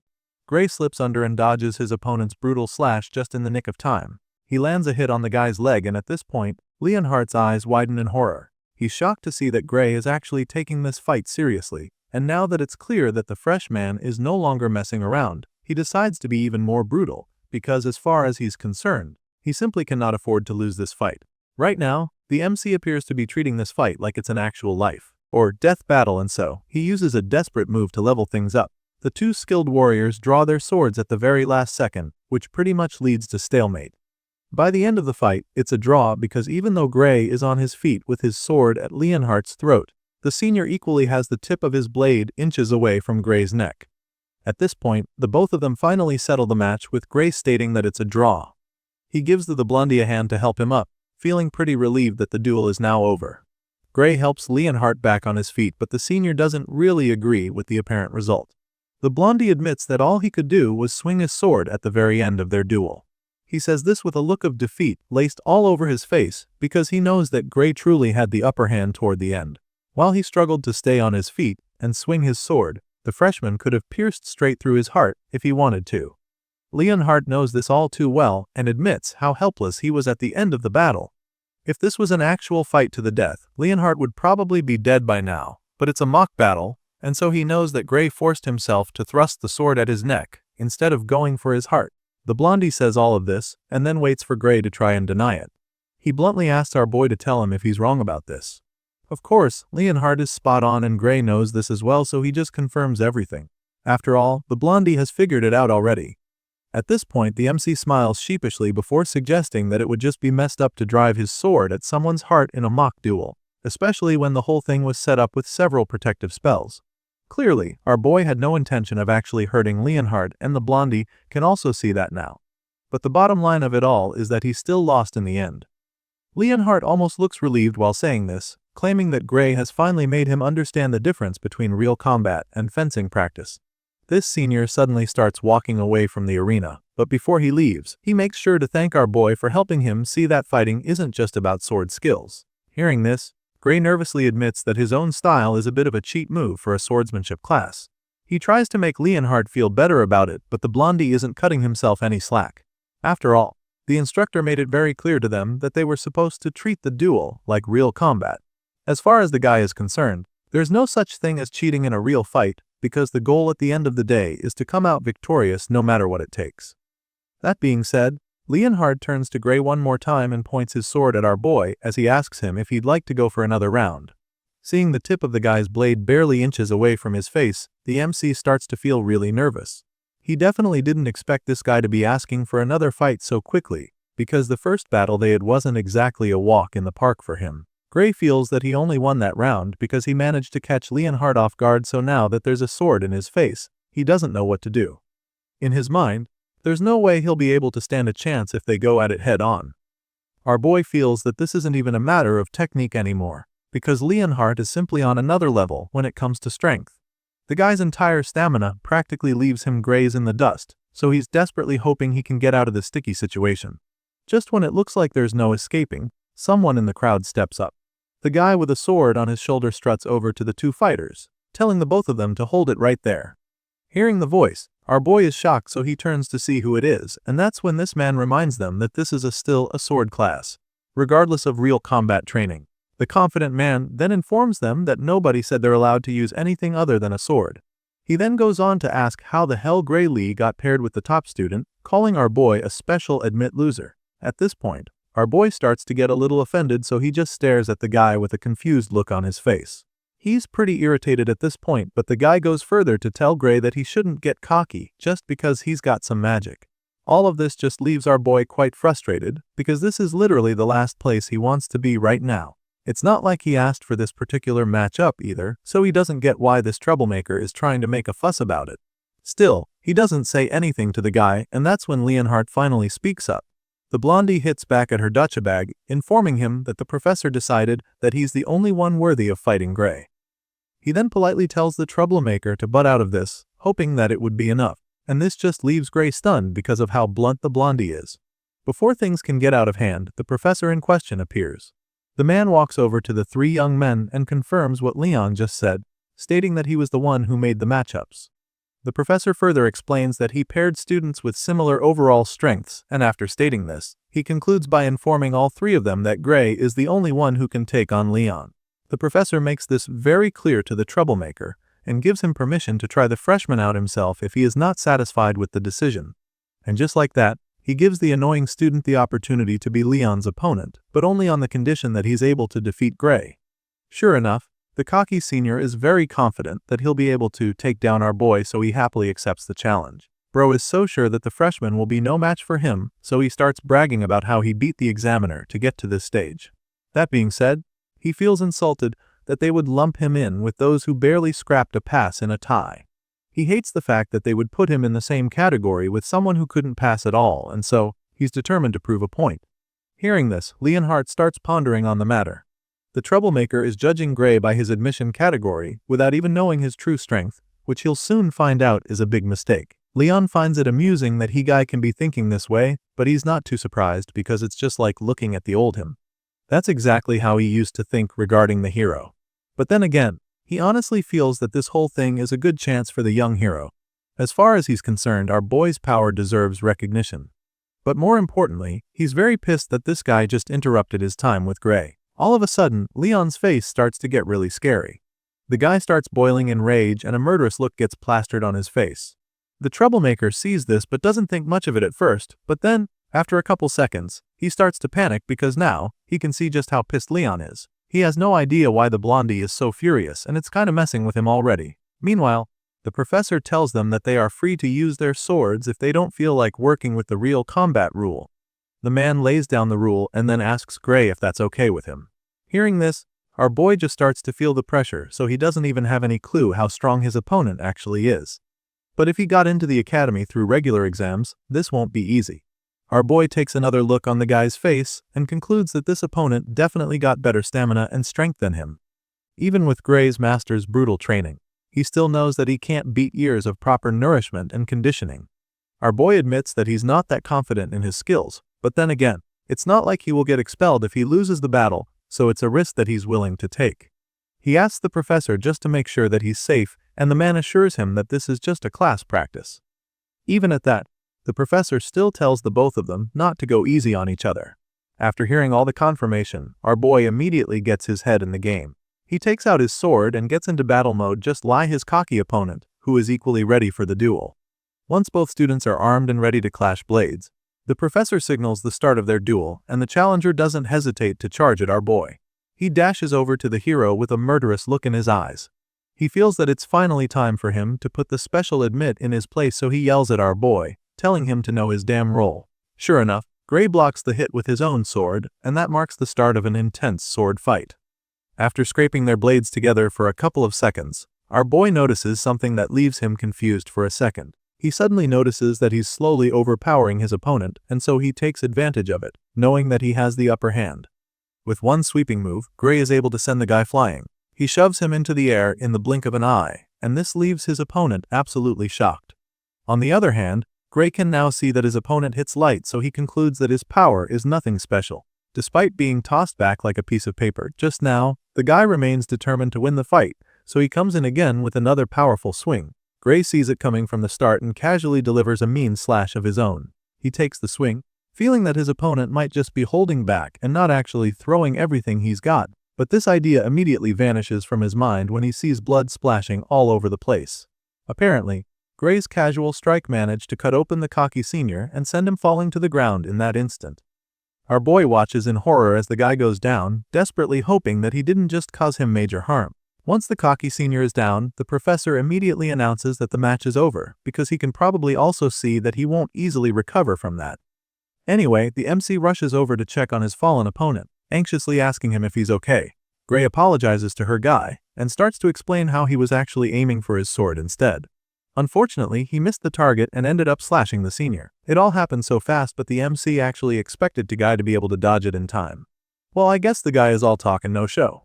Well, we're about to find out for sure, because just when it looks like the fight is done and over, the injured guy slowly reaches for his sword again. He gradually gets back up, claiming that all they just witnessed was a fluke, and that Gray only brought him down because he caught him off guard. And so, with blood all over his face and tears running down his cheeks, the resolute senior challenges our boy to one more duel. Clearly, this guy has no intention of giving up, and it appears that a broken nose and other facial injuries are not even slightly going to deter him. Seeing just how desperate the guy is to prove himself, the disappointed professor doesn't even bother trying to talk him out of it. The man simply gives him permission to keep going at it until he's had enough.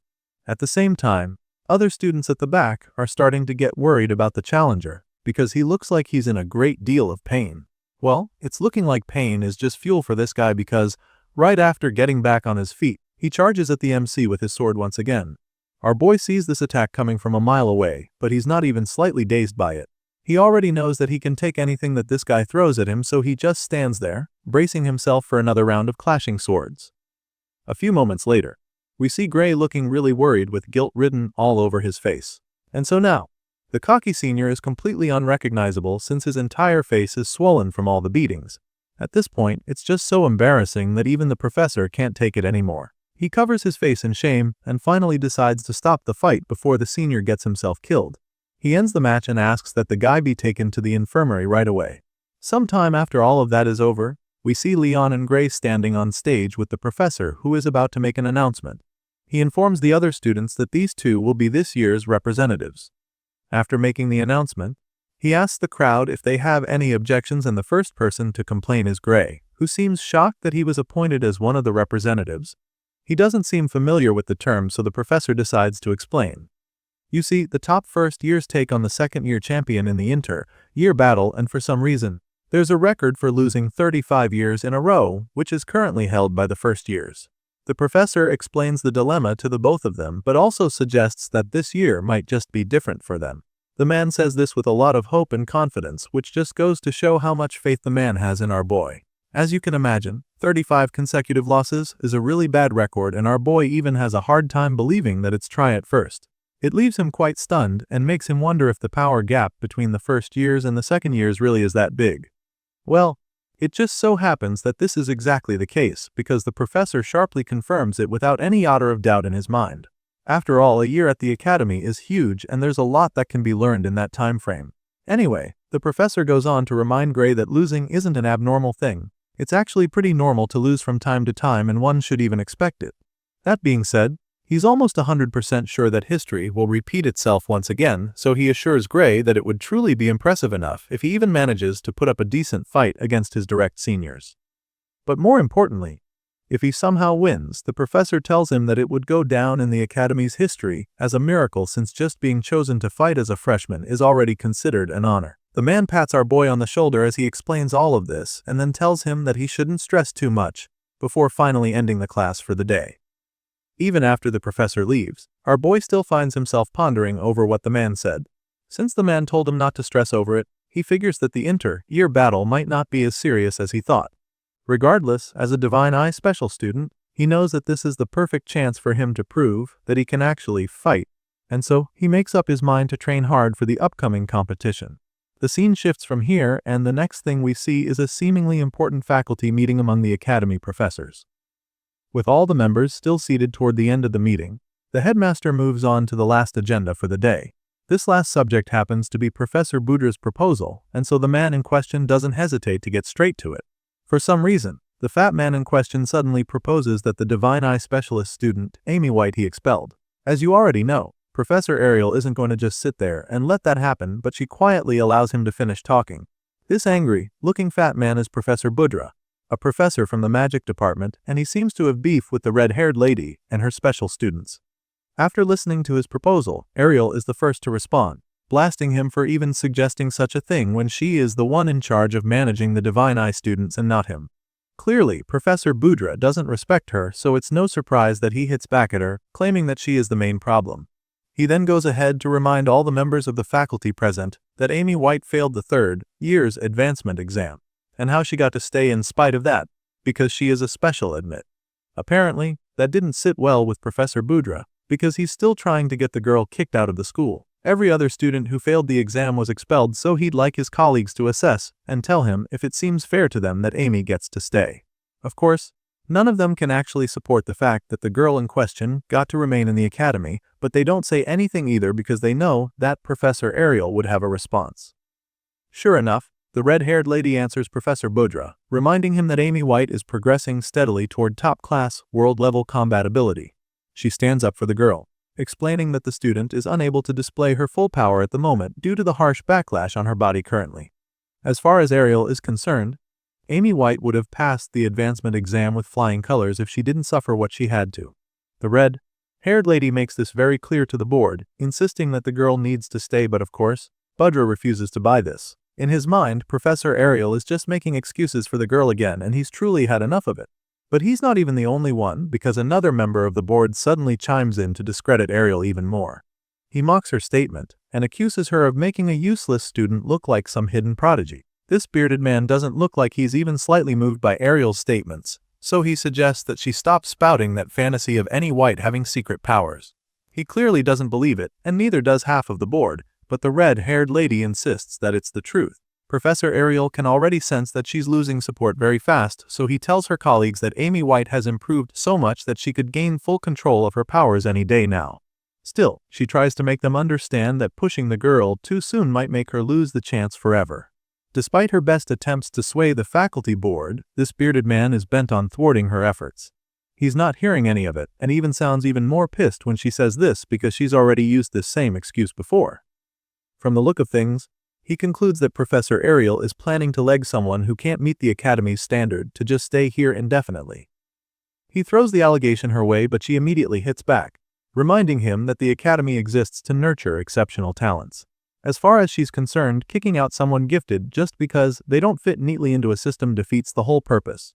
Professor Budra just smiles mischievously when he hears her talking about talent. He seems to find it pretty amusing that she thinks Amy White actually has talent. Maybe the special admits were impressive in the old days, but right now, Budra is convinced that the current batch is just full of failures. Amy White, Bella Albright, Jacob Bloomfield, and the rest call into this category, and so Budra feels that Ariel might be the real problem. To him, it's starting to look like the Great Divine Eye is losing its keenness, because of how much the special admits are struggling these days. Of course, the bearded man right next to Budra agrees, suggesting that it might be time to consider abolishing the Divine Eye program entirely. They both burst into laughter after this, but Ariel is completely shocked at their suggestion. She can't believe that they would actually want to abolish the program, so she snaps at them, wondering what the hell they're thinking. Sadly, these men mean every word of it and are determined to convince the board that it should be scrapped. Budra points out how the program was established ages ago by the Academy's Founders Council and explains that it can be abolished the same way if over half the faculty agree to the idea. Apparently, this is the rule, and the fat man doesn't hesitate to remind the red-haired lady how things work. She's still trying to tackle Budra when she gets attacked by another member of the board. The man with the mustache chimes in, suggesting that the current Divine Eye students don't impress him either, and even though he's heard that Bella Albright has improved, he still doesn't think that it's a major achievement. Besides, her mana capacity is also very questionable, so he's not exactly keen on letting someone like her remain in the Academy. At this point, it becomes clear to Ariel that she'll have to work a lot harder if she wants to win the board over. Despite being cornered, the lady still tries to protest, but before she can even get a word in, a much older professor cuts her off. This old man isn't on her side either, since he feels that the recent batch of special admits are below the standard. The geezer has been around long enough to know how impressive the Divine Eye students of old were, so he really doesn't fancy the new generation, and neither does the bearded man sitting next to him. As far as they're concerned, the Divine Eye students just don't have the impact that they used to. Thankfully, not all the professors in the room agree with this, and so just like that, the boardroom becomes divided. Sadly, Ariel can clearly see that the voices against her are more than she expected. So, she's afraid that the program might really get shut down if things proceed at this rate.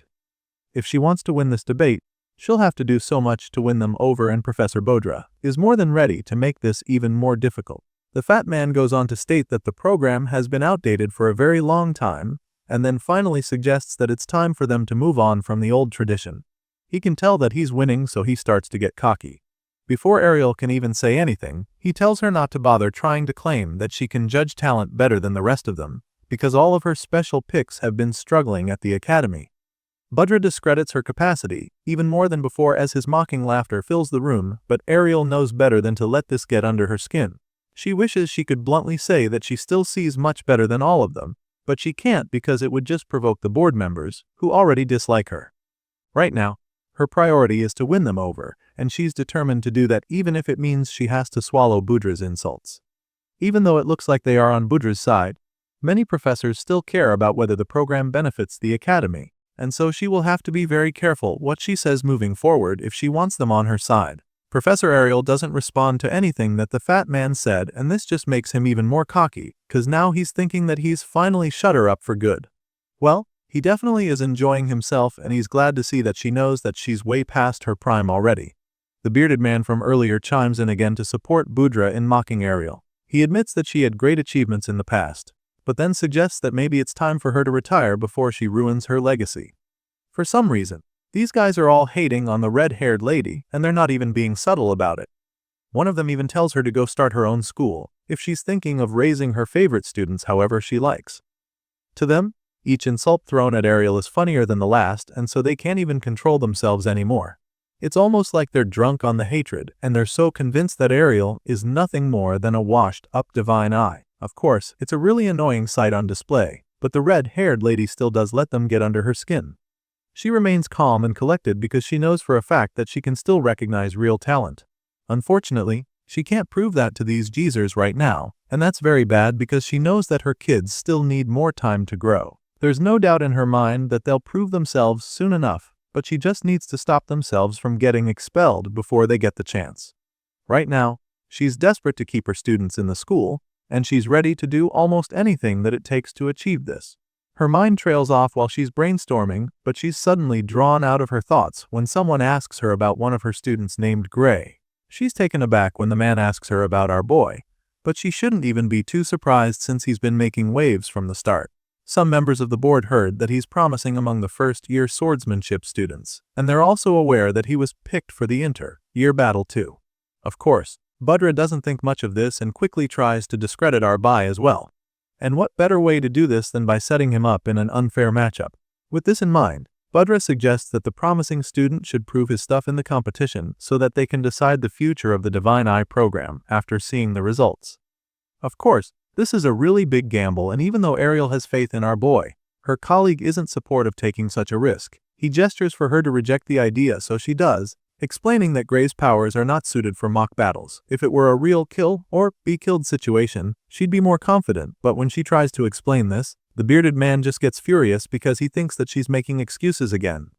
The man feels that Gay should be able to show his mettle in real combat if he can't show it in training like other students. After all, every professor seated there knows this, so he isn't letting Ariel off the hook that easily this time. Still, Ariel tries to make them understand that Gray's abilities aren't normal swordsmanship skills, but she doesn't get the chance to finish because the headmaster suddenly calls it a day. As far as he's concerned, this discussion is heading nowhere and he's already heard enough. However, he still believes that the Divine Eye program has a role to play in the academy, so he decides that they'll use the results of the inter-year battle to make a decision. This is not what Ariel was gunning for, so she tries to protest, but it's all futile. As for Budra and his cohorts, they're happily looking forward to the competition because they're absolutely certain that Gray will get destroyed on the battlefield. The meeting is adjourned and all the professors take their leave, except Ariel, who just sits there, feeling defeated. She remembers the staggering power she witnessed, the boy display, and she has no doubt that he's strong enough.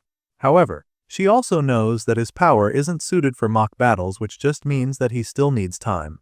What she's hoping for is unreasonable right now, and she knows it, but she's putting all her faith in Gray because he's the only one who can help the other Divine Eye students, those raw gems with world-class potential.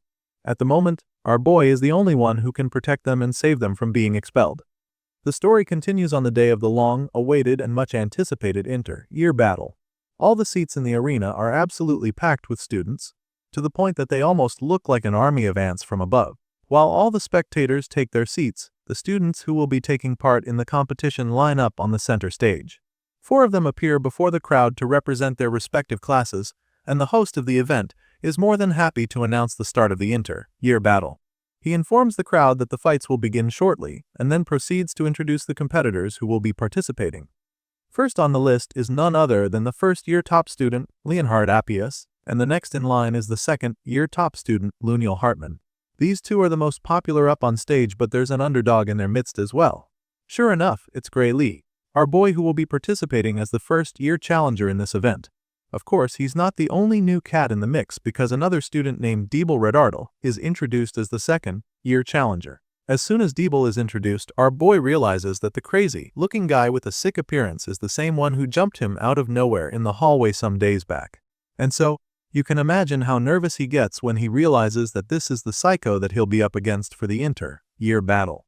Gray is still trying to wrap his head around what the hell is going on when the announcer starts talking again.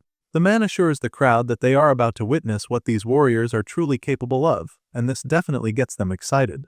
But the most excited person in the stands right now is Professor Budra, who can't wait to see Gray's downfall. Leon takes a look at the stands and is truly overwhelmed by how many professors came around to observe the showdown. And so, this makes Blondie wonder if this is always how the inter-year battle is. He expresses his confusion to Luniel, the second-year top student, and the dark-haired guy admits that the competition hasn't always been this anticipated by the teachers. Apparently, this is a first because before now, only 3 fencing professors bothered to even show up. That being said, the second-year student can't help but wonder why there are so many professors present this time. In that moment, a wave of realization suddenly hits Leon. The blondie figures that the teachers probably came around in numbers because they're curious about Gray Lee. It makes perfect sense, since the guy has been making waves since he arrived at the academy. A small smile creeps up on his face as the thought lingers in his mind, and it just makes him conclude that the old geezers certainly have excellent taste. Meanwhile, Luniel notices the blondie freshman smiling to himself, which makes him wonder if Leon has always been this weird. Anyway, it appears that Professor Budra heard what Leon just said about their reason for coming, and the fat man loudly confirms his guess. Budra speaks for many other professors there, admitting that they came to witness the final battle of the Divine Eye Special admits. This comes as a shock to the students in the stands since they obviously aren't up to date with the politics among their teachers. Anyway, the thing that really gets our boy's attention is the fact that Budrata said this would be the final battle of the special admits. He doesn't get what the man means by that, so he expresses his confusion, asking Budra what he means by that. At this point, the chubby professor gets even more excited because clearly nobody told Gray the stakes involved with this competition. And so, he happily informs the young hero that the Divine Eye program is being abolished. Of course, this comes as a shock to the MC, and he doesn't even pretend like he's not horrified by the news. Right now, he's absolutely desperate to be told otherwise, so he turns to Professor Ariel to hear from her. He asks the red-haired lady if what Budra says is true, but she's reluctant to answer him. She just stays quiet with a look of helplessness laced all over her face. She knows that telling Gray the truth would make him want to push himself to the limit. And if that happens, there's a chance that he'll use that dark, mysterious power within him that she's been trying so hard to hide from everyone. Right now, that's the last thing she wants for him, because if he uses that power in his current state, it could actually kill him. So, with all of this in mind, Professor Ariel finally decides what to tell him. She takes a deep breath to calm herself, and then without mincing words, she tells Gray that Budra is lying to him. She tells our boy that the fat man is just trying to mess with his focus, and then encourages him to keep his head in the game. She tells our boy to just fight and not let their words get to him, which leaves him and the other contestants pretty puzzled. Gray is stunned for a second when he hears this, but it's also quite a relief for him. Gray believes her and takes a moment to process her words before immediately regaining complete focus. From the look on his face, you can tell just how determined he is, and even though Ariel's little stunt seems to be working, Budra refuses to be moved by her gimmick. The man simply scoffs, feeling confident that Gray still won't win, so he tells them to do whatever. After all, he believes that they're just going to embarrass themselves at the end of the day. As far as he's concerned, Gray is definitely going to lose, and once that happens, other professors will finally realize that the Divine Eye Ariel's sight isn't as keen as it used to be. And so, just like that, Professor Ariel once again puts the future of the Divine Eye program in Gray's hands without telling him what he's up against. Thankfully, our boy is feeling more motivated than ever because he's definitely not going to let Budra's insults slide. He makes this very clear to the fat man, who is taken aback by his audacity. Gray doesn't really care if the man insults him or makes fun of the students, but what he will not take lightly is Budra talking down on Professor Ariel's judgment. The freshman boldly hits back at the annoying professor, and even Ariel is shocked at how fearless he is right now. As you can imagine, Budra isn't as patient as the red-haired lady, so he is immediately offended by Gray's tone. It makes him wonder what kind of strength Ariel's eye must have picked up in him to make him so bold. Anyway, Budra is still convinced that the freshman will fail woefully once the battle starts, so he tells Gray to get ready to lose. Budra and several others are convinced that he doesn't stand a chance, but all of this is just fuel for our boy, who relishes the challenge presented to him. The red-eyed hero hits back at the professor one more time, telling him and his cohorts to watch him prove them wrong. Of course, such a slick response quickly gets under Budra's skin, and he instantly loses his cool. The fat man is absolutely furious at how arrogant the boy is and almost charges at Gray by himself, but his bearded colleague holds him back in time, urging him to calm down. Once all that drama is over, the moderator of the inter-year battle calls on the contestants to take their positions. He tells them to split up and go with their teammates, so they do just that.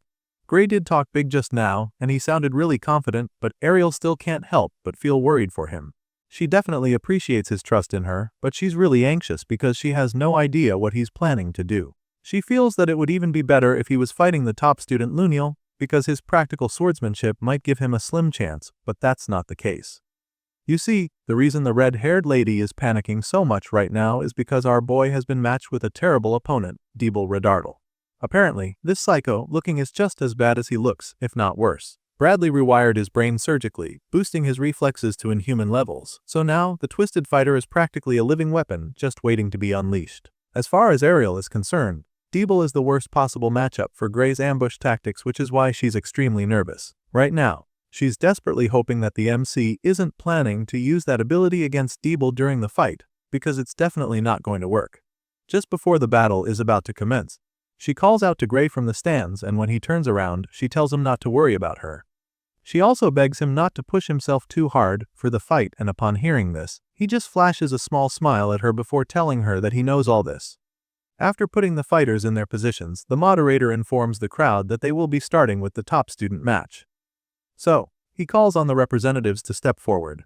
Once they're in the middle of the ring, facing each other, he gives them a few instructions, explaining that the arena is surrounded with protective magic to prevent fatal wounds, and so, this means that triggering their opponent's safeguard will count as a victory.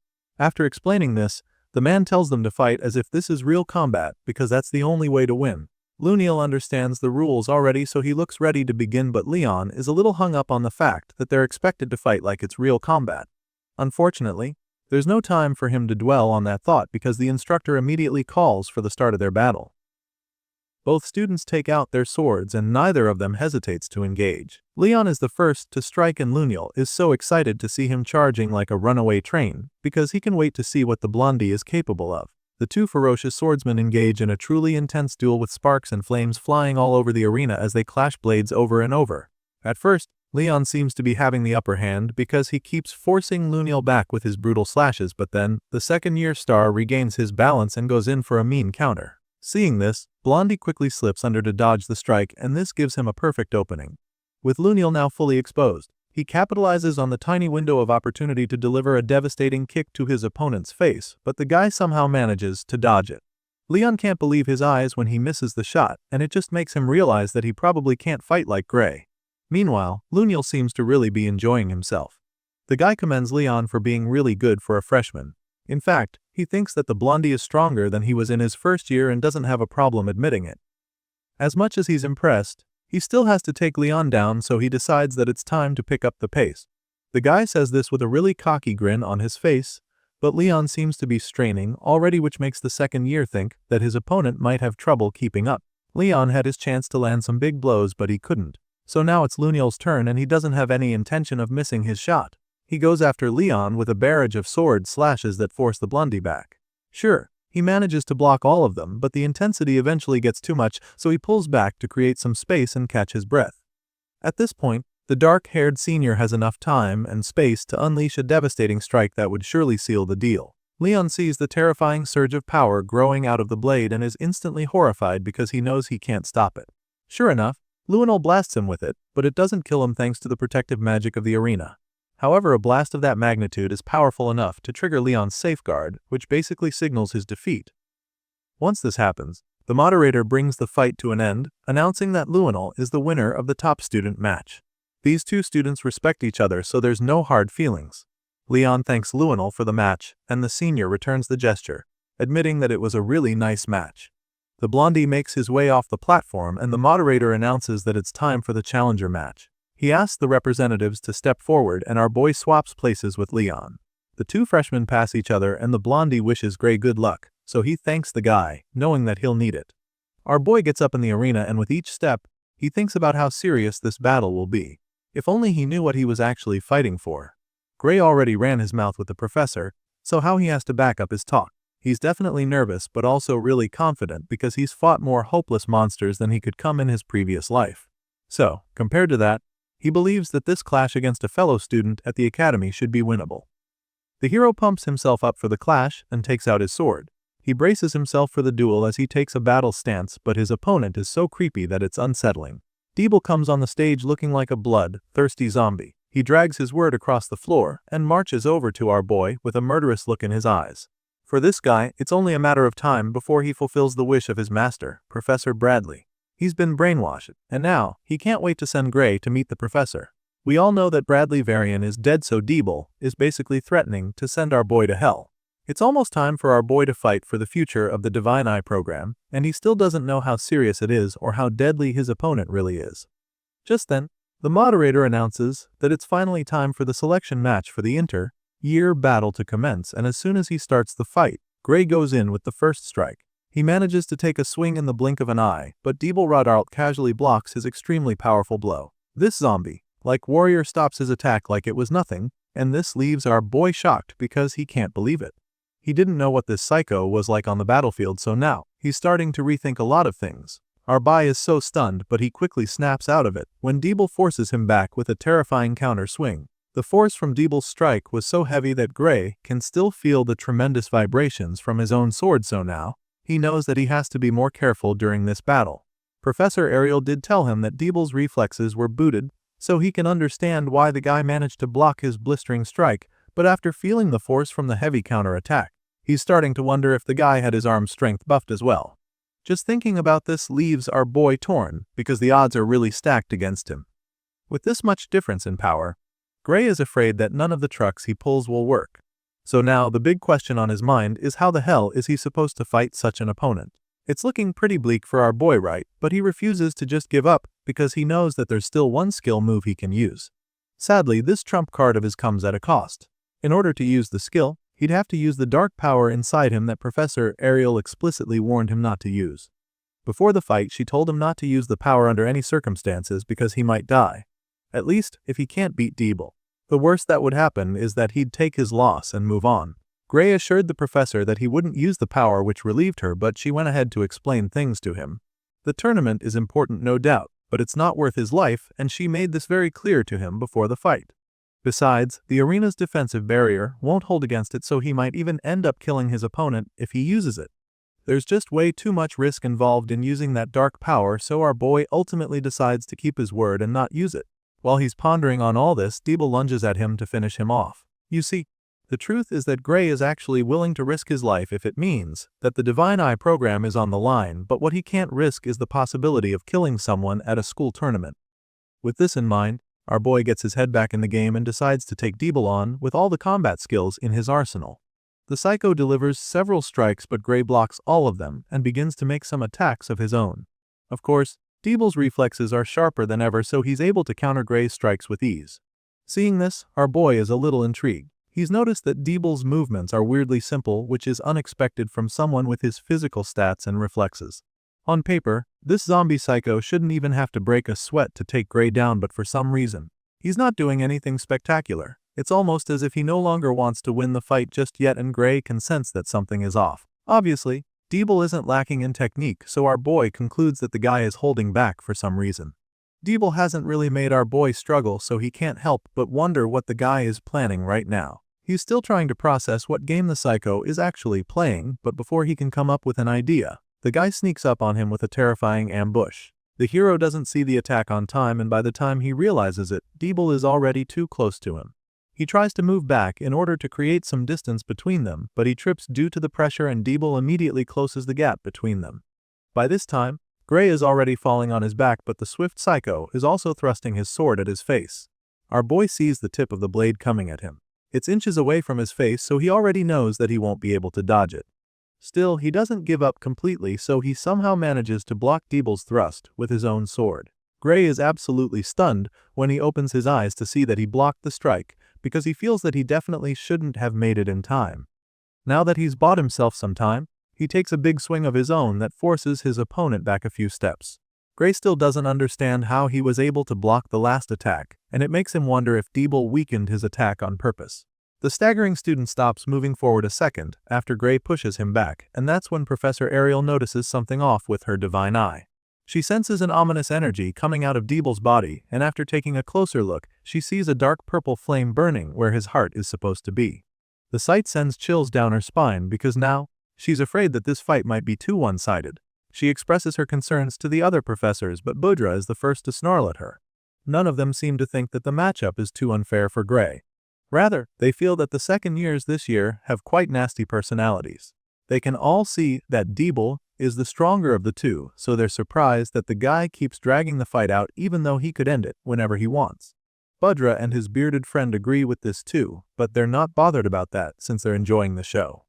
As far as they're concerned, the Divine Eye student has his hands full just trying to block Deeble's attacks, and yet he won't surrender. That being said, they feel that it just proves Gray is not strong enough to compete. Budra chimes in at this point, suggesting that Gray already knows that the Divine Eye program is about to be abolished, and is just trying to make the decision easier for them. The fat man continues to mock Ariel and her students, claiming that the entire program is going to turn into a total mess if they keep on waiting. All those backing him burst out laughing, feeling that he's right about this. They assume that Gray is helping them prove their point, so they joke about what a considerate student he is for thinking of the Academy's needs. Unfortunately, our boy is still having a hard time in the arena. He's struggling to keep up with Deeble's ruthless barrage of attacks, so Professor Budra is happier than ever. Just then, Professor Ariel shouts for them to end the fight, informing them that it's too dangerous, but of course, Budra is having way too much fun to agree with her. He snaps at her the moment she says this, asking her what exactly is so dangerous about the fight, because the last time he checked, this was supposed to be a mock battle. His bearded colleague supports him on this one, butting in to make Ariel look like she doesn't know what she's talking about. With a condescending look on his face, he reminds the red-haired lady that the arena is covered with a powerful protection spell. He assures her that any attack that would cause fatal injury will be blocked automatically, and explains that this is the reason why students are allowed to fight seriously without fear of getting badly hurt. Obviously, this nosy geezer is just trying to piss her off, because just like all the other professors there, she knows exactly how the protective spell in the area works. In fact, she knows more than they do because they aren't aware that the protective spell has its limitations. Anyway, the man keeps trying to make her look stupid, suggesting that she has another reason for wanting to stop the fight. At this time, we see that our boy is struggling even more. He's trying really hard to hold his own against the ruthless psycho, but it's getting a lot harder. Meanwhile, Ariel is already fed up with their annoying statements, so she hits back at the troublemaker. She informs the bearded man that she knows all about the protection spell, and then makes it clear to him that it won't be strong enough to safeguard Gray from Deeble's next blast. Sure enough, before she can even finish explaining, the ruthless psycho unleashes a devastating surge of dark energy. It's truly overwhelming, and our boy is so stunned when he sees it because he has no idea what it is or how he's going to survive it. He just stands there, frozen in fear as the dark power is about to swallow him. Professor Ariel is equally horrified by the sight before her, and she can't do anything either, so she just looks on in fear. At this point, it looks like our boy is finally done for. Dark bolts of energy shoot out of Deeble's sword, through his arm, and in that split second, he unleashes a deadly dark slash that speeds toward Gray like an unstoppable missile. The beam of death reaches our hero in the blink of an eye, and what follows is a massive explosion that rocks the entire arena. Huge clouds of dust and smoke rise up and cover the entire arena for a second, and by the time the air clears out, we get to see the insane damage that was left behind. Right in the middle of the stage, there's an incredibly deep hole running across the length of the arena. This is the result of Deeble's devastating slash, so our boy is currently thanking his lucky stars that he didn't get hit by that blast. This dark beam of death missed him by mere inches, and just as Ariel feared, it tore right through the arena's defensive barrier with so much ease. For the first turn all day, Professor Budra actually feels scared because of how terrifying the display was. He looks up at the barrier that has now been breached, and the expression on his face is nothing short of pure horror. He can't believe his eyes, and neither can any of his colleagues sitting next to him. They all just stare at the destruction with their jaws dropped to the floor, and Ariel doesn't hesitate to remind them that she warned them about it. Right now, the broken barrier isn't even her biggest concern. I mean, the deed has been done already. Her main fear now is what kind of damage Deeble might cause next. She curses Bradley for experimenting on the poor kid, and she can't even believe that the twisted scientist actually planted something that dangerous in a student. It's just way too sinister for her to stomach. Anyway, while the other professors are busy gasping and staring at the damage, she takes the initiative and attempts to fix the shield. Ariel pumps in a lot of magic, hoping to repair the dome, but the barrier is just way too strong for her, and she's unable to use her binding magic on it. You see, this harsh reality is actually a very serious situation, but none of the other professors seem to know just how dire it is yet. Ariel raises the alarm as soon as she realizes what's coming, urging them to disable the barrier immediately because this is an emergency. She shouts for the tournament to be cancelled right away, explaining that this is no longer just a swordsmanship test anymore. Unfortunately, her colleagues are still too stunned to actually react, so while they're still trembling like leaves, she calls out to Gray and tells him to run for his life. She knows that stopping the fight from the outside is going to take a while, so she urges him to try to buy himself some time. As far as Ariel is concerned, this is the best course of action in this emergency situation, but the hero doesn't seem to understand why she would tell him to run. There's a lot tied to this fight, and he doesn't really think running away like a coward will do any good. Well, that's until he almost gets his head blown off by another death beam. At this point, he's dodging everything that Deeble is hurling at him, but he knows that he can't keep this up. Even though he wants to get away from the psycho killer right now, He knows that he can't really run away because if he turns his back on Deeble, he'll be killed almost immediately. While our boy is trying to survive on the battlefield, we see that the students and professors in the stands are also starting to feel the heat. You see, with the protective barrier now broken, Deeble's dark energy is now seeping out through the crack and hurting the audience. They groan in pain as the excruciating waves hit them, and Heathcote also notices this. For some reason, he's not really affected by it, but he's still pretty concerned about the others. The professors finally cast a spell to sort this out, but he knows that it will take at least 30 seconds before it reaches the guys in the stands. As far as he's concerned, that's way too slow, so he decides to take a drastic decision. It's still pretty early to try that move, but he believes that Gray should be able to pull it off regardless. With this in mind, he calls out to his student, telling him to think of his body as the sword. He tells Gray not to swing his sword, but to move his body with that power within him. Meanwhile, the boy in question is still jumping all over the arena to avoid getting blown to bits, so he's pretty confused when Heathcote suddenly tells him to think of his body as a sword. It's definitely not going to be easy, but if his professor says he can do it, then he has no choice but to believe it. With this in mind, Gray assumes the place of the single blade. He focuses everything into the sword, and all of a sudden, we see the power flowing into the blade. On the other side of the ring, Deeble charges up with another terrifying blast, but Gray remains unfazed. He unleashes the blast, but our boy dodges it in the blink of an eye. Seeing how easy that was, Gray initially begins to wonder if Deeble was always this slow, but then, he suddenly realizes that he's the one who's now way faster. And so, just like that, our boy decides that it's time to blow some shit up too. Gray infuses the dark energy into his sword, and the blade immediately starts glowing with ominous red flames. He points the sword at Deeble, and with a stern look in his eyes, he unleashes the blast. The powerful death beam speeds toward his psychotic opponent in a flash, and as soon as it hits him, a huge explosion follows. The Big Bang sends Deeble flying like a leaf, and our boy finishes the strike by slamming him into the concrete wall of the arena. Of course, the professors are still watching the match, so they're pretty taken aback when they see that Gray managed to break through the defensive barrier with that attack. He basically used his opponent to smash through the dome like it was nothing, and Professor Boudra is having a hard time wrapping his head around what he just saw. Even his bearded colleague looks pretty rattled as well. I mean, the guy is just as shaken as everyone else in the stands, so he begins to wonder what kind of fight he's watching right now. Just like all the others who still have their jaws dropped, Professor Heathcote is quite stunned by the display before him.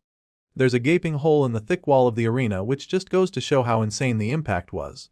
As such, the man is pretty worried, wondering if the other student is even okay after taking such a hit. Sure, Deeble is one tough nut to crack, but after seeing him take such a hit, they're almost certain that he is badly hurt. All those around start to scamper, desperately calling for the med team to come around ASAP. But while they're rallying and panicking, the psycho student in question suddenly comes out of the rubble. Deeble uses his fist to pull himself back up, and by the time he's back on his feet, the ominous power from earlier seems to have completely consumed him. His eyes are glowing with a terrifying glint, and his whole body is radiating the dark, mysterious energy that sends chills down their spines. Heathcote sees this and is absolutely horrified because he knows just how unbelievable the sight is. Not only is Deeble completely unharmed, but he's also managed to get even more powerful than he was at the start of the fight. The psycho killer roars in rage, suggesting that he's more than ready for another round. By this time, our boy can already see that he has a lot more to do. Thankfully, he's finally activated the power that would level the playing field for him. Seeing just how ferocious Deeble Rudartle is looking, the red-haired lady can already tell that the fight is far from over, so she calls out to our boy, urging him to stay sharp and keep his head in the game. Thankfully, our boy is already locked in and ready to slug it out with his insane opponent. He assures Ariel that he's focused, but just as he says this, he's faced with an absolutely devastating blast. The strike moves so fast that he's not able to do much despite seeing it. Deeble unleashes several tentacle-like attacks, and our boy is forced to dodge every single one of them. Knowing just how deadly it would be if he got hit, it's definitely not easy for him, but he skillfully evades all of Deeble's attacks. While our boy is busy holding on for dear life on the battlefield, Professor Boudra remains absolutely terrified up in the stands. Apparently, the fat man didn't imagine that the fight would turn into something so dangerous, so every time the students unleash something powerful, his heart skips a beat. The man can't believe what he's watching because it's all so overwhelming. Luckily, not all the professors in the academy are as useless as he is, so while he's busy shitting himself, Ariel and the others keep attempting to repair the broken barrier. The red-haired lady is getting really impatient with them because she doesn't get why it's taking so long for them to fix the shield. She expresses her displeasure, and that's when they assure her that the barrier will be fully repaired in 10 seconds. Normally, 10 seconds is a pretty short time, but when you're dealing with a blood-thirsty psycho killer like Deeble, it can be quite long.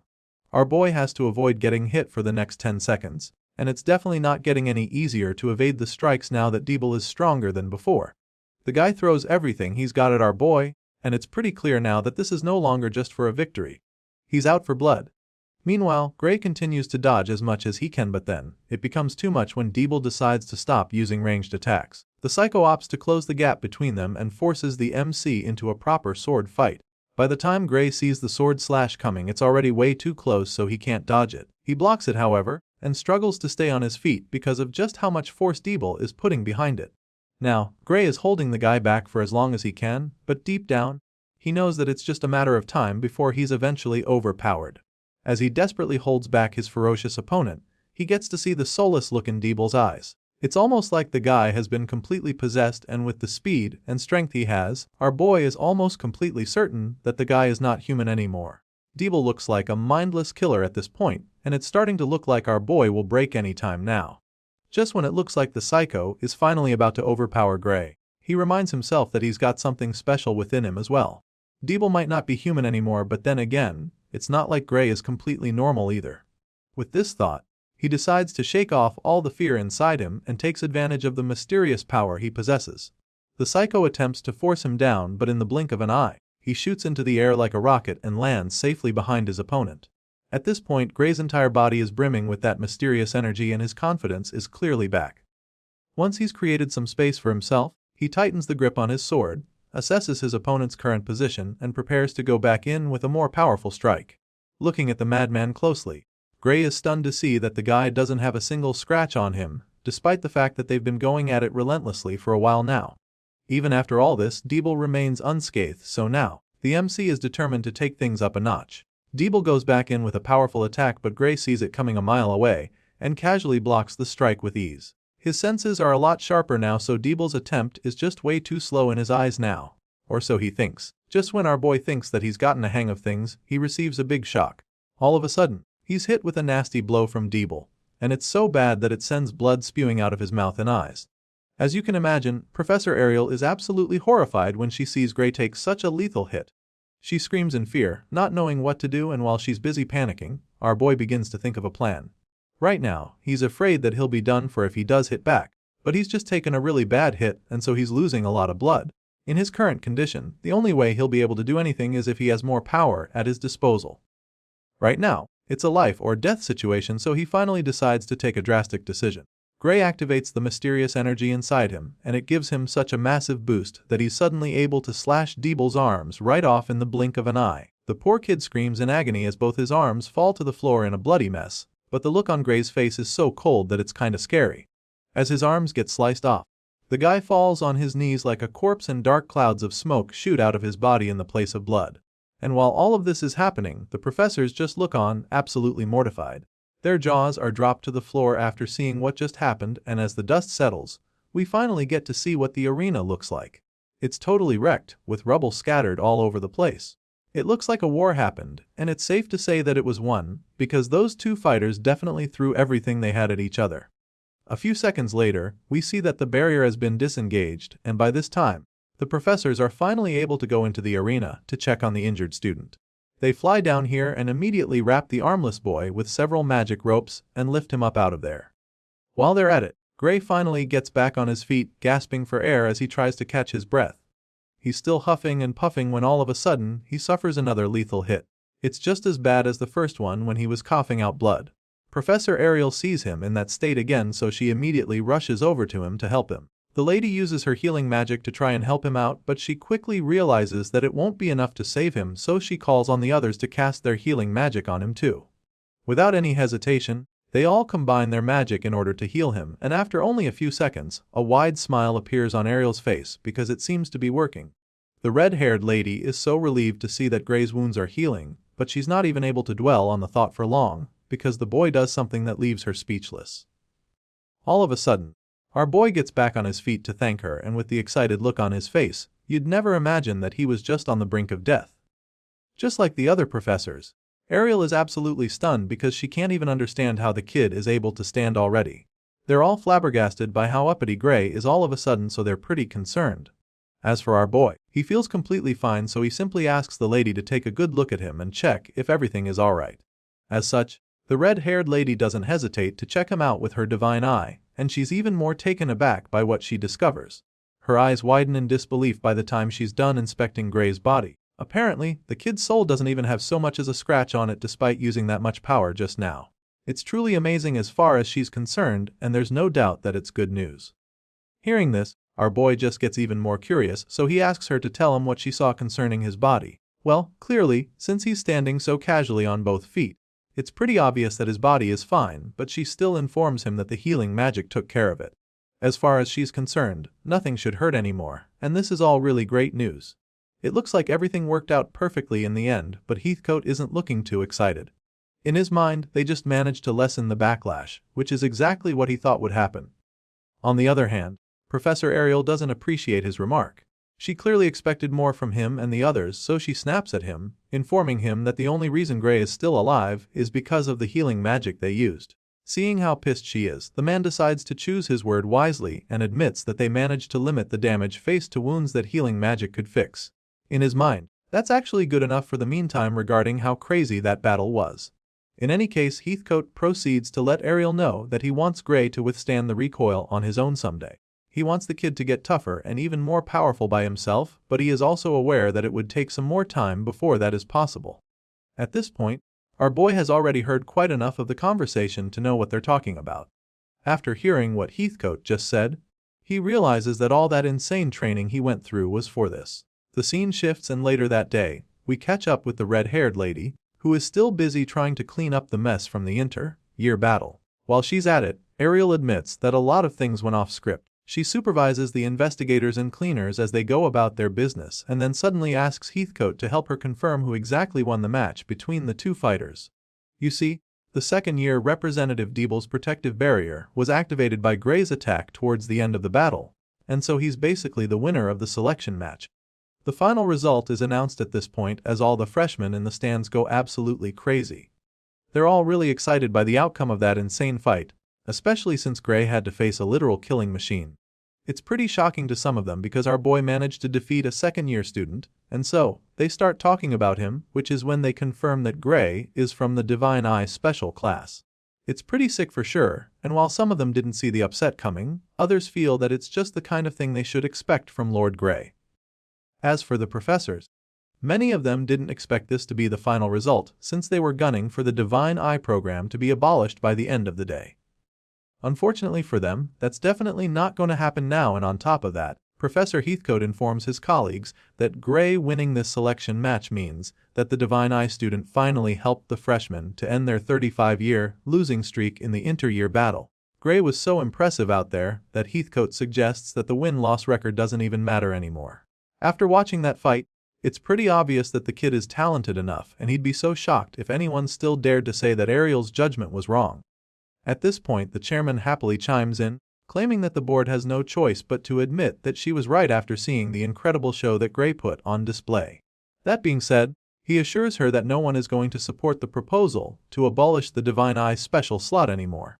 Her student did a wonderful job and proved that they still need the program at the academy. The chairman is so impressed, just like his colleagues who suggest that they should actually be ashamed that they even considered scrapping the Divine Eye program, because if they had, then they would have expelled a student of such mind-blowing talent. At this point, it's pretty clear that our boy saved the day, so Ariel can't even hold back the tears of joy running down her face. While the other professors are busy babbling, she quietly thanks the young hero at the back of her mind, feeling deeply grateful for what he's done. The board members agree to keep the Divine Eye program running and suggest that Budra and his cohorts should reflect on their own responsibility for even pushing for its removal. That's when all eyes turn to the fat man and his fellow conspirators, who are already sweating nervously because they know they're in hot water now. All the other members of the board glare at Budra and his followers, feeling really upset with them for almost making them do something stupid. It's really embarrassing for the fat man, and he can't take it anymore, so he tries to escape when the stairs become too much for him. Budra attempts to run away, claiming that he has other things to take care of, but of course, those who were supporting him all this while refuse to take the heat as well. They call out to him, urging him to wait for them as they run after him to get away from the angry eyes. Once the bad men are out of the picture, the remaining members of the board are free to make their resolutions. Right now, the lesson learned from all this is that you should never pick a fight with the divine eye, because even though it may not look like it, the odds are definitely still holding up. Even though this was a victim for the red-haired lady, the other professors still feel that she's mellowed out a lot compared to the old days when she was in her prime. But then again, they believe that they have to cut her some slack too, since times have changed compared to how they were back then. The members of the board chat about all this and Ariel isn't exactly happy to hear that they think she's not as powerful anymore. Unfortunately, she can't change this narrative just yet, so she just takes out her frustration on her good friend Heathcote, who quietly stands there to hear her rants. Seeing everything going on and how the others speak of Professor Ariel, even after he just helped protect her pride, our boy can't help but think that something might have happened to her in the past. He feels that she must have gone through something that changed her noticeably in the eyes of her colleagues, but the MC isn't able to sit with this thought because someone suddenly calls out to him. It's none other than the chairman, who would like to have a word with him now that all the distractions have gone. The man wants to discuss a few things that concern him with Gray, and the moment he says this, the expression on his face gets all stern.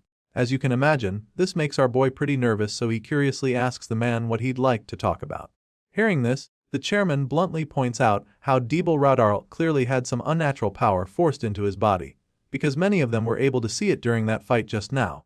The chairman of the board explains that he and his colleagues are going to investigate it. However, the fact remains that this mock battle that should have been completely safe ended up putting a student's life at risk. That being said, the man admits that the academy is fully responsible for not detecting the anomaly beforehand. And so, he takes a bow before our boy, apologizing firsthand to Gray for letting that happen. Of course, this is an awkward position for the freshman, so he tells the chairman that this gesture isn't necessary at all, especially since nothing horrible happened in the end. In response, the chairman thanks him and proceeds to the next topic he'd like to discuss. You see, after Debel went berserk, Gray also unleashed something, and this didn't go unnoticed. The chairman informs our boy that he saw it and suggests that it wasn't even magic. As far as this man is concerned, what Gray unleashed is something far stranger than magic. He believes that it's a type of power that modern magic theory can't even begin to analyze. With this in mind, he patiently asks Gray to tell him exactly what kind of power it was that he used at that point of the battle. Of course, this is a really tricky situation for our boy, because he knows that he shouldn't disclose such information to anyone from this world. The power is way too overwhelming for any of them to comprehend, and so he doesn't even know what he should say to the chairman right now. Gray feels that he can't bring up anything from before the regression, not when he still doesn't know where the liquidator's mastermind is hiding. And so, he decides not to say anything at all. The MC casually tells the chairman that he has no idea what kind of power he used, but of course, the man is not really buying this. He finds it unbelievable that the boy doesn't know what it is, since he literally took advantage of it. Even though it's a long shot, Gray remains adamant about it, insisting that he knows nothing about the kind of power or its origin. He feigns ignorance, claiming that he didn't even know he had anything like that inside him, and once it's clear that the chairman isn't letting him off, he decides to involve Professor Ariel. Gray cleverly states that the red-haired lady was the one who noticed the power and explained it to him. At first, Ariel is taken aback when she hears her name, but after listening for a while, he concludes that Gray is just lying to get off the hook. She definitely wasn't the one who helped him discover the power, because he was already using it freely by the time he took down the ogre general. She knows he's lying, but what she hasn't figured out is what game he's playing here. Just then, he looks over at her and matches her gaze. From the look on his face, you can tell that he's trying to tell her something, and of course he is. Bro is desperately hoping that the lady plays along with his lie, because in order to stop the liquidator, he needs her to be the only one who knows about this power. If anyone else finds out, it's just a matter of time before the entire academy gets involved, and by then, everything will get out of hand. It's almost like she can read his mind through his eyes, because she immediately understands exactly what he wants from her, and she's amazed that this is the angle he's coming from. The fact that he managed to think that far just now is really impressive, and she starts to think that he's way too clever for his age. I mean, he doesn't even act like someone who's living life for the first time. Anyway, she's more than happy to help him get out of this sticky situation, because if he trusts her this much, then she has no choice but to step up for him. With this in mind, the red-haired lady immediately chimes in to take over the conversation with the headmaster. She assures the man that his guess is correct, claiming that Gray's power truly can't be analyzed through magic theory. That being said, she explains that she's the only one who can see it clearly thanks to her divine eyes. Ariel reveals that she asked Professor Heathcote to hold Gray out after observing his power because the man has a good affinity with such energy. She also claims that the training he got is the reason why he was able to manage that level of control during the fight. She admits that she's still researching how to draw the power out properly, but also asks the headmaster to leave everything regarding Gray's power to her. This is exactly what our boy wants, and right now, this woman is playing all the cards perfectly, making it very hard for the chairman to refuse her request. The headmaster takes a moment to process everything she just said so that he can come up with a response. He starts by admitting that he can't flat out refuse her, especially after seeing that fight. With this in mind, the man finally makes up his mind to let her handle it. He tells Ariel that Gray Lee and the entire Divine Eye Special Group are under her supervision and command. He gives her full control over the situation, but also tells her to say the word if there's anything the Academy can do to assist her. This is exactly what Gray and his professor were gunning for, but they're pretty taken aback by how easy it was. Seeing this, the professor immediately thanks the headmaster for his kindness, and just like that, their secret remains safe. Once that's out of the way, the headmaster decides that he and the others will be heading out. They've already strapped Deeble Redardal on a stretcher to be carried down to the special underground medical ward to examine his condition. That being said, the chairman asks Ariel to come with them because he'll need her eyes down there to see what none of them can. Of course, the red-haired seer is more than happy to go along with them for this investigation. Later that day, we catch up with Gray and his professor in her office. She takes a sip of tea to relax before going ahead to tell him what they discovered in the underground medical ward. According to the analysis results, power that was used on Deeble was nearly identical to the liquidators. She lets Gray in on this piece of information, knowing how important it would be in their own investigation.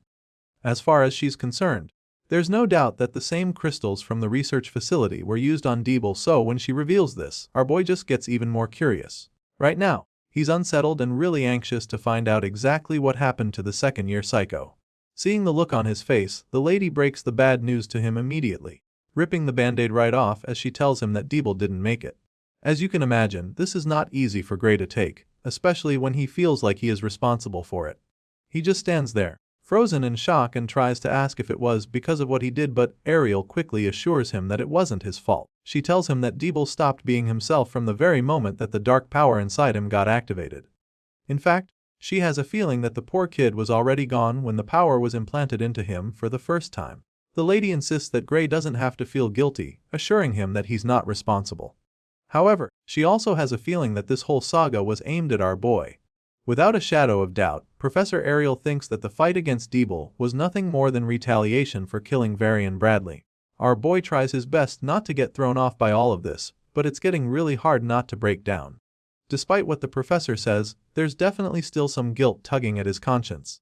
What really leaves him feeling sick right now is the thought that some tampered with Deeble even after Varian's death. If someone was able to perform sick experiments even after Varian was gone, it means that there's a third party involved, and so Ariel believes that there's definitely a bigger fish behind all of this. It makes her think that maybe Varian wasn't even the mastermind behind it, so she's determined to keep digging till she can get some answers. The lady decides to keep looking into the connections but admits that it's going to take some time before they actually find something. Still, her intuition tells her that the deeper parts of the academy are involved in this. She has a very strong feeling that these operations have already eaten deep into the institution, which basically means that getting intel or taking them down will be extremely difficult. Our boy understands this as well, but he's ready to do whatever it takes to bring the inhuman activities to an end for good. So, he asks the professor to let him know if there's anything he can do to help. Hearing this, the lady just puts up a hand to thank him. Apparently, she'd like to handle this part of the investigation by herself, so for the meantime, she doesn't have any instructions for him. What she does have to say to him is that she's noticed how good he's become with that power of his. It looks like he's finally learned how to use it without damaging his own soul, and she's really impressed by that. Hearing this, our boy gets all flustered. He acts modest about it while admitting that he's gotten a lot better with the power. Sure, he didn't damage his soul, but he also reminds her that the recoil on his body this time was worse than before. Well, Ariel doesn't really think he needs to worry too much about this, and when she says this, he just gets confused. He doesn't get why she just said that, but that's when she reveals that Heathcote wants to move his training to the next level. Gray's face lights up the moment he hears this. He can't even hide the excitement and wonders if she's actually serious about it. Well, she is, because she feels that it's time for him to learn how to control that power way better than he can right now. That's it for this episode. Until next time.